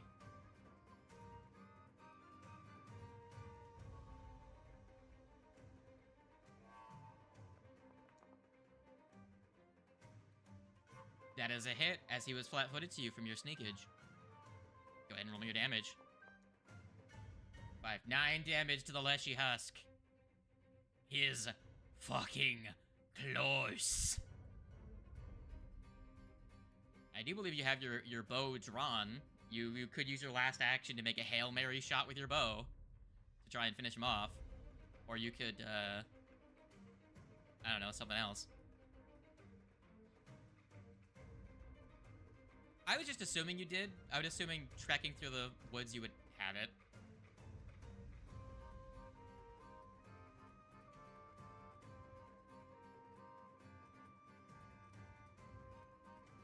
It's Inspire Courage.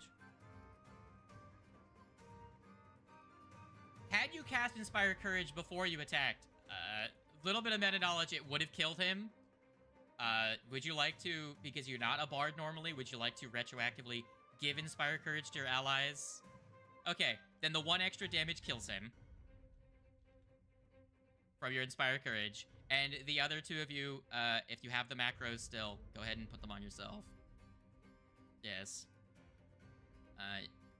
I don't know if Thez has access to that one.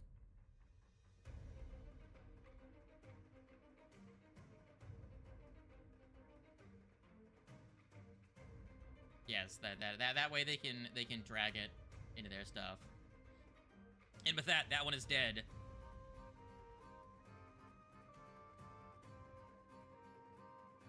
So, Thez, I would recommend taking that effect that is in the chat and putting it in your hotbar so you can put it on yourself. It'll come up a lot. Does that make sense? We lost the cat. Cat, are you alive? Okay, so I was just saying, drag that macro off the chat window and put it in your macro bar, so that you have it for future use. All right, dwarf. The turn is yours. The one that was about to strike got absolutely gibbed by that tree branch. Very good.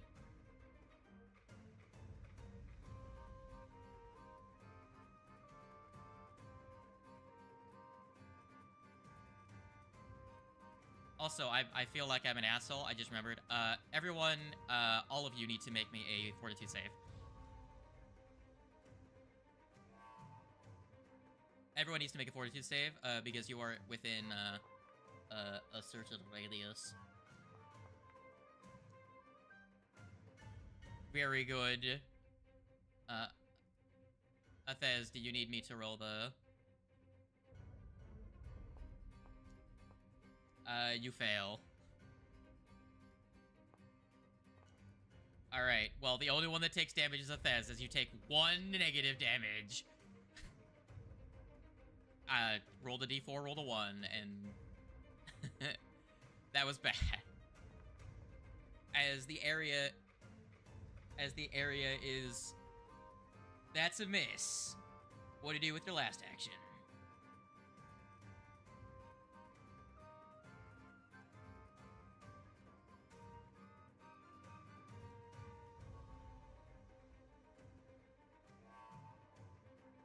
Very good.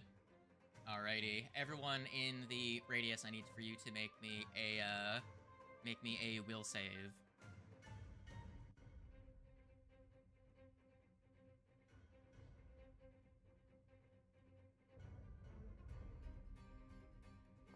Yes, make a will save. I rolled for Athez just now.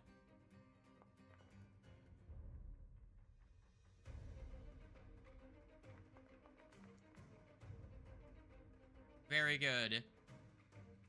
So, Legato, on a, failure, you are frightened 2, frightened 1, and, Athez, you are frightened 1.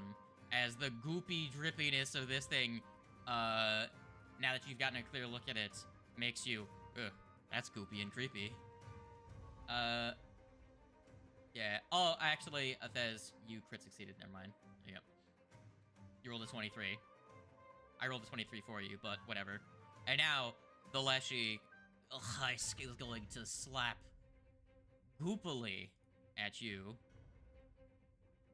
Wazam. Does a 11 hit your armor class?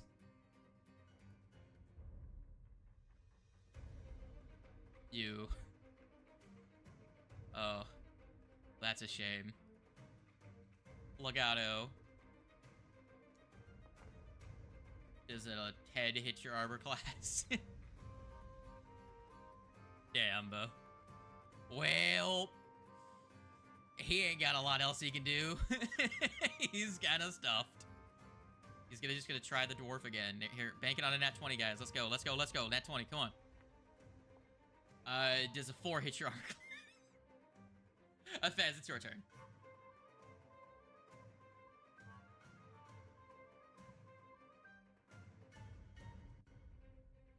Legato, you're only frightened 1, as your inspired courage made you go from a failure to a success.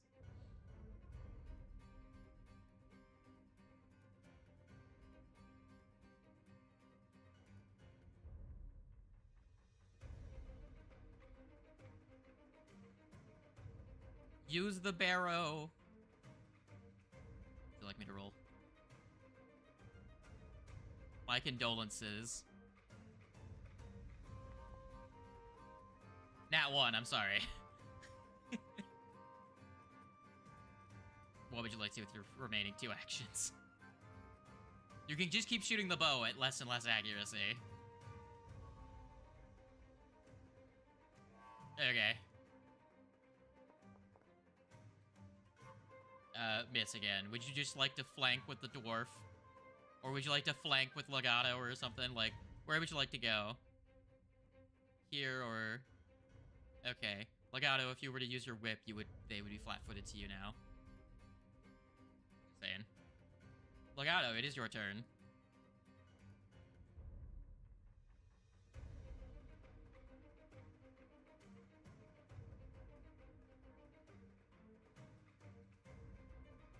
Very good. First action, whip. Slap him. Whip Nene style.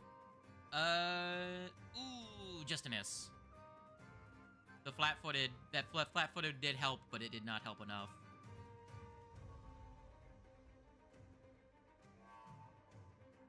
Would you like to up the inspired courage still?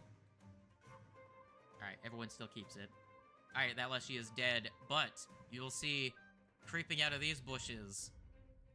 Oh, another one appears as it heard the gunfire, and it now spots you, but he does not get to act yet. Let me roll his initiative. Alright, well, he will go at turn 17 on next round. As this Lushi is going to, he's gonna start, throwing hands, I think. Fucking dwarf, guess what?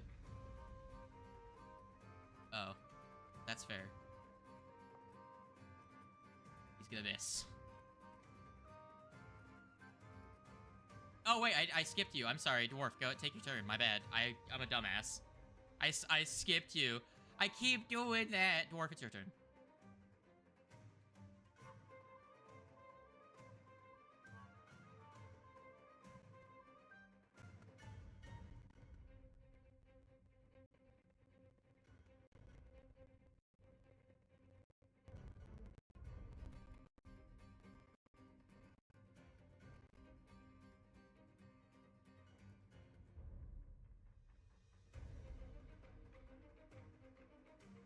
Very good. I'm assuming your slide pistol is loaded and ready to fire. Sure thing. Are you gonna attack someone? Or are you gonna to raise your shield as your last action? Very good. Who attack? Very good. Do it up for me. That's a hit. 3 damage. Bang. You take a chunk off of him. Alright, now the Leshy will try to attack you.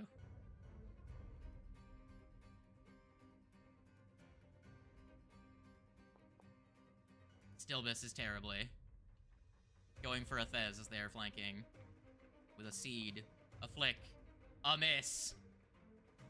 It's going to retreat back up to closer to its friend to be less flanked.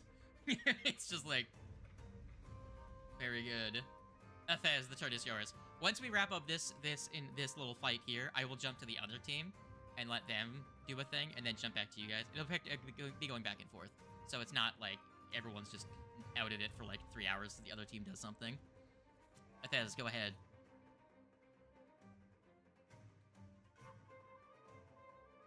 Do you give chase? Yeah, it ran from you. Can you not see that it moved away? It's over here now.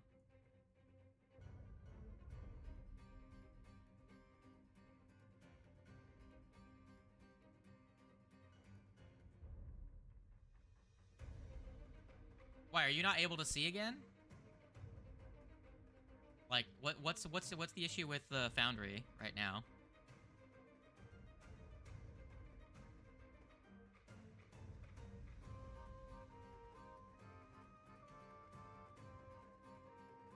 Ah. But so he moved away. You had the bow out in one hand. You can draw your kukri. Do you want to give chase and attack with kukri, or do you want to fire a bow shot? What do you want to do?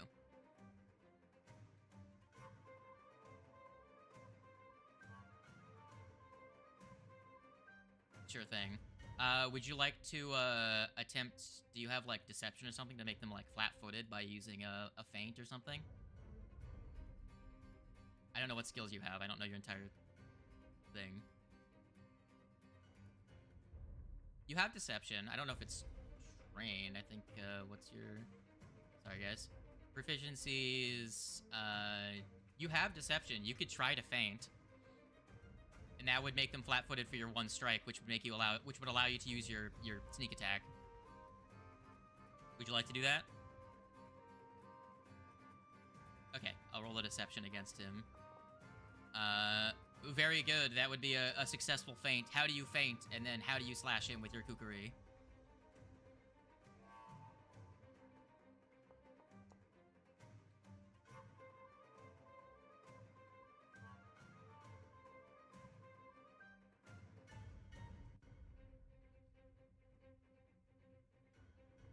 Very good. With a 20, you hit him. Rolling a, fuck, I forgot to roll both dice. Fuck you, game! Okay, with a 1 and a 6, You deal 11 damage with your sneak attack after the feint. God damn, you take out a big chunk of his hit points. Sorry that took so long, guys. Other Leshy, seeing you, is going to sling a, actually he's gonna move first, because he doesn't want the accuracy penalty. Now he's gonna sling a rock at you. 22, I need a fortitude save from you, which I will, roll for you as you are struggling, correct?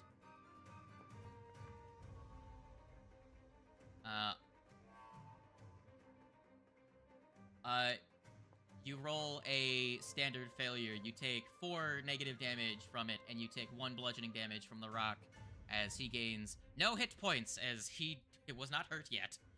And then as his last action, well, he would have moved to here, I think. He's going to attempt to whap the dwarf. Fuck you. That's a miss. End of turn. Legato, turn is yours.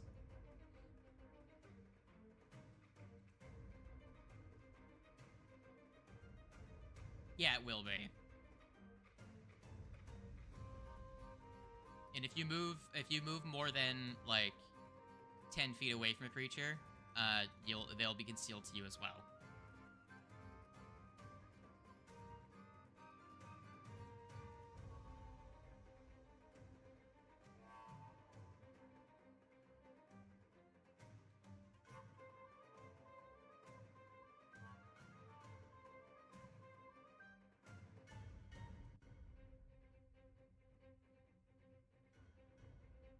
You could get to there and you could whip him. If you got to where you were right there. Yeah, you wouldn't hit a Thez if you got to there and tried to whip him. Are you gonna try and, you weren't hidden, or did you want to, just whip and use the Inspire Courage? Okay, go ahead and give me your roll.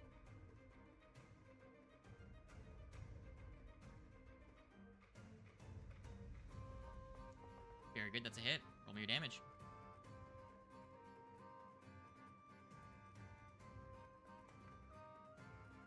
Six damage, very good on your part. He's very close to death. He's looking rough out there. All right. One less, she's dead. Dwarf, the turn is yours.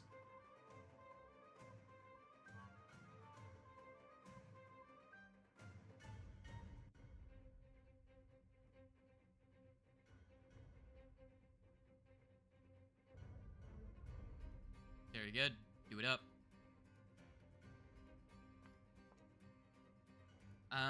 That is an 18. That's a hit. Bad damage, but 4 to your, 4 damage to him is still pretty good. What are you gonna... Very good. Go ahead and throw the macro up for yourself. Well, throw the effect on yourself by clicking Raise Shield and then putting the effect on yourself. You might need to grab it from the compendium.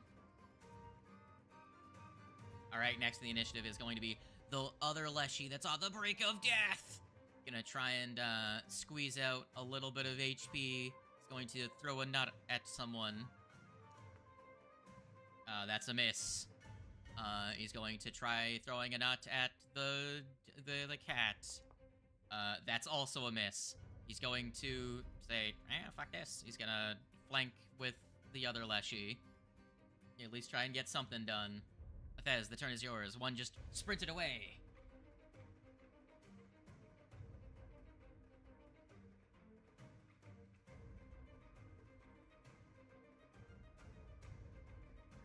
You are not where you think you are. Let me delete and let me re-add.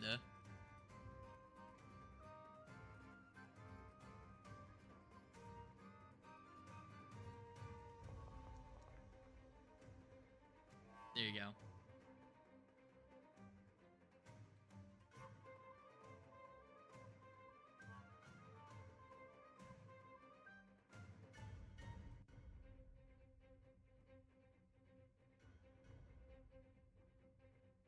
Are you gonna throw a knife or are you gonna kukuri him? Nat 20, go ahead and roll your, go ahead and, he was not flat-footed to you, so you're not gonna get your sneak attack, but,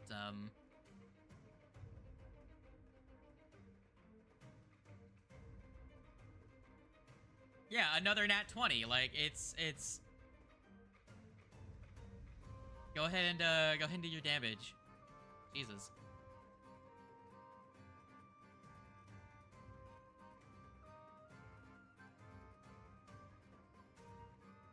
Go ahead and give me your damage for the knife.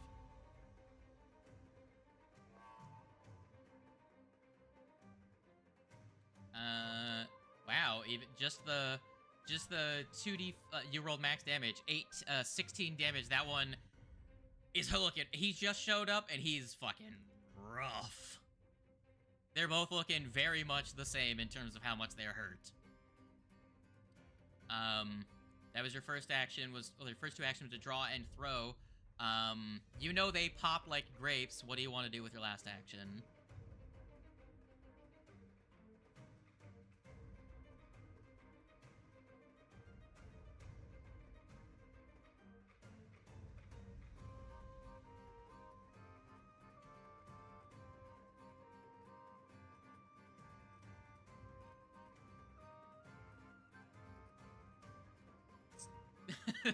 So use your last action. You use your last action to flank it, or what do you? Okay. All right.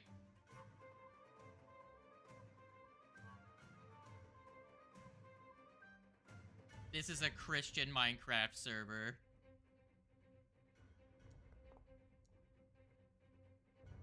All right. 15.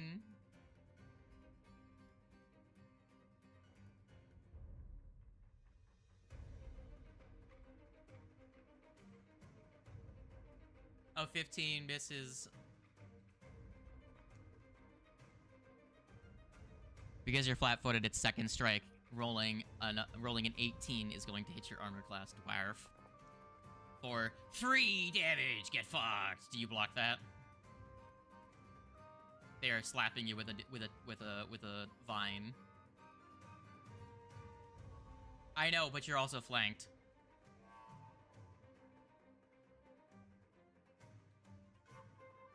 You shield block? With your reaction, you pop your shield into place and deflect the blow, taking none of the damn. And then he's like, bro, I tried so hard for that. The fuck, man. Gonna try. He does not hit you with his last desperate attempt. Legato, what to do?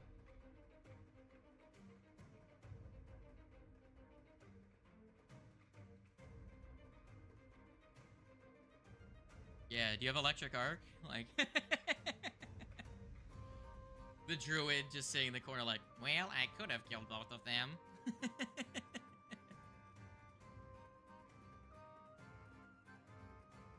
What say, cat?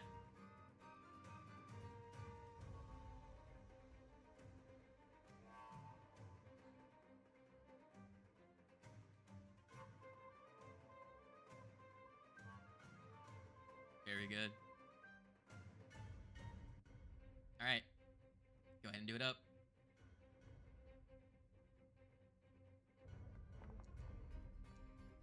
That's a miss. What do you do with your last action?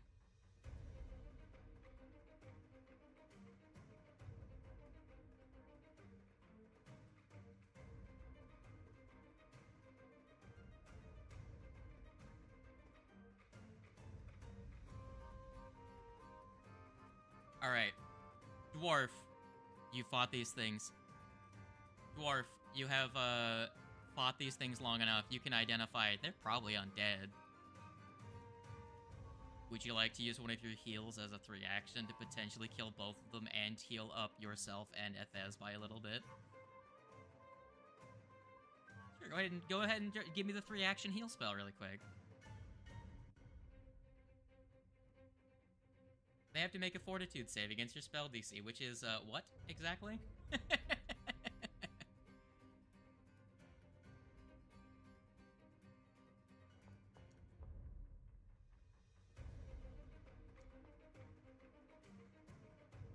Well, I was gonna say, because the 3 action could kill both of them. No, because the 2 action only hurts one of them. No, it's not. It's 20. It's a 20. It's a 30-foot range. It's single target.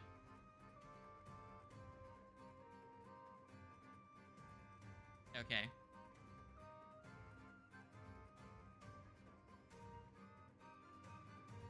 Go ahead and roll me your...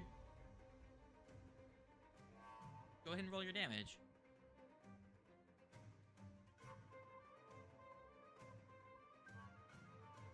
I already rolled their fortitudes. What'd you say the DC was? Okay. Go ahead and roll me your damage. That's all that matters right now.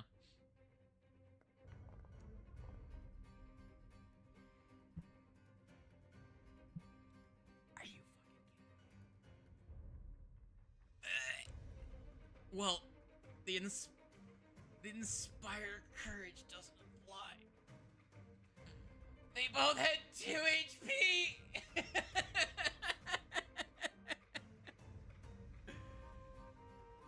Do you have any hero points left?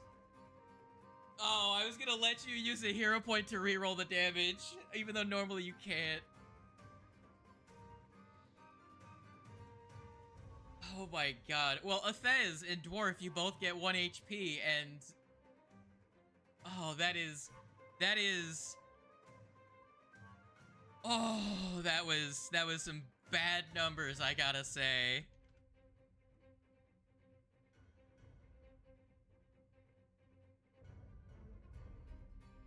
Alright.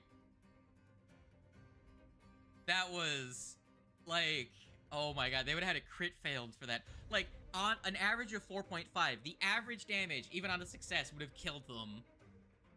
And you roll a 1. Well, this fight could have ended 5 seconds ago.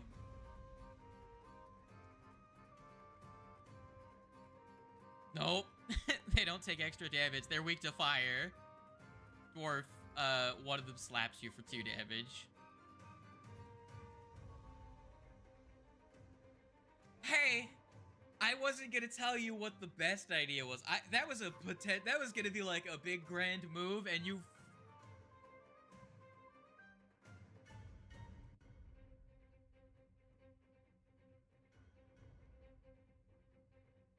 I mean, the chance of failure, they had to, so at DC 14, they had to roll at least an 18 to crit succeed. And even if they succeeded, the average damage would have killed them. Like, the window of... Oh my god, what is this game? Fuck. Anyways, he rolled really high.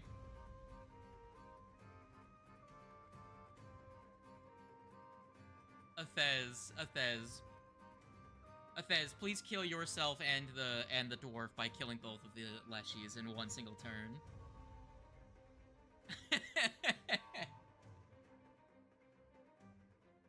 Athez, please do the thing.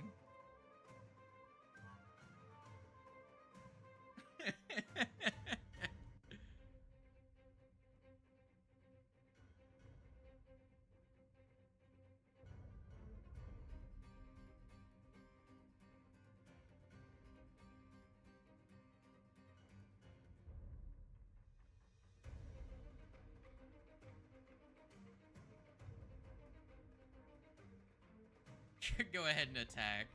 That's a hit. It dies. It dies.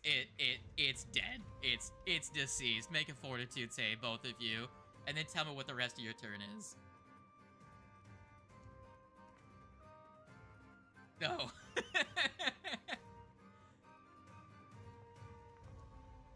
Oh, very good. Very good at this. You take 4 damage. Oh man, a 9. You take 2 damage, dwarf. You have the rest of your turn. You have the rest of your turn.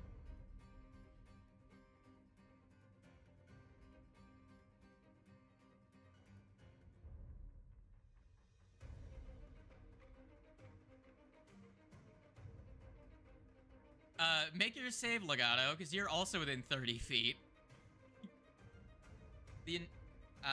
It's a fortitude. Make a fortitude, and then Athez, tell me what you're gonna do with the rest of your turn. Do you flank on the other side and bap him, you're good. You take 1 damage. Yeah. Yeah, give me your minus 4 attack. Please, please roll me your nat 1 and just commit seppuku.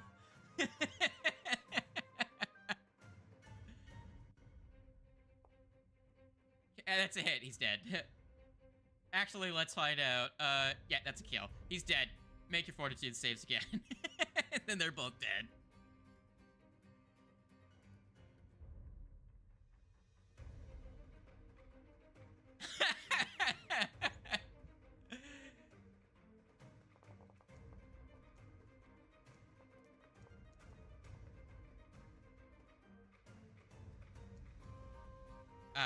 Thez, you take 1 damage.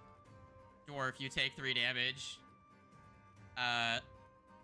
Legato, what do you want to do? Do you want to just take the damage, or do you want to roll?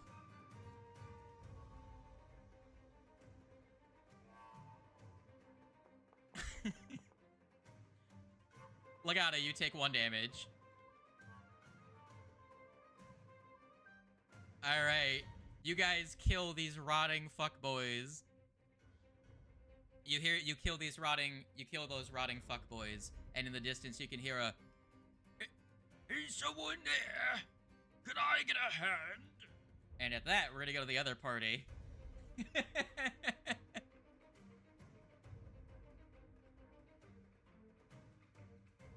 Indeed.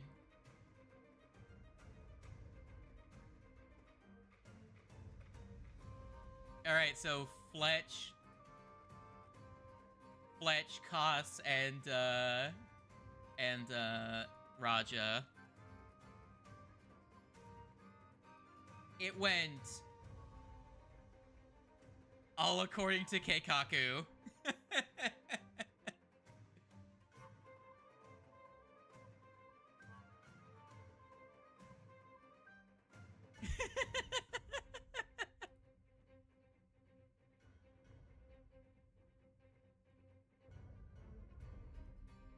Now, you guys can go ahead and give me medicine checks if you would like to try and heal yourselves. I don't want to crit fail and die.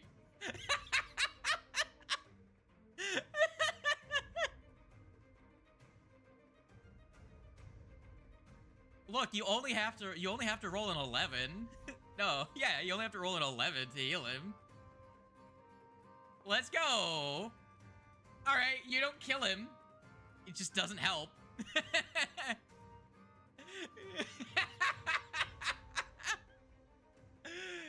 Oh, man.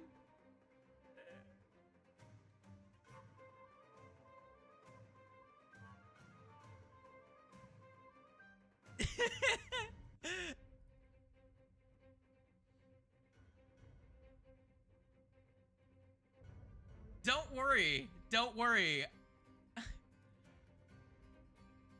Don't worry. Don't worry. I have reduced the number of enemies accordingly.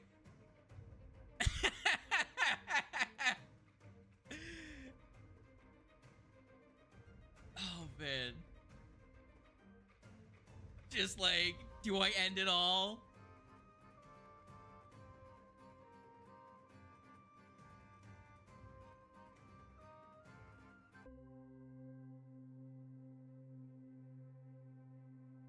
What has my life become? I used to be a marksman. Now I'm a fucking chump. Losing to some fucking bushes?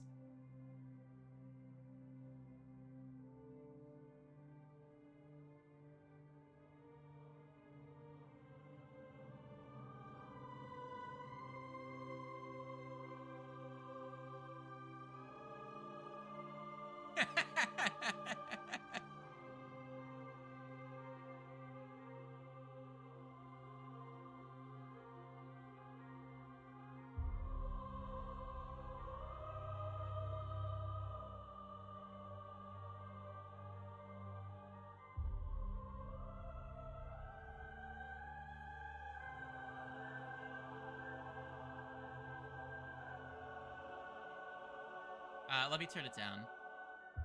Hold on. There.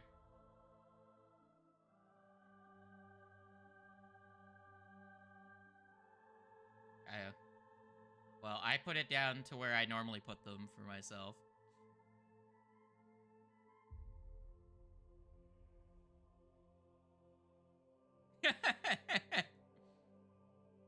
I hope no one feels bad because they were left out, but, you know.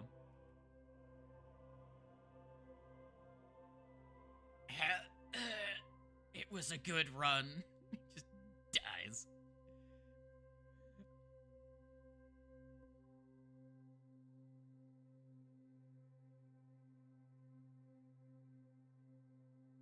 Okay.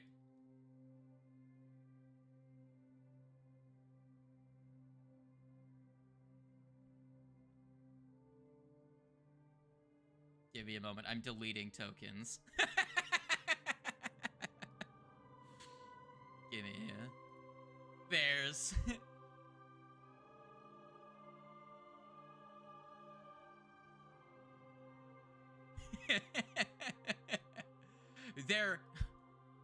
There was 10, now there's only 7. But you find yourself... You don't know. You find yourselves at the site of the Gasping Gipper. It ends up being right where you expect it to be on the map at the coastline. You can see the wreck of the ship, mostly submerged. The lower decks, partially submerged. You can actually see through cracks in the wood. Movement moving about. If you spend a couple of minutes looking, you can clearly see the figures of some skeletal Gamayans moving about on the deck.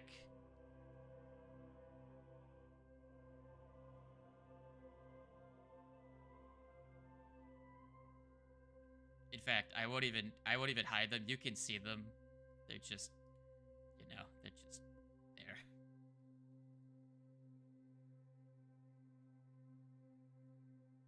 There you go.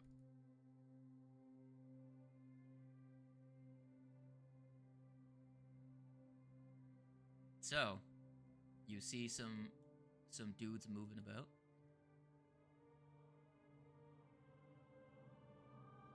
Sure thing. Go ahead and give me some acrobatics or athletics checks to climb down, as it is a rocky coastline.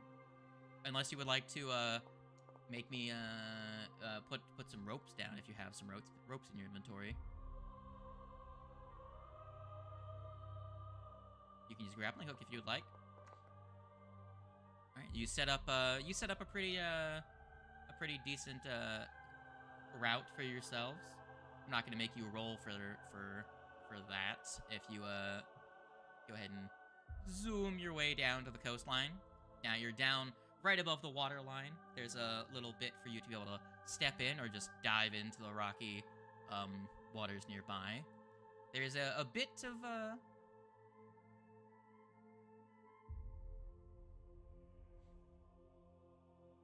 now. Yeah, you two have a swim speed. Fletch does not.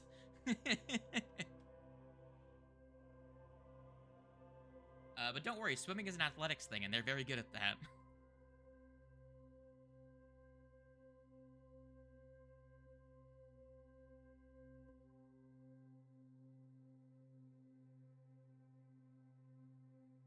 All right. Yeah.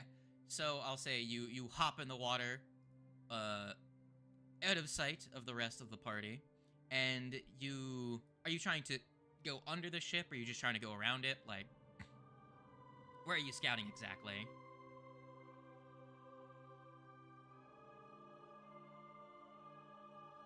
All right. You find that it is pretty well braced, or more or less entangled in the rocks here. Doesn't seem to be going anywhere. The current, or more so, the waves coming in and out, makes it turbulent, but for you not too difficult to swim. On the far side, you can see on here the crack. On the far side, you can see that below the water line, there is an entrance into the lower deck. that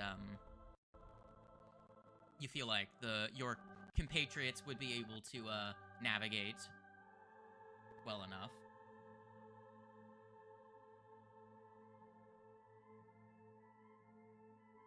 There doesn't seem to be like skeletons walking around the bottom of the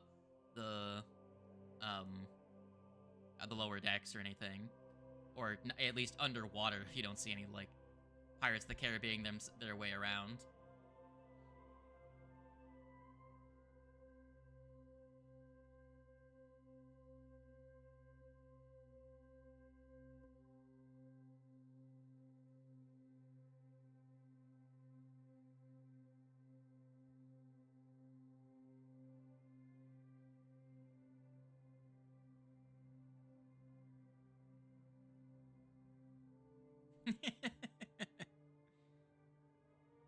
Swimba.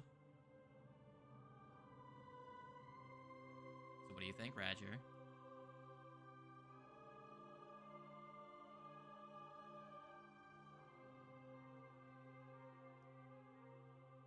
Mm-hmm.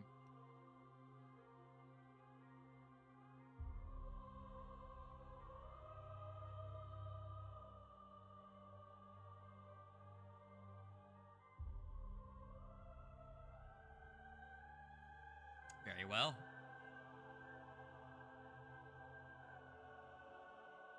So, the party yumps into the water and then swims around. Fletch, I'm going to need an athletics check.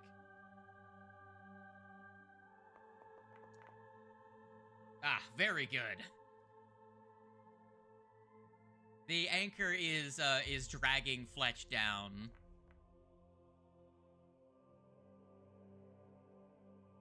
16? You know what? 16 is actually... It's turbulent water, but it's not, like, super turbulent. It's more like a very, very mild wave pool. You can... You feel like you can make it. So you make your way around. And you find yourselves over hither. As you swim, you get up to the entrance. You do a little bit of a dip underwater to get to the hole that Koss had found, and you guys can make your way up onto the planks over here. About Jesus Christ, you are wading knee deep in the water if you get up on these planks, and you find yourselves in a cargo deck. The floors and walls of the cabin are completely slick with moisture. A massive rent in the hull has flooded the area. Stagnant bilge water mingles with fresh salt water as it's pushed in and sucked out with the tide. The contents of the broken shipping barrels bob along the surface of the water and lie strewn all about the cabin in disarray. Anything in the area that's not completely submerged in water is covered in a thick layer of damp, fuzzy mold. A faint, haunting burble echoes all throughout the cabin, as if emanating from some hidden underwater creature. The wall toward the ship's rear has two doors, and opposite them you find a single door that is punctuated by the fact there's a giant fucking hole on the other side, leading towards the prow of the ship. Prow meaning front.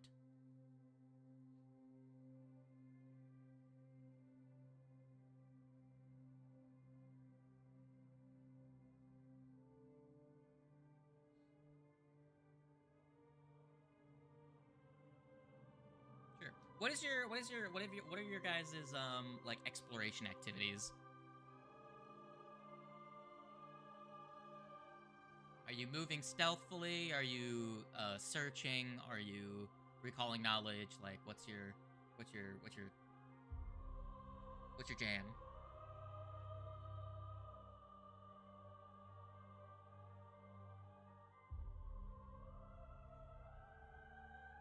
Okay. What were you gonna say? Roger was doing?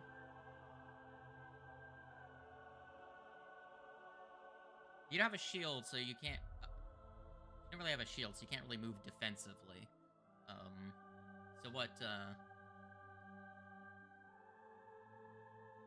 are you like looking around, investigating? Stealth? Okay. And then what is Fletch doing?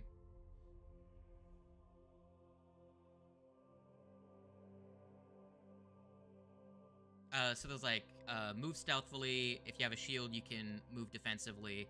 There's, investigate, which is you're making recall knowledge checks when relevant. And there's,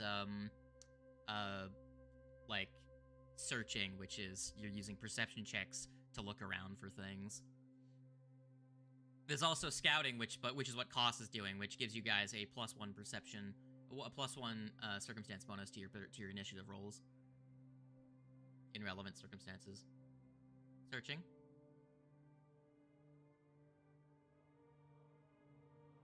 Sure.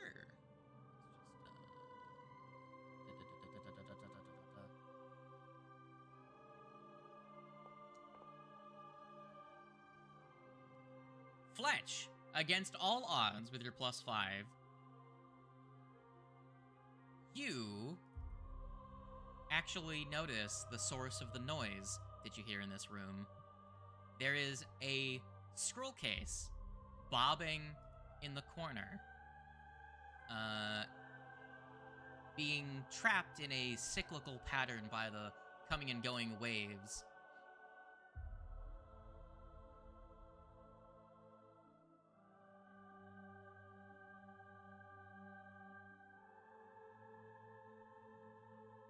What would you like to do? It's over in the corner.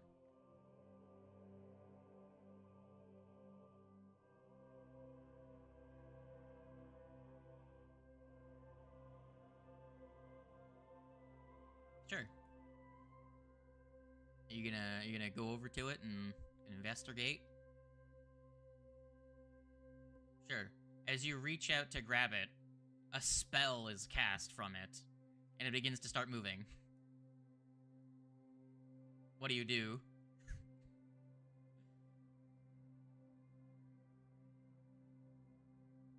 Sure, make an athletics check to grab it. Make an athletics check to restrain the slippery scroll case that's fleeing from you. Nat's 20. You snatch the fucking thing out of the water, and it's noodly tendrils of mold are flailing about trying to get away from you as you snatch the damn thing. And at that, though, it starts getting hot in your hands, and I'm gonna need you to roll initiative.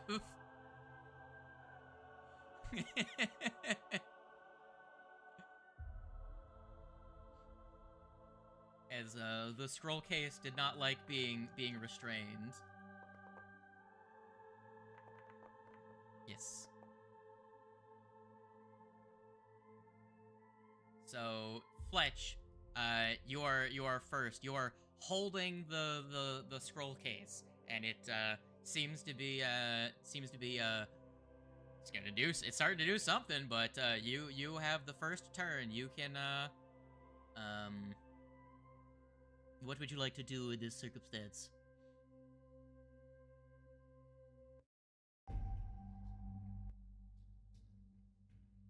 Sure, you want to roll me an Arcana to identify the spell?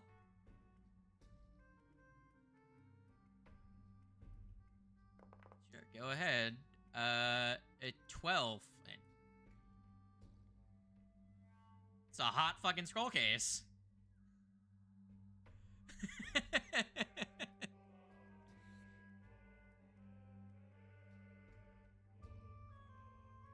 You punch it like, stop that!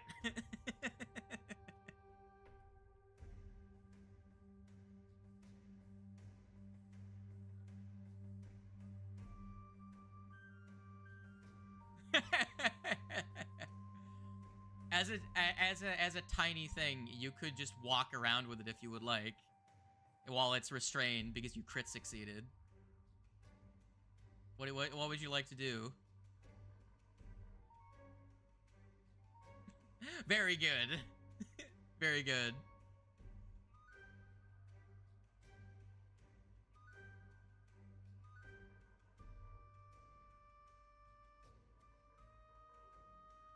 Okay, so that's what you do with your first action is try to mess with it.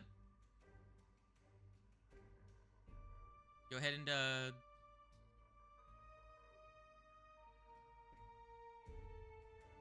what scroll thing? The map? No, it's a scroll case. They're holding a scroll case. Okay, what are you doing with it? Which box? This box? Okay. Make me an athletics check to wrangle it. To move it into the box. Yeah, like you have to like Fletch has to let go of it for you to do this. And if Fletch lets it go, it's going to scramble away, or at least try to.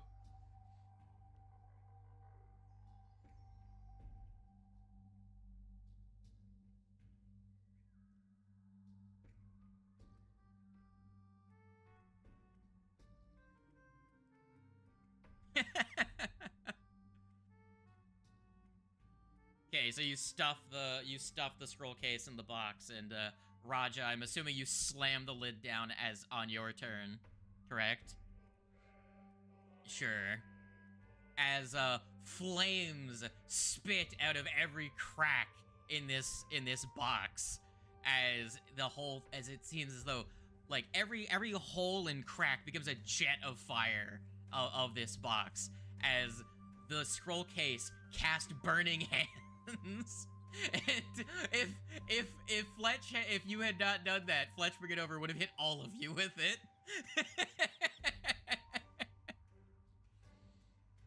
Koss, it is your turn. There is an angry scroll case in a box.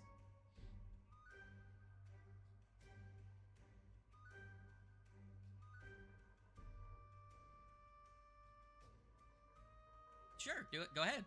Boot up. 17.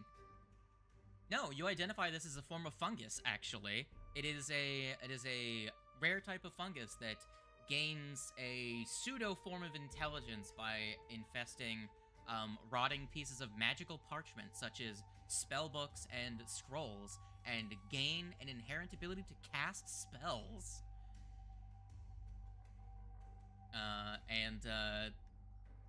Yes. What do you do with the rest of your turn? And what else would you like to know about the scroll mold? Reflex, as it is literally without the use of the Longstrider spell that it cast, and as soon as Fletch approached it, it has no movement, so it has no reflex bonus.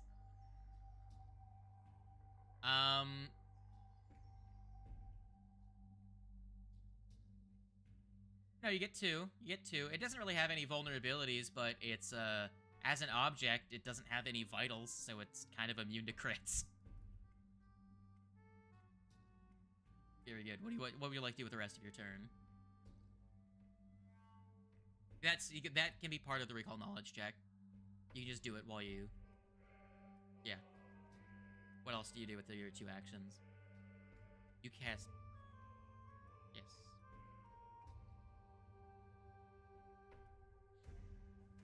Who knows? You can't target it, so...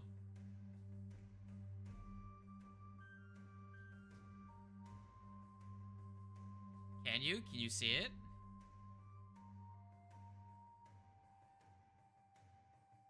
It's closed. The party slammed it shut and fire shot out of it.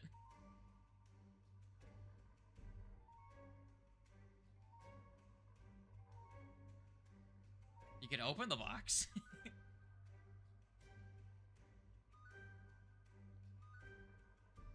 Would you like to hold an action to follow it if it tries to escape or something? Like what you want to do?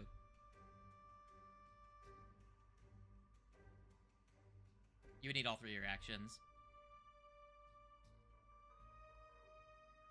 You can hold an action to bap it. with your stick if you have a staff.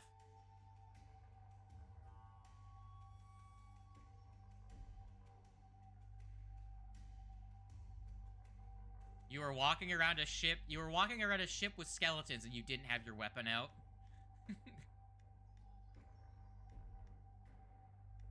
Okay, then you can use that. Anyways, we're moving on to the next person. Fletch, what do you do?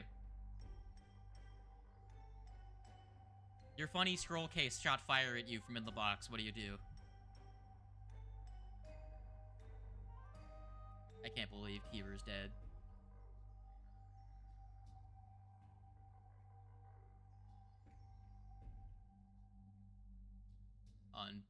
Unbelievable.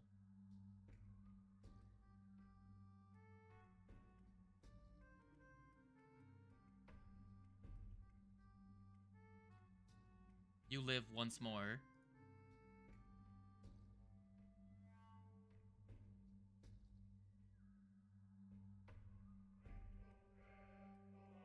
Uh-huh. It was open. You have to open it, so. Because it was slam shut, so opening it.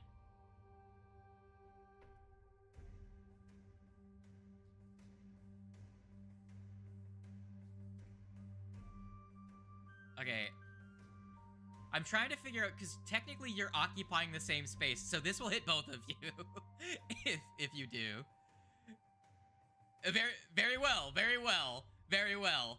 I will actually say because of the water, this entire, like 2x2 grid area based on that corner just erupts into an explosion of water. Can you... Oh, you would like it to be smaller? Okay, that's fine. That's fine. Yeah, I was just thinking like you grab the waves and you just fucking, it lifts up and then you slam it down into the box. Yeah, because it won't hit your allies. It's the same damage. It's just like you create a localized tidal wave to splash down on you and the scroll case. Okay, cast the spell and make a save against your own fucking spell. I love it. Nat 20. You completely are immune to your own spell. Very good. All right, let's roll. It's a reflex save. Let's roll a reflex. Roll the 19. What the fuck? They only succeed.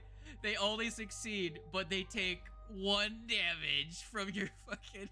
God, that didn't do anything to anyone. Oh, man. God. How'd I roll so high with a 0 modifier? Raja. Yeah, I'm assuming Fletch opened it and the fucking lid got whisked away by the fucking wave of water.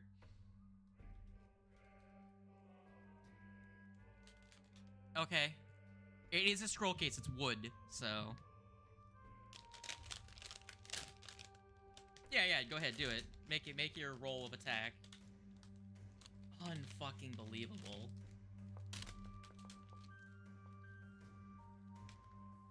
A 14 hits it. It's a fucking scroll case. 8. Very good.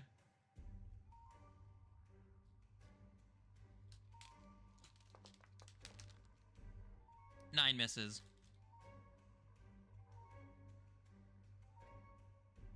Mm-hmm.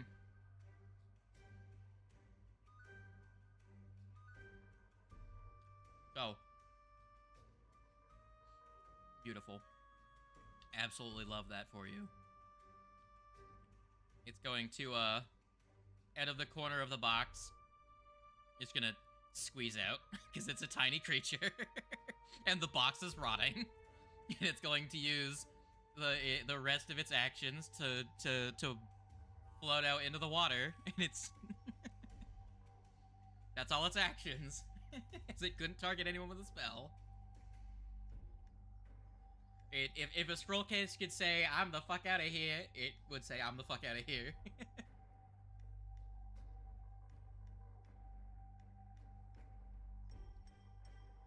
Hit it. Do it.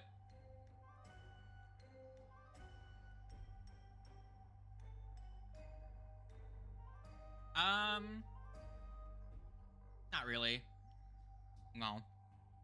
It's floating on the surface. You're just hitting it with an arc of electricity.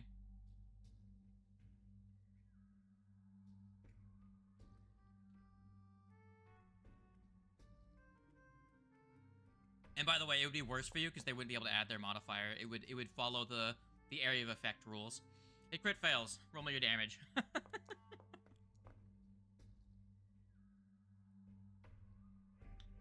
Thankfully for it, it's immune to crits because it's an object. It has 1 HP. What do you do with your last action? You throw a rock at it and kill it?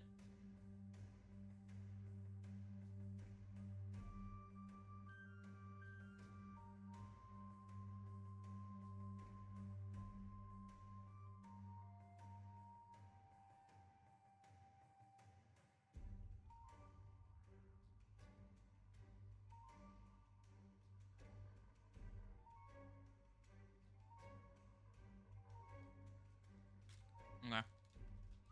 Fletch. The turn is yours. The scroll case is running, but it has fucking 1 HP. Alright. So you jump into the water with your hammer. Or your anchor. Okay, go ahead and punch it for me. -2, by the way. That's a hit. It's a crit.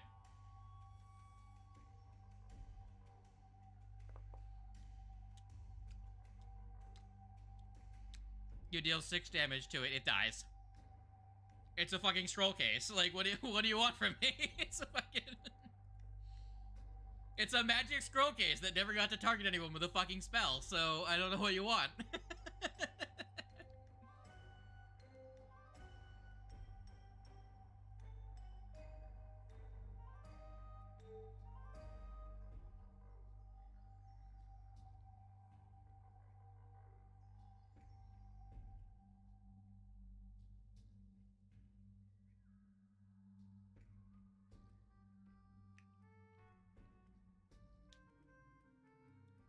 Now, you could. Now you're thinking like a pirate.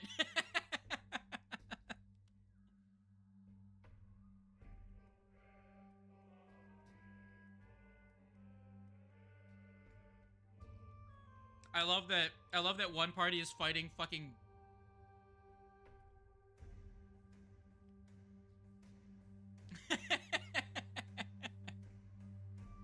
Go ahead and someone take that and add it to your inventory.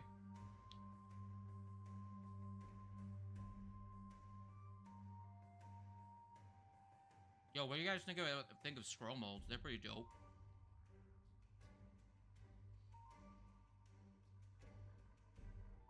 What you...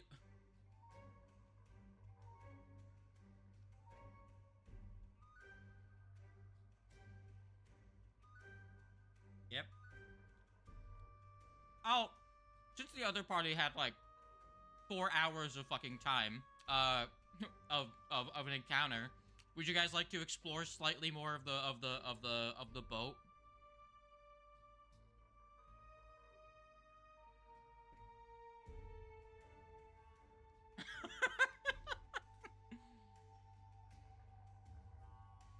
They circumvented it. They, unlike you guys, they succeeded at their 1 check. You guys failed at 2 of your stealth checks.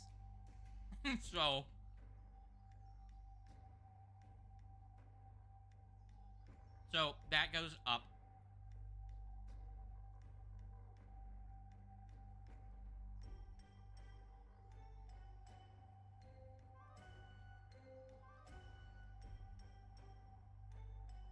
So you find yourself...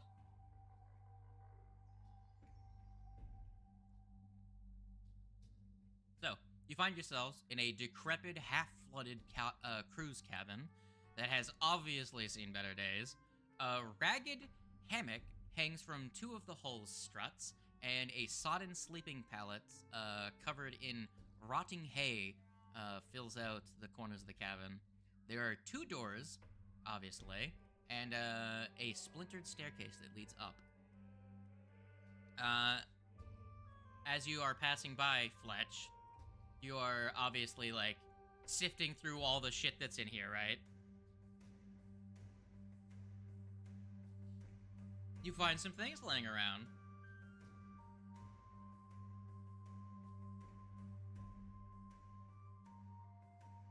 Two light hammers.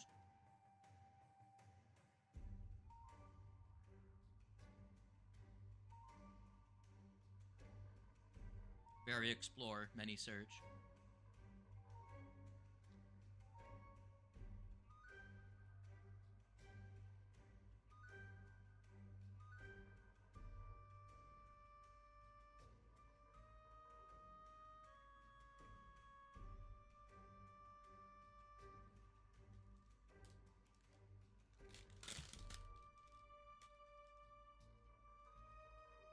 Very good.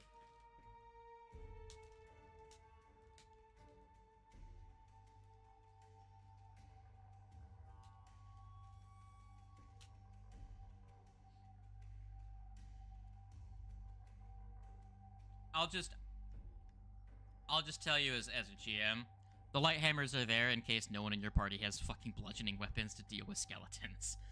Like, that's entirely why they're there.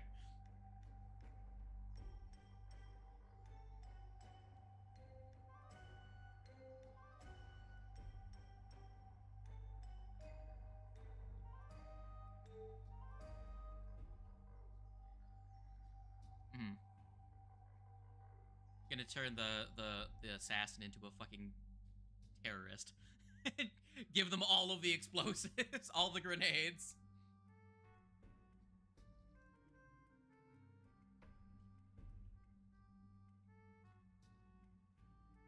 Oh, so you guys are still in combat, my bad. An encounter. Bang.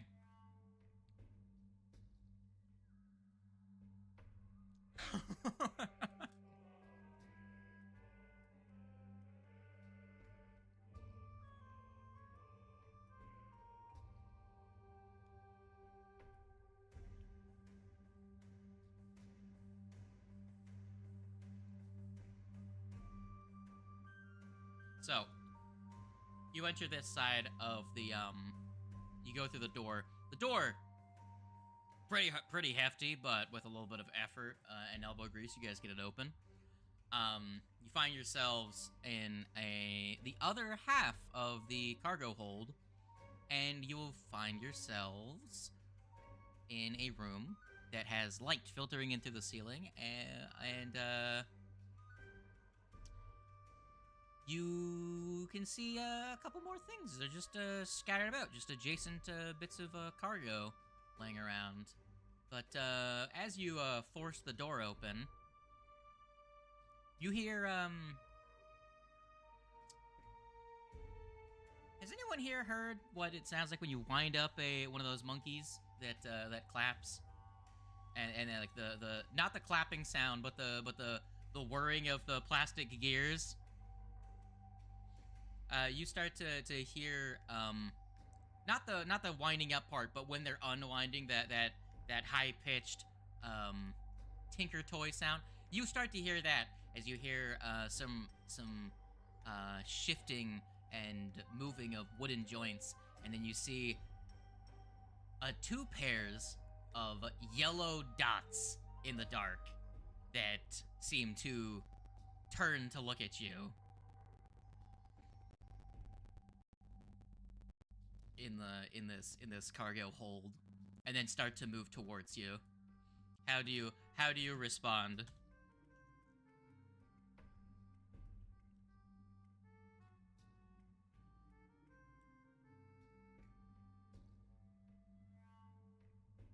Okay.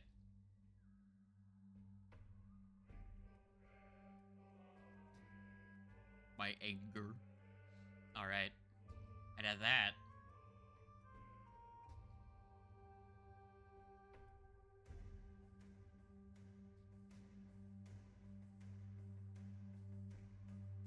as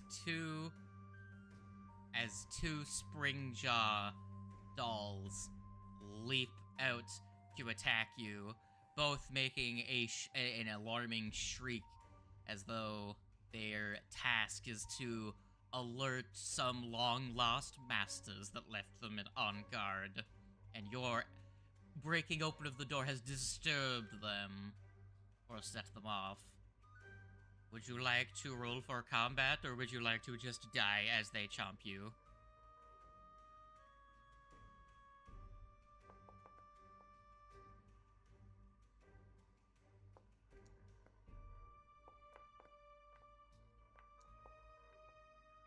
Raja, did you add your...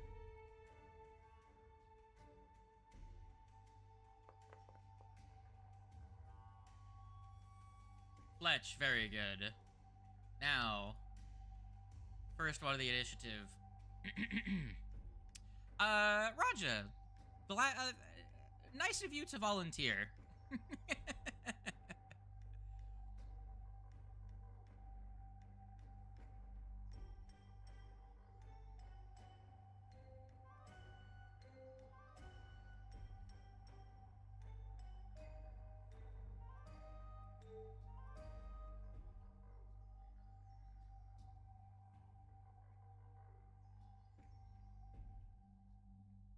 With a healer.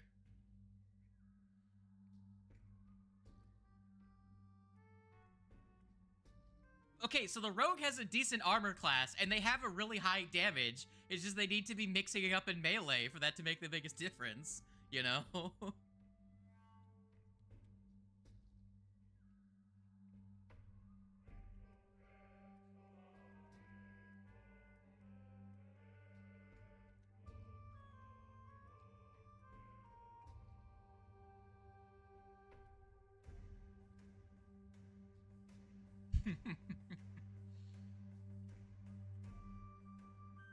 Well, here's the problem. Here's the problem. The problem is, it's not the way you've broken it down. It's the other way. The problem is that Raja and Kos are your two resource-free healers. That's the problem. You have the two people that don't have to spend resources to heal in the same group. That's your actual problem with your strategy. I wasn't gonna tell you before, but like now you've come to realize that the way you split up isn't perfect. You know.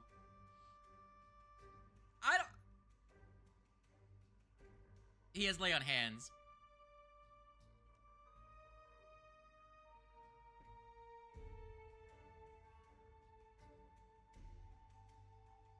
Yeah, but it's guaranteed healing. You know, Kos has to remake medicine checks, which, as we saw, the terror of rolling a fucking 4 means that if they had rolled a 4, they had a 50-50 chance of just fucking killing fucking Gal.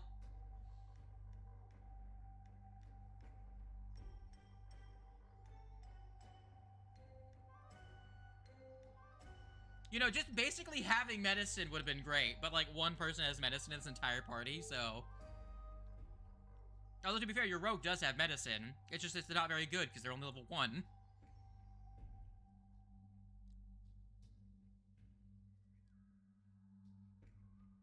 Fair. Now, back to what I was going to get at.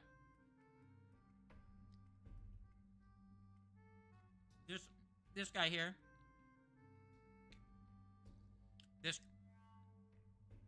This guy with a snap. This one is going to chomp. Utterly fucking miss, with that fucking, bite at you. And, seeing as that was a fucking whiff, are they gonna do it again? Fuck it, yeah, they're gonna target you again with a, let's try a -5, let's try and bite you. Give him a chomp. Okay, 22, does that hit your armor class? Good, thank Christ. And with a 6, Radger, you get bit.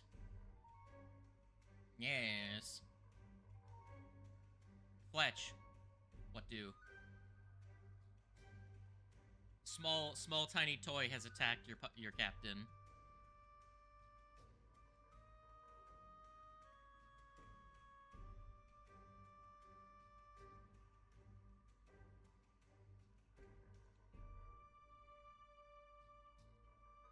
Prank him, John. You can move all the way to here if you want to flank.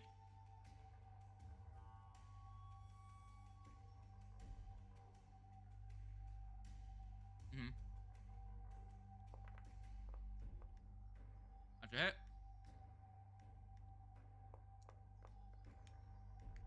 With a whop, you hit him. He takes damage.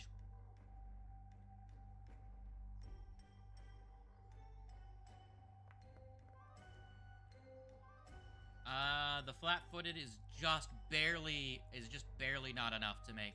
Like, the flat-footed, you're one off from getting with a Kapagoo. It was very close. It was worth the risk. All right. This one, gonna step, gonna target you. He's gonna step. He's gonna bite. With a 26, does that hit your armor class? All right. That's going to be... with that, I do believe, with a 26 against your flat-footed armor class is a crit. For 12 damage with a chomp. And then they're going to latch onto you using their second action.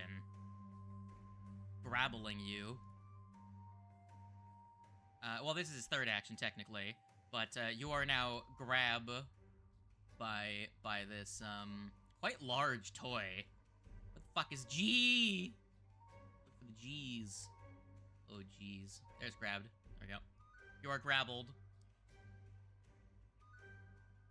And as its teeth gnaw into you, you start to bleed. On your turns, you will take 1d4 bleed damage as you are affected by its gnaw ability.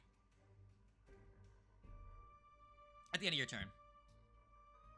Yeah, it's normal effects of bleed. Yeah. Yeah. Radger.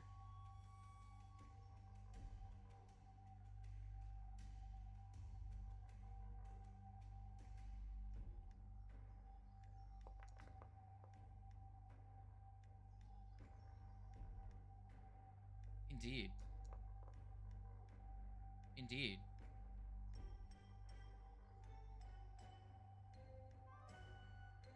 Yeah, you did bite. Roll, you can, do you want to just use that damage, or you want to roll the d10 again?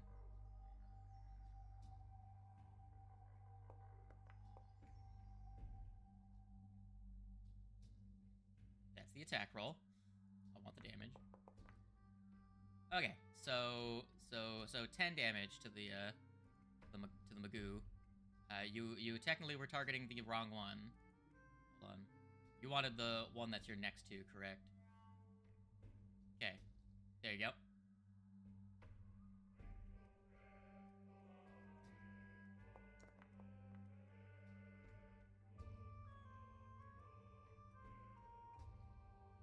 Alright, so the second one, targeting the, bottom one is a Misk.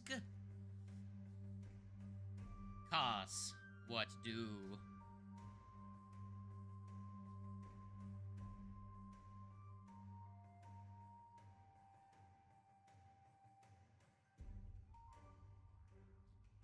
Prank him, John.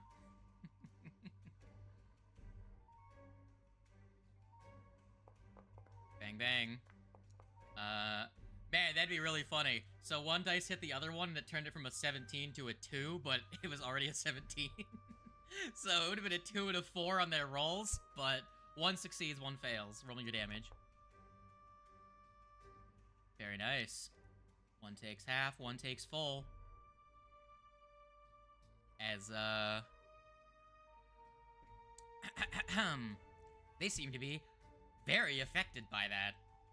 As they stutter and shake from when the electricity hits them.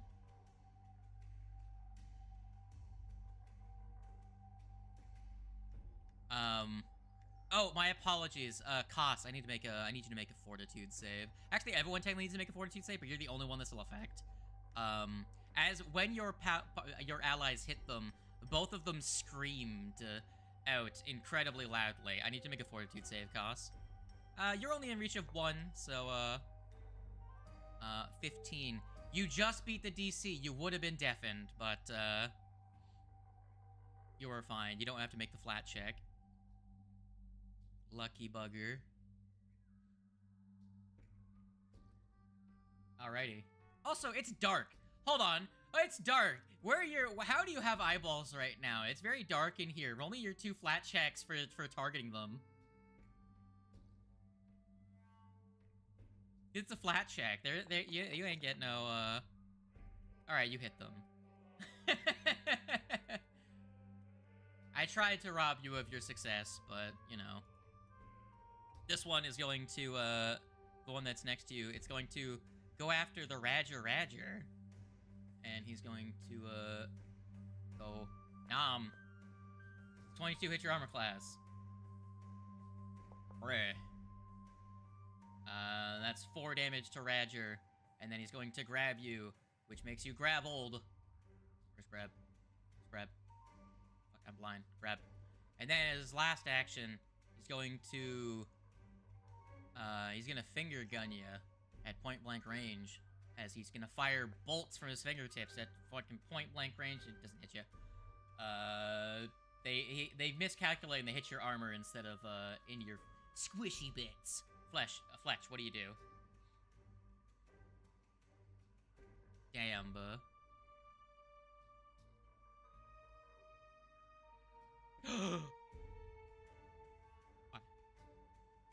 No.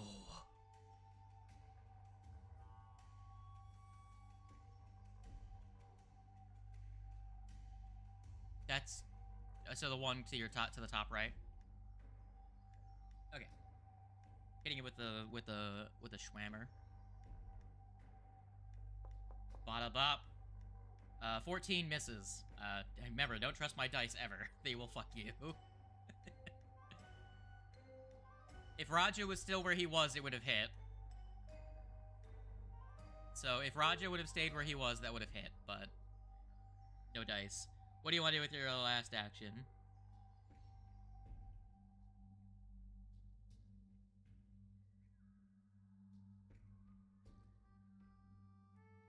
The current way that you're being affected by the bleed, you don't actually get a check.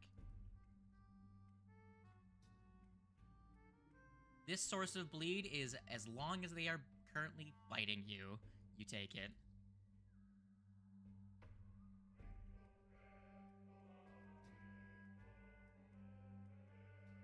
Sure, athletics, acrobatics, or unarmed strike to try and ungrapple yourself.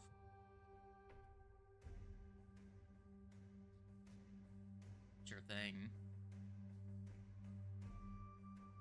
Plus. So, at 14, what's their fortitude DC? Does not pry him off. He is very well stuck onto you because it has the attack trait to pry them off. So, if it was your first action, you would have broken free, but you did not with that one. And then this one. Now that you take 3 damage, I'm gonna roll your recovery for that one. You do not. There's no recovery, right? Whatever. Yeah. And then this one, since it is currently the biting you, it has a special funny ability called Turn the Screws. Let us have some fun. Roll dice.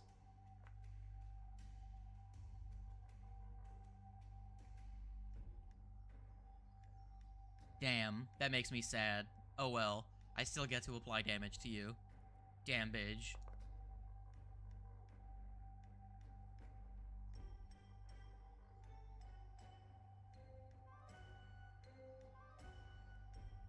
Sure, go ahead.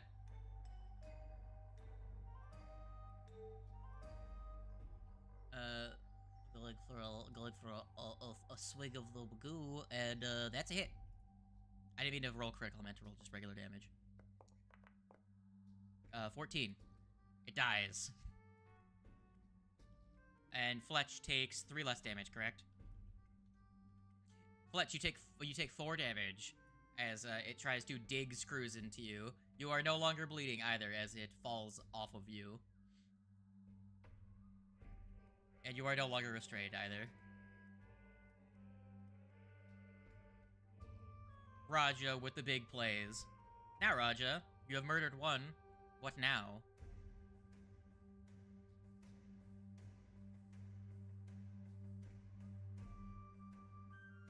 You're currently grappled, so you cannot move.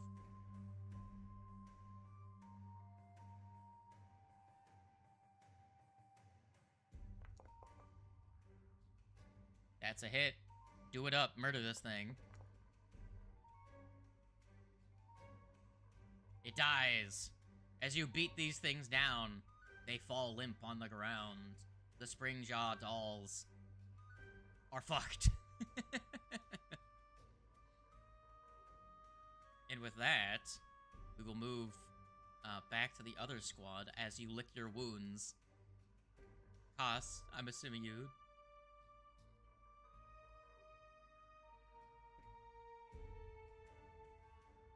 You need it for both of them at some point. Yeah. Yes. How's everyone doing for Timb?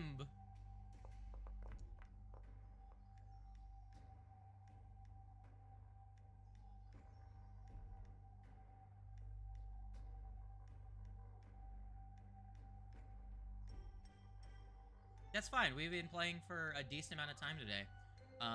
How's everyone feeling about this session?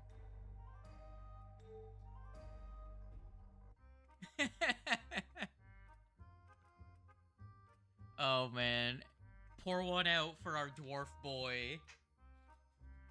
Absolutely punished, like fucking. Hold on, punished Galmar. Hold on.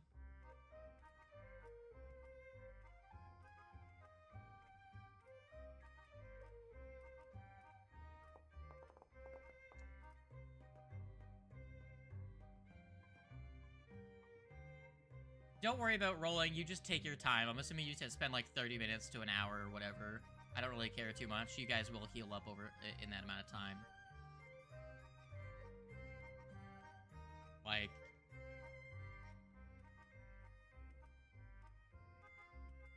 Sure, you're gonna heal up yourself and, Athez? Oh, you're gonna use, yeah, so you also get Legato in there. Very good. Roll me 2 d8s, then.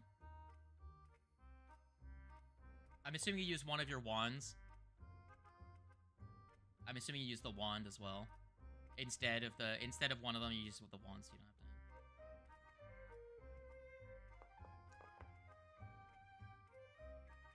to. So, you heal the party for 5 HP each. Very good.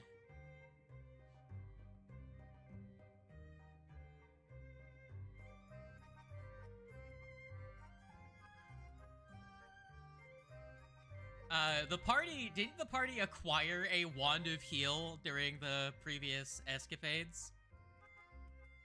I thought at some point a chest had a wand of heal in it. My brain says there was a chest with a wand of heal. I don't remember.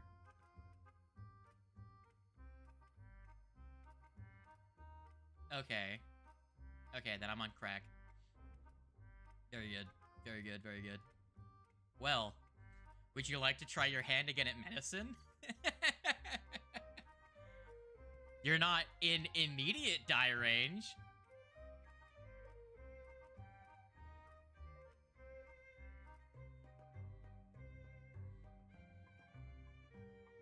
Athez has a +4. They're like the only one that can...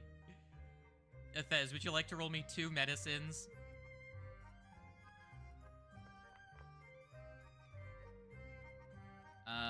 A 17. That is a standard success. You go ahead and roll me 2 d8s to try and heal someone. Who were you healing, yourself or Galmar?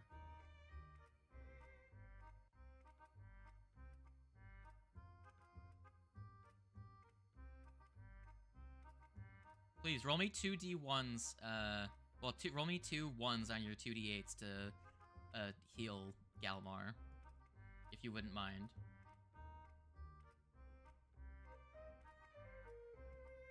You need me to roll them.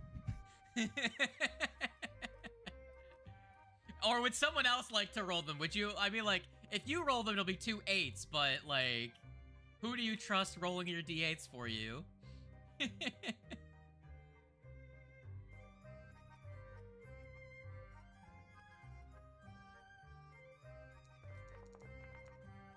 11. All right, Thez, roll a medicine check for yourself, if you would like. Don't roll a 1 or a 2. A regular, another success. Go ahead and roll me your your healing. Another 2d8s. Tando has the blessed dice. A 7 that heals you up. I mean, all right. All right, so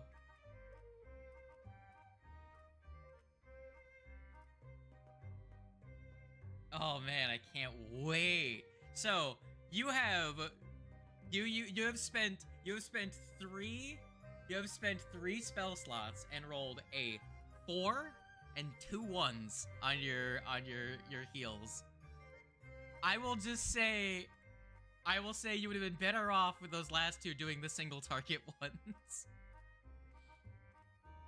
Because that would have been a minimum of 18 healing, and you healed 15. with your 2.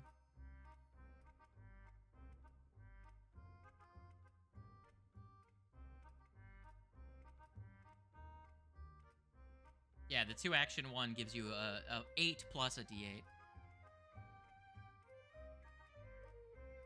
Here, I'll just give you back one of your spell slots.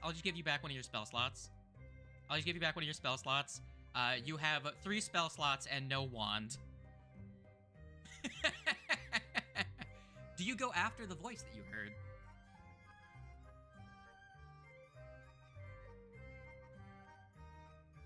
Sure. A lot of you make your way out of the bushes.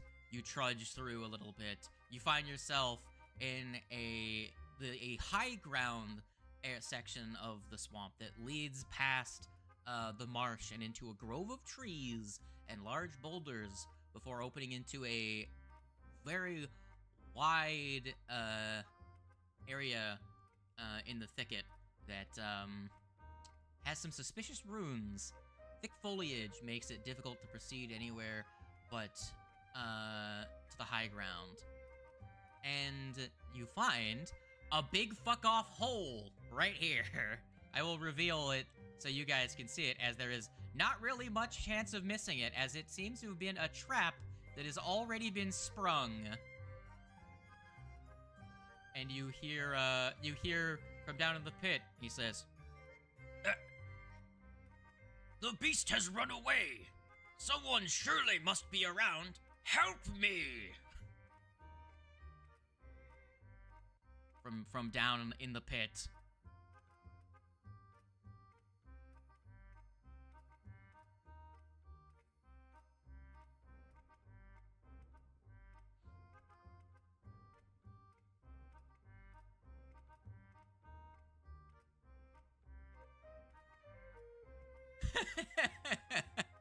Oh man.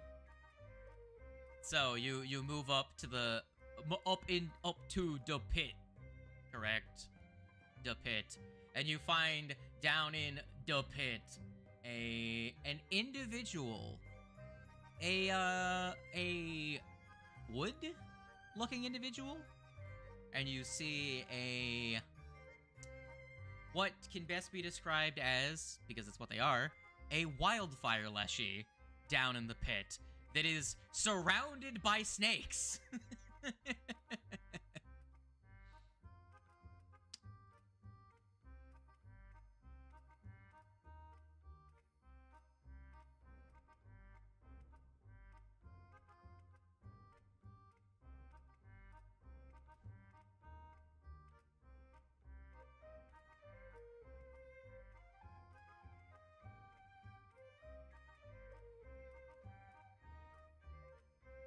you will see as he looks up and notices he looks up. Well, he's been looking up, like waiting for someone to come to the pit. He's like, "Ah, fellows, a hand, please. While they can't get through my bark, I don't think I'll last down here forever." God, he slowly turned into pirate. No, he's an honorable warrior, not pirate. God damn it.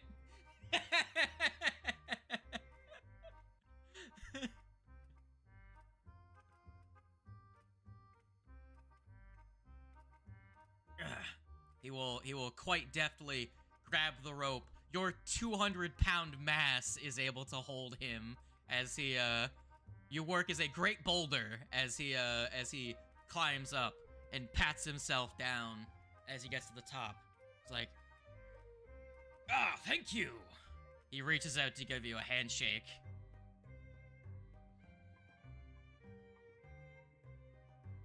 His hand is warm, quite warm, but you don't get burned. But he's definitely hotter than a mammal would be to shake hands with. I think they were trying. Fuck!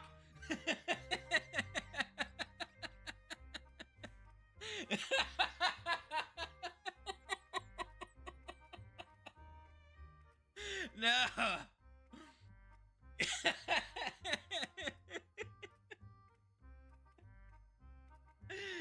Oh, man. Oh, man.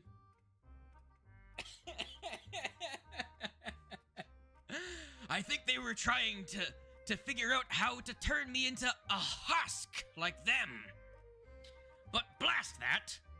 I'll as soon smash every last one of my ghoulish old pals before I let them turn me into a blighted monstrosity. As he looks quite grump. Let me actually show you what he looks like.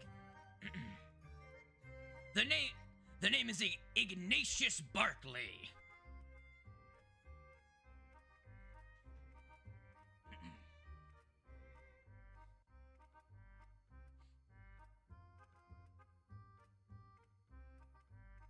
Pleasure to meet you, my noble rescuers. Noble indeed.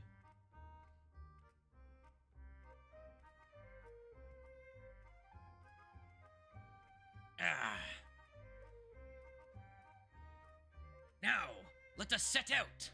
I would like to find the root of this blight that curses my kin. Onward! And he fucking jumps across the pit recklessly to the other side and starts marching further in.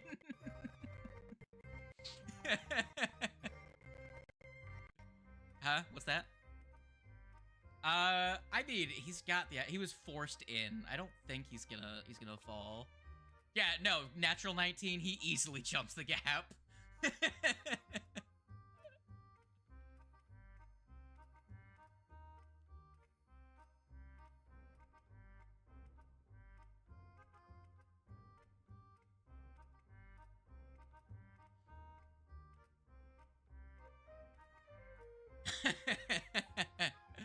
And at that, I will say we will cease for now as the party makes their way to the other side of the pit and find themselves moving deeper into the ruins with their new fiery friend Ignatius Bartley.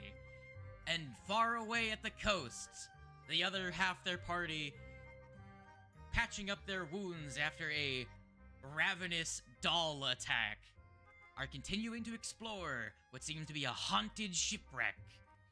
Already achieving their prize, but with the explorational and treasure-minded spirit of pirates, they are continuing to explore the wreckage to find what they can of the old ship's treasure.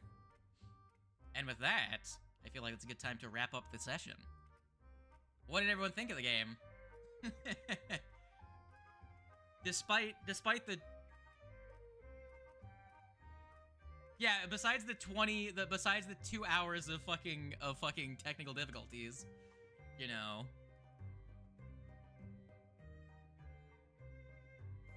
Fucking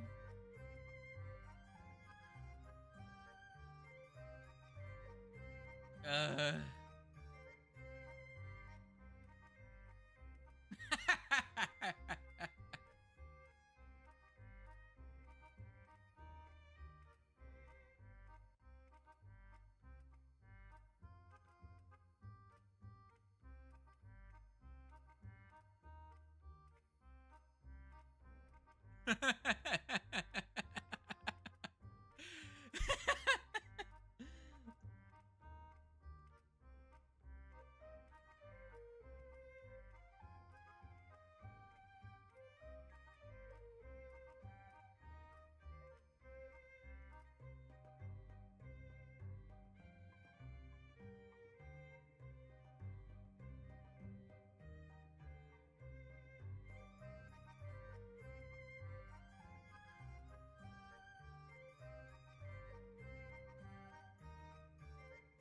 Bing chilling.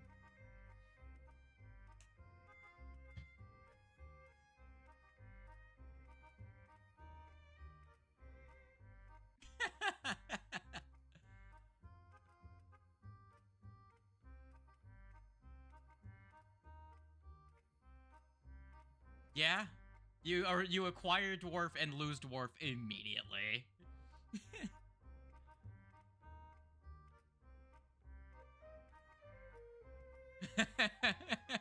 To fight some fucking bushes. I started my career as a gunslinger, tried to become a priest, and I'm dying a fucking hedge trimmer.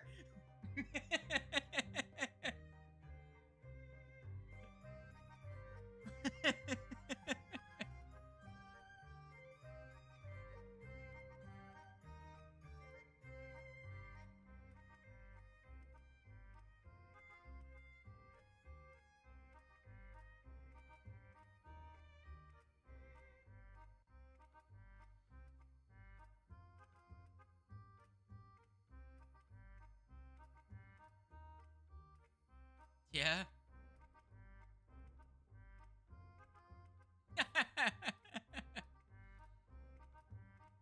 Oh man. But with that, how did everyone feel about the amount of progress that was made?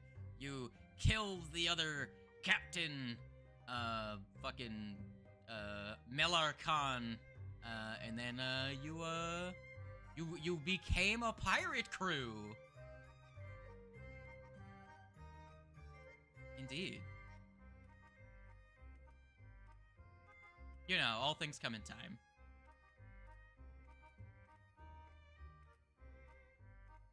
Because you killed him? In cold blood?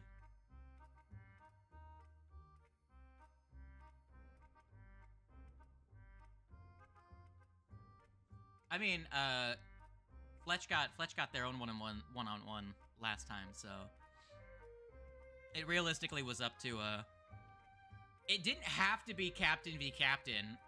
It could have been anyone, but it worked out perfectly fine.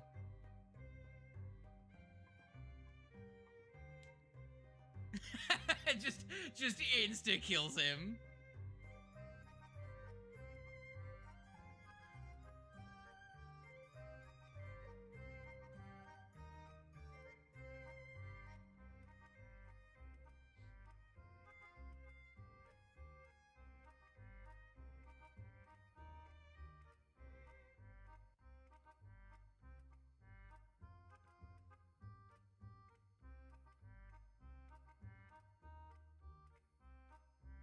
Squatta's family.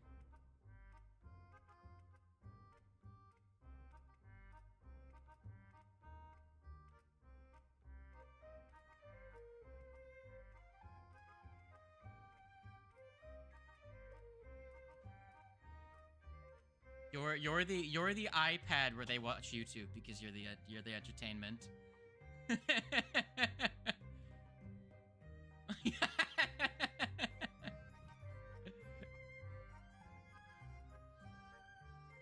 Core memories for Zoomers.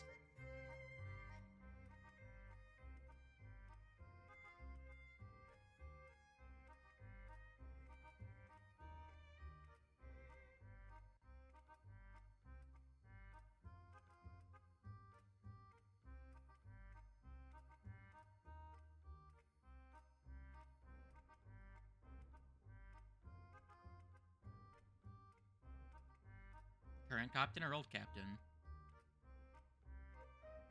Hmm.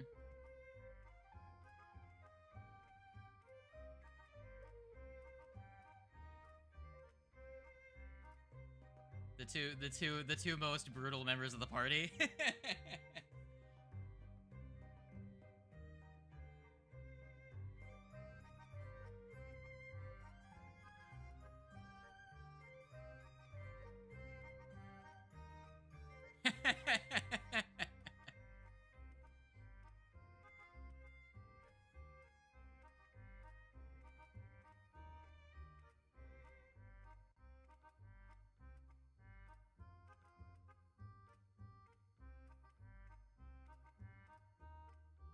It literally, if it does become a Thez, it might as well just be the Jackdaw. It's just Assassins of the Caribbean at that point. if it's Legato, it's the friend ship.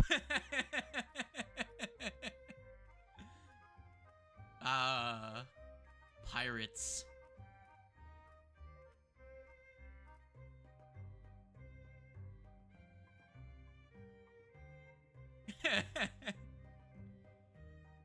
No. The party is kind of split. You have like the morally good side, which is gonna be the druid, the cleric, and the bard, the spellcasters, and then you have the marshals, which are all bloodthirsty fucking murderers. You have Raja, a Thez, Jack if he existed, and then yeah, that's what I was about to say. If Jack was here, it would be like the perfect 3-3, and then Fletch is the one in the middle that like everyone's trying to make them like they're the influence the what's the term for it? Influenceable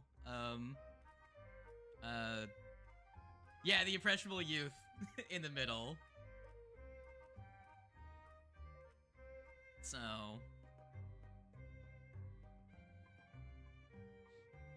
So indeed, that is.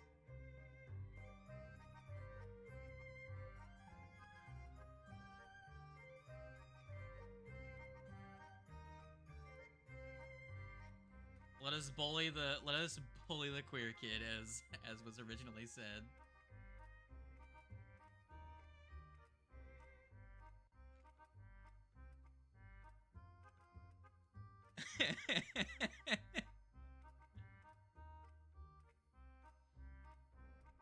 Yes, they did.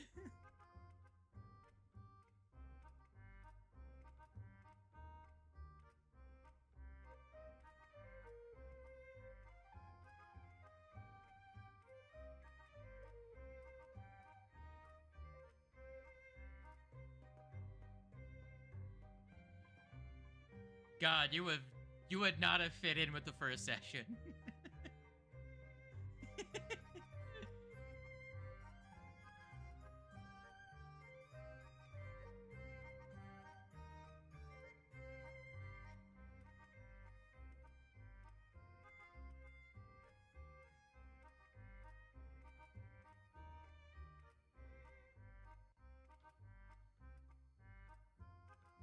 Good cop, comrade cop.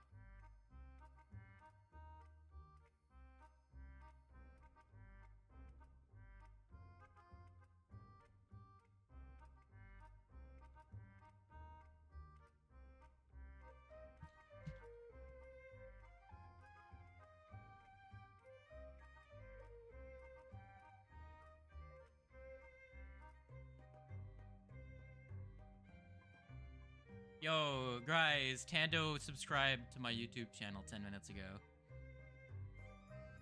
Zach, yes, and Brennan. Alright, Good gamer. cop, comrade cop.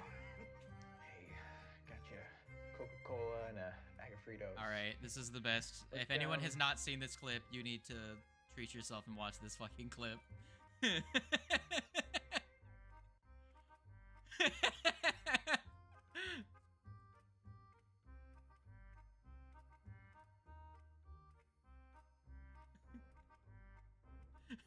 Run, motherfucker, run!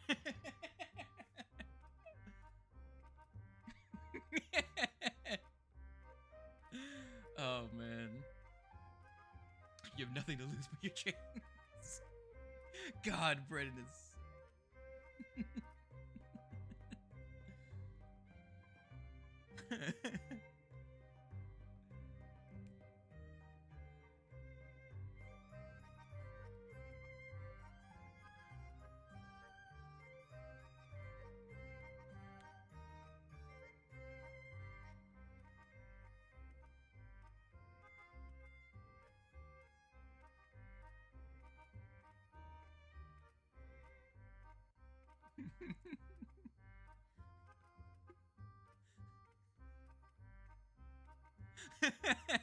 I love the pantomime of loading up Bloka, the the Bloka just.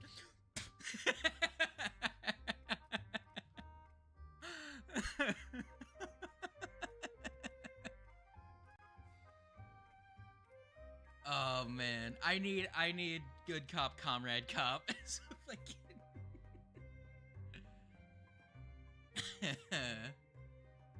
All right. You guys excited for next session? You guys didn't level up this time, but once you wrap up this whole rigmarole y'all are doing, you will potentially level up. Did you guys agree? Just as a suggestion, did you guys agree that when you guys get all the shit like done here, you meet back up at Jacopo Town, or like what's the?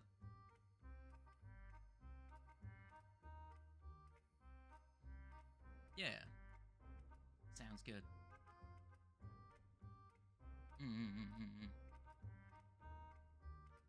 Well, at that, I think we are Guccius Ganglius. When do we play this again?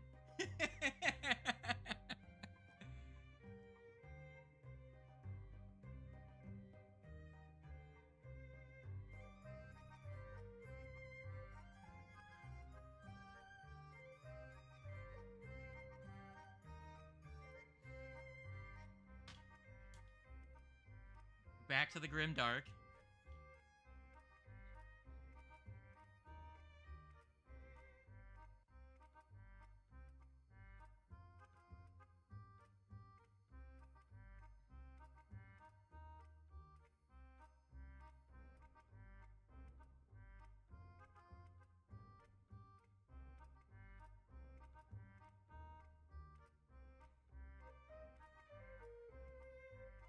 That is the rough thing.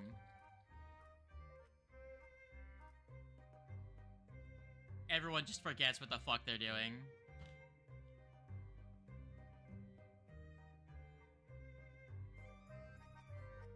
I think part of the problem is that like half like Bat and Kiva both play like 6 separate games on Saturday, so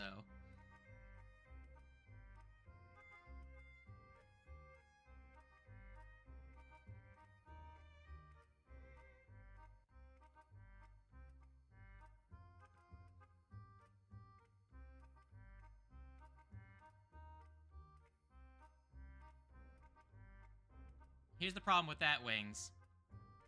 Wings, here's the problem with that. My contract starts on Tuesday. My weekdays are getting up at 6 in the morning, driving to a location in Central Florida, and working.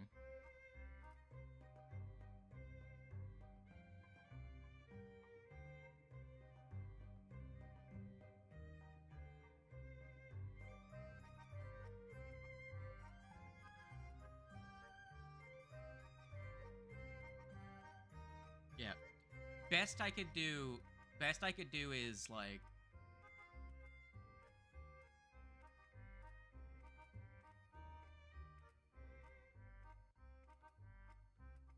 421 for me, so like this is the thing. At best, ooh.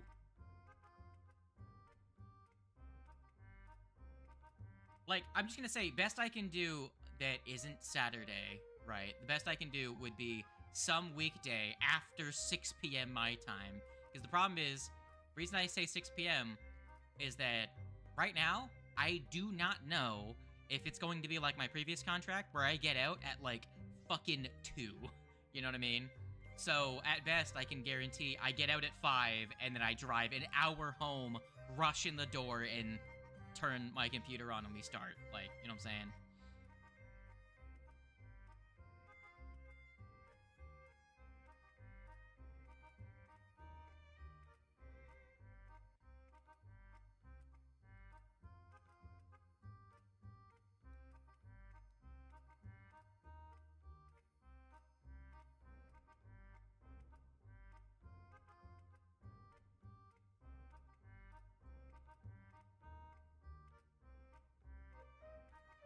Yeah, that's the problem for you, though. So, like, that's... So, this is the wonders of how our schedules don't line up.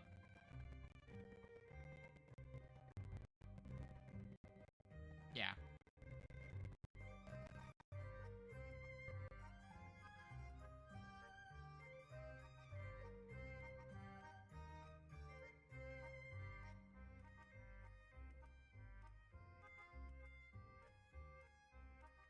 And I try to keep my games consistent so that there's not, like... I really want to avoid the situation where, like, we have a day we set up, and then it just never fucking happens. You know what I mean? So that's why sticking to just doing our game on Sunday, and we play a game every Sunday, there's that expectation that that is the game time. You know what I mean? So... Because I feel like if we try to do all these, like, wiggity-wonky, like, weird times, it's gonna become a... Well, no one, like, it's... You know what I mean? Yeah.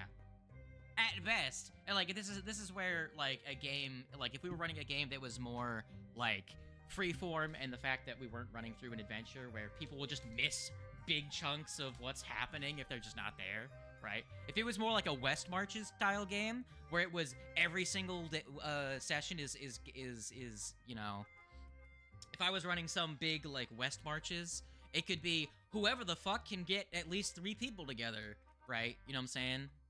But that's just not the kind of game this is. Because if it was like, oh, the overarching narrative is you are in a location doing adventures out of some base camp, then it could be whenever anyone's available. And sure, that would be more games for everyone, but it wouldn't be like this kind of adventure. Does that make sense?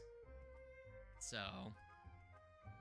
maybe one day, but right now, that's not the case. I'll see in the future, but if I was to do a West Marches, oh man, like, I really like Pathfinder, but I really want to run fucking 13th Age at some point. Maybe a 13th Age West March, but, we'll see about that. We'll see about that. But for now, this is just the case that it is. Next week, Bombo Vaults, and that's just whoever's there. At least 4 people, and hell yeah. Yeah. So I know I've asked a couple of times, but any questions, comments, any concerns about this current game? Anything in particular that stood out? How does everyone feel about the whole splitting up thing? Do some people feel like it's an issue because they just don't do anything for an extended period of time, or do they feel like it's better because when you do get to play, you actually are engaged more with the game? Like, that's... Okay. A slightly better balanced split. So... I feel like, right now, the way that it currently is, I think once you guys wrap up what you're currently doing, it's gonna be the whole group together 99% of the time for certain stretches. Like, all of next session, once this wraps up, all of next session and the session after, and probably the session after that, it's gonna be the group of 7. Just saying. There isn't... You might be able to split up, but that'll be...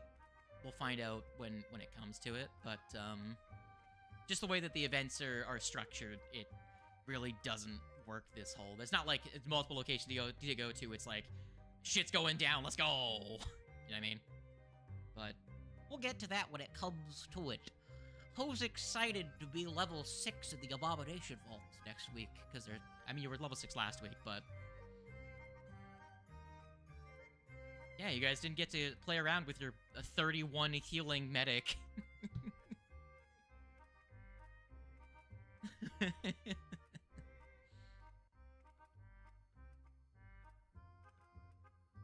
Hell yeah. Indeed. Alright, I'm going to end the stream. Deuce's stream. Indeed. The most views I've ever gotten of one of these streams, and it was all of you guys.